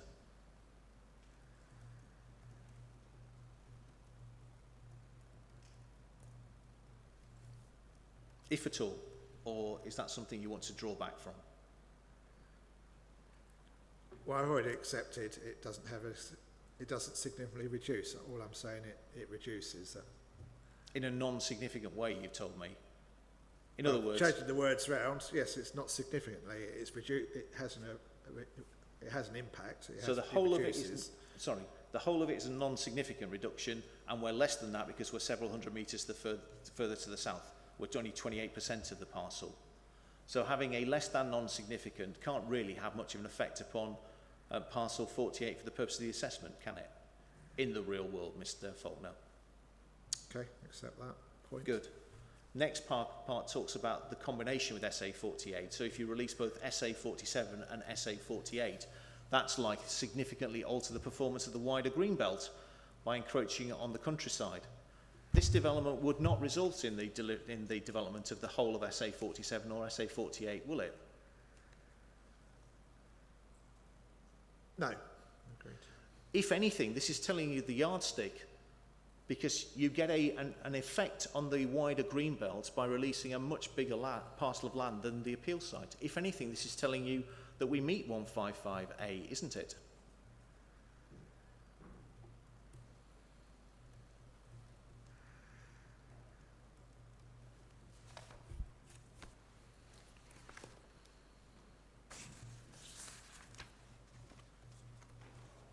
Yes, okay, agreed. And then the last bit, the bit that was quoted in the opening submission of the council. Due to the openness of this area, so that's parcel 47, the release of the sub-area is likely to alter the performance of the wider green belt around Boreham Wood. Firstly, that's not the whole of the green belt in Hertsmere, is it? No, it's a part around Boreham Wood. And then it's saying that the effect is going to be alter the performance of the wider green belt. So development of the whole parcel will alter the performance. If I go to Mr. Goldsmith's car this evening when he's tucking into his dinner, and I let the air out of a couple of his tyres to a degree, I might alter the performance of his high-performance vehicle, but I won't fundamentally undermine its ability to drive in a meaningful way. If I take the engine out, I probably will fundamentally undermine its ability to perform. Suggesting that there would be an alteration of the performance of the wider green belt is way below the threshold of 155A, isn't it? I think we've accepted we're talking about the built-up area of Boreham Wood rather than the wider green belt of the plan.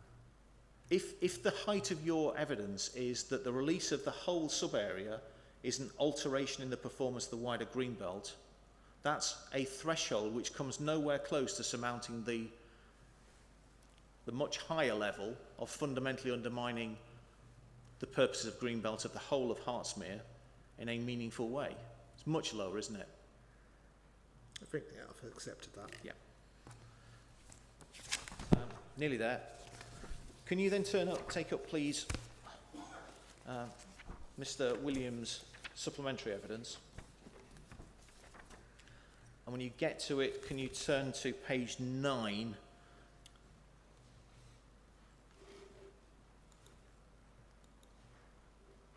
So this is CD. Goodness knows. It's the same document as the PPG.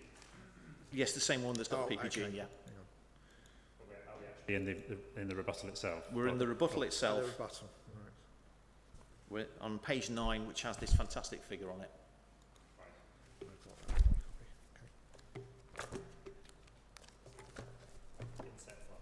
Inset 1, yes sir. Okay. It just saves having to turn up core document 6.4, that's all.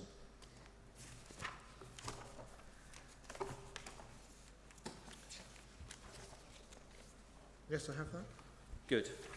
So this drops the landscape sensitivity to commercial, large-scale commercial development onto an OS base around Boreham Wood. Do you see that? I do. And somebody has suggested dropping onto area 24A the red line of the appeal site, so you can see what we're looking at. Do you see that? I do. And the one thing which and firstly, we can see that what's happened is that this is not a landscape sensitivity assessment to large-scale commercial of the whole of the district. It's the areas around the built-up areas, isn't it? Agreed. And so what the consultants have done is assess what the degree is in terms of sensitivity to change from large-scale commercial of the type we are proposing here around Boreham Wood. And the lowest sensitivity to this form of development is exactly where the appeal site is, isn't it? It is. It's what it says. It's moderate. Yeah. As compared to others that say high to moderate to high. There's nothing between us that there would be a change which would be of significance to the appeal site. Nothing between us that there will be landscape and visual harm. The degree to visual harm the inspector can see on his site visit. Landscape harm, there's nothing between yourselves and Mr. Williams. But in terms of whether this is the right place for large-scale commercial development to go, this is telling us around Boreham Wood, and indeed the entire district, if you were to wind it out, this is the best place if it's going to go adjacent to the urban area. That's what we're drawing from this in terms of sensitivity to this type of development, isn't it? It is. I agree. It is the one that scores the least. Good. Very special circumstances. Ultimately, if we're wrong on inappropriateness, we're wrong on 155A, then we have to look at very special circumstances. And I think we are agreed, certainly as between yourself in the light of your answer to footnote 55 and the appellant, that the same inputs go into the VSC balance. The difference between us is one of weighting, isn't it? It is. Good. Can you take up, please, Mr. Goldsmith's rebuttal, please? The same table you looked at before.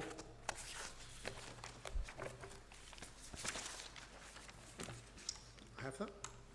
Yeah, momentarily I don't, forgive me. Just bear with me a moment.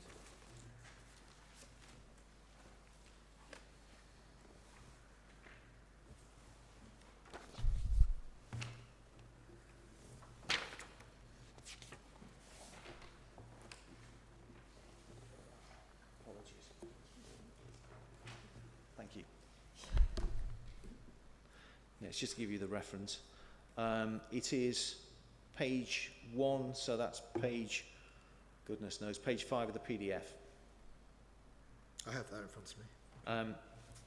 Now, the one column that Mr. Goldsmith hasn't added is the weighting that's been afforded by the report to committee. Essentially, the weighting that's been identified in the report to committee, and we know that because it's quoted in the statement of common ground in each instance, is exactly the same as the weighting Mr. Goldsmith applies. Do you agree? Yes, accepted. So there is a consistency there between Mr. Goldsmith and the officers. You take a different view in certain other respects, don't you? Yes, only the majority of the benefits I agree on. It's just purely the sustainability and the biodiversity net gain. Yeah, because absolutely, because the issue of need and benefits of co-location you lump together in terms of economics as very substantial. Mr. Goldsmith separates them out, but you're not suggesting that you should be giving no weight to those elements. No, as I alluded to in the evidence in chief, we did actually look at that in isolation in terms of benefits of co-location from part of the wider economic benefits of the development, which we've scored as very substantial. So I'm not in terms disagreeing that we wouldn't score it as significant. I think I would accept that. The fact we didn't give it any weight is because we didn't actually score it as part of either my proof or in the report to committee. In terms of the sustainability elements, you've told us that you accept that there will be the usual standards in terms of modern construction standards for the built form, so the embedded sustainability measures. You've also told us in your evidence, paragraph 4.53 and 55, that there would be enhanced local bus provision, which you identify as being of weight. The Statement of Common Ground tells us about the cycle and pedestrian improvements. We heard a little bit about that today to try and encourage particularly travel up the High Street of Boreham Wood to the railway station. That's paragraph 6.23 of the Statement of Common Ground. Why do you say that's not a factor which should weigh into sustainability benefits?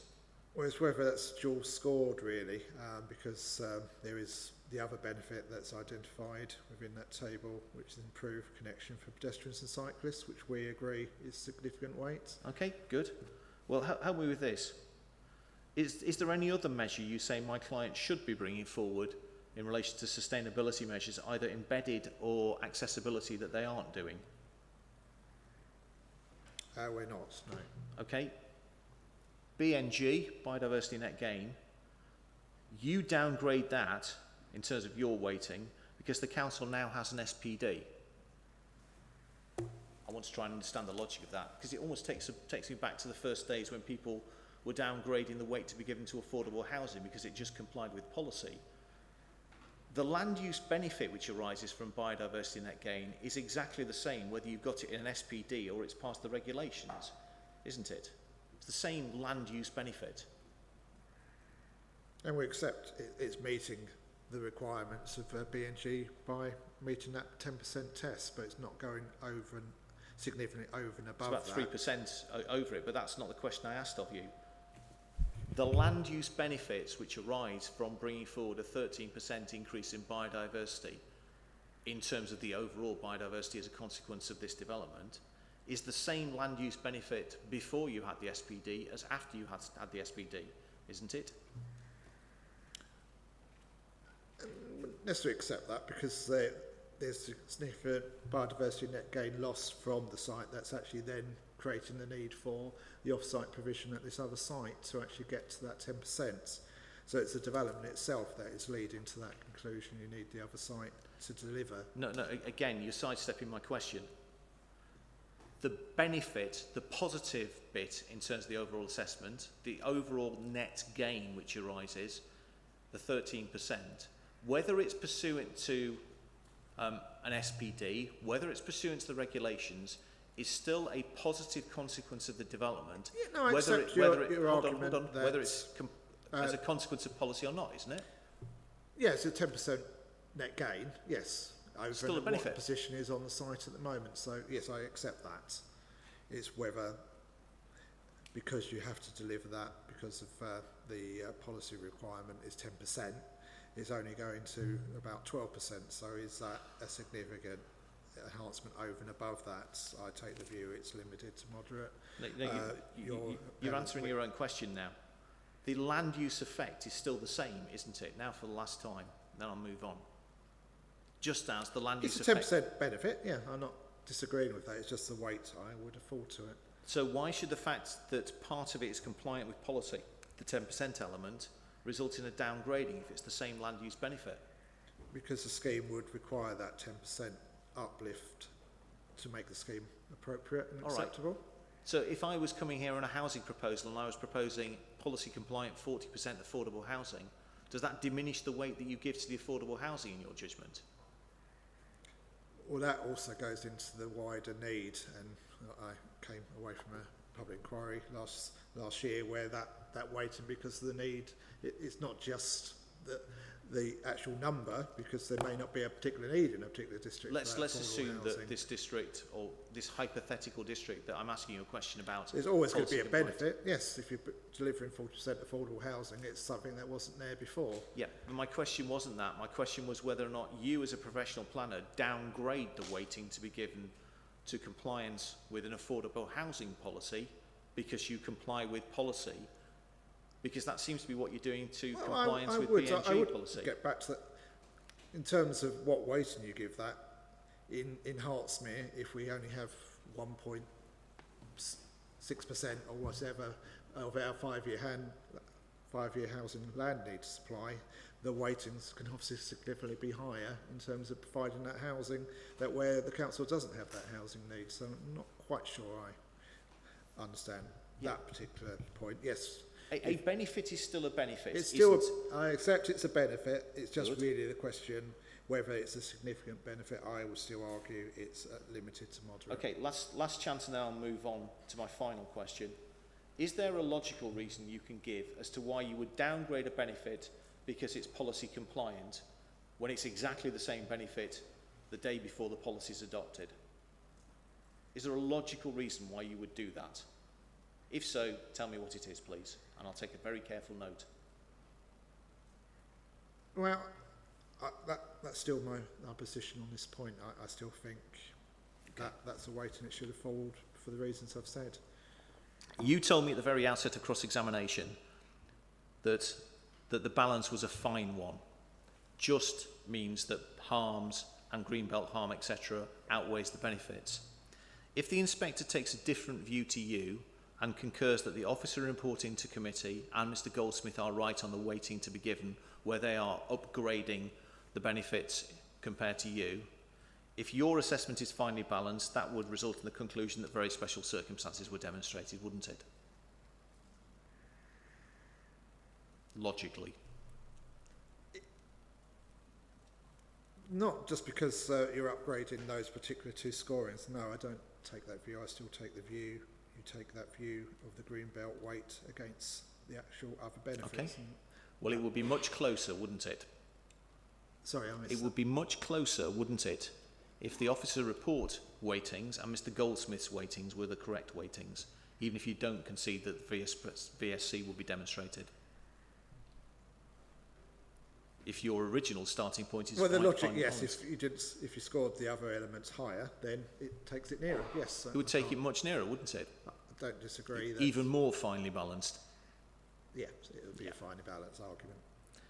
Teetering on the edge, is it fair to say? It's a finely balanced argument. Would I be unfair in describing your professional view that if the weightings were different to those you've put into the assessment, if you're already finely balanced, I'm teetering on the edge of very special circumstances? Is that a fair way of characterising it, Mr Faulkner? Yes, accept that. Thank you very much indeed for your time. Thank you, sir. Thank you, Mr Tucker. I don't have any questions for Mr Faulkner, and unless there's anyone in the room, interested parties in support of the proposal with questions, which I don't think there are, then we can probably move to any re-examination of Mr Faulkner. Mr Sheikh, do you have any questions in re-examination? So I'm sure everyone will be delighted here. I don't have any questions. Okay, thank you for confirming that.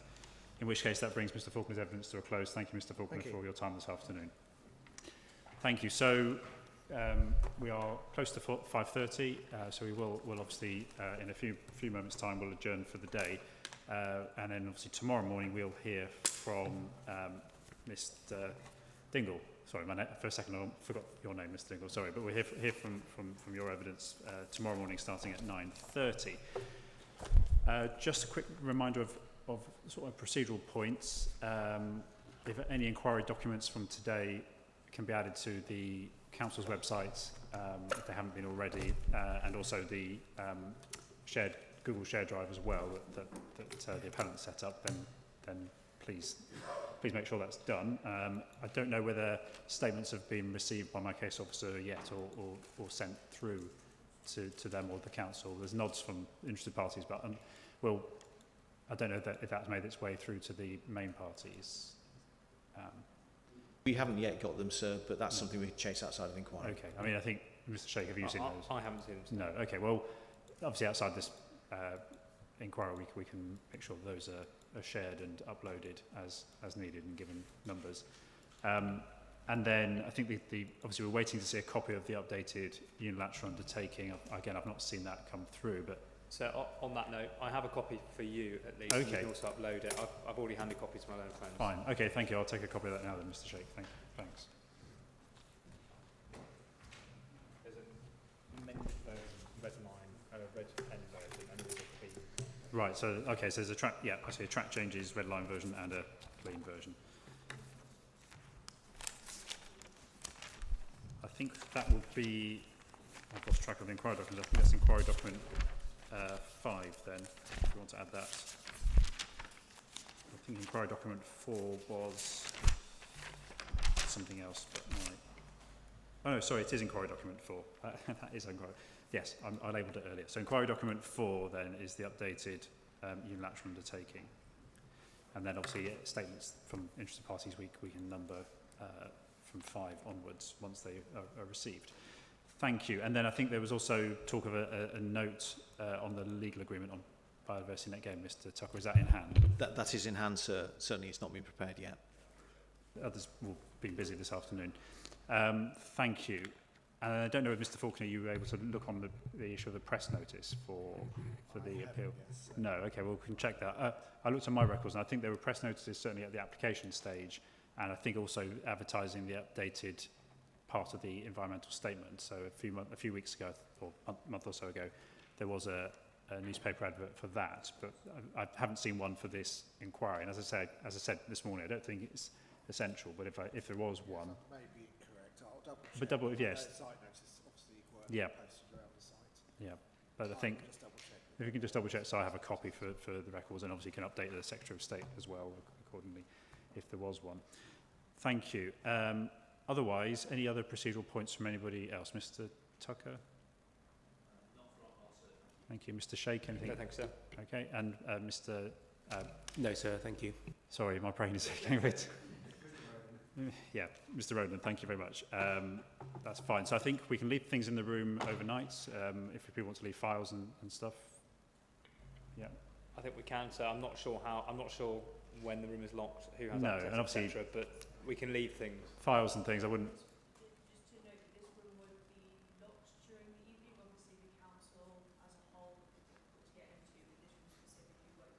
Okay. So it's people take a view on what they want to leave or not leave. Sure. So just another housekeeping point. Mr. Faulkner indicated, at least to me, that there may be a meeting tomorrow evening. I understand it's not till 6 o'clock, so I don't think we'll get that far, but we're just going to check that as well. Okay, that's useful to know. I think the programme indicates we should be done by 5, and yeah, we'll make sure we're done in good time then. And I think security passes need to be handed in at the reception as we leave. So if anyone if anyone's lucky enough to have a security pass, then we need to hand those in as we leave. And I assume they'll be hopefully available tomorrow morning at reception. Yeah. Okay. So I think we can collect them each morning and hand them back each evening. Fine. I'll just give them to you now then, rather than... Please not me, but yeah. No, you as the... I mean, yes, in the council as a whole, I can hand it to Mr. Faulkner or somebody else. Okay, thank you. If there are no other procedural points, then we'll resume tomorrow morning at 9:30. Thank you all. Thank you, sir. Thank you, Mr. Faulkner.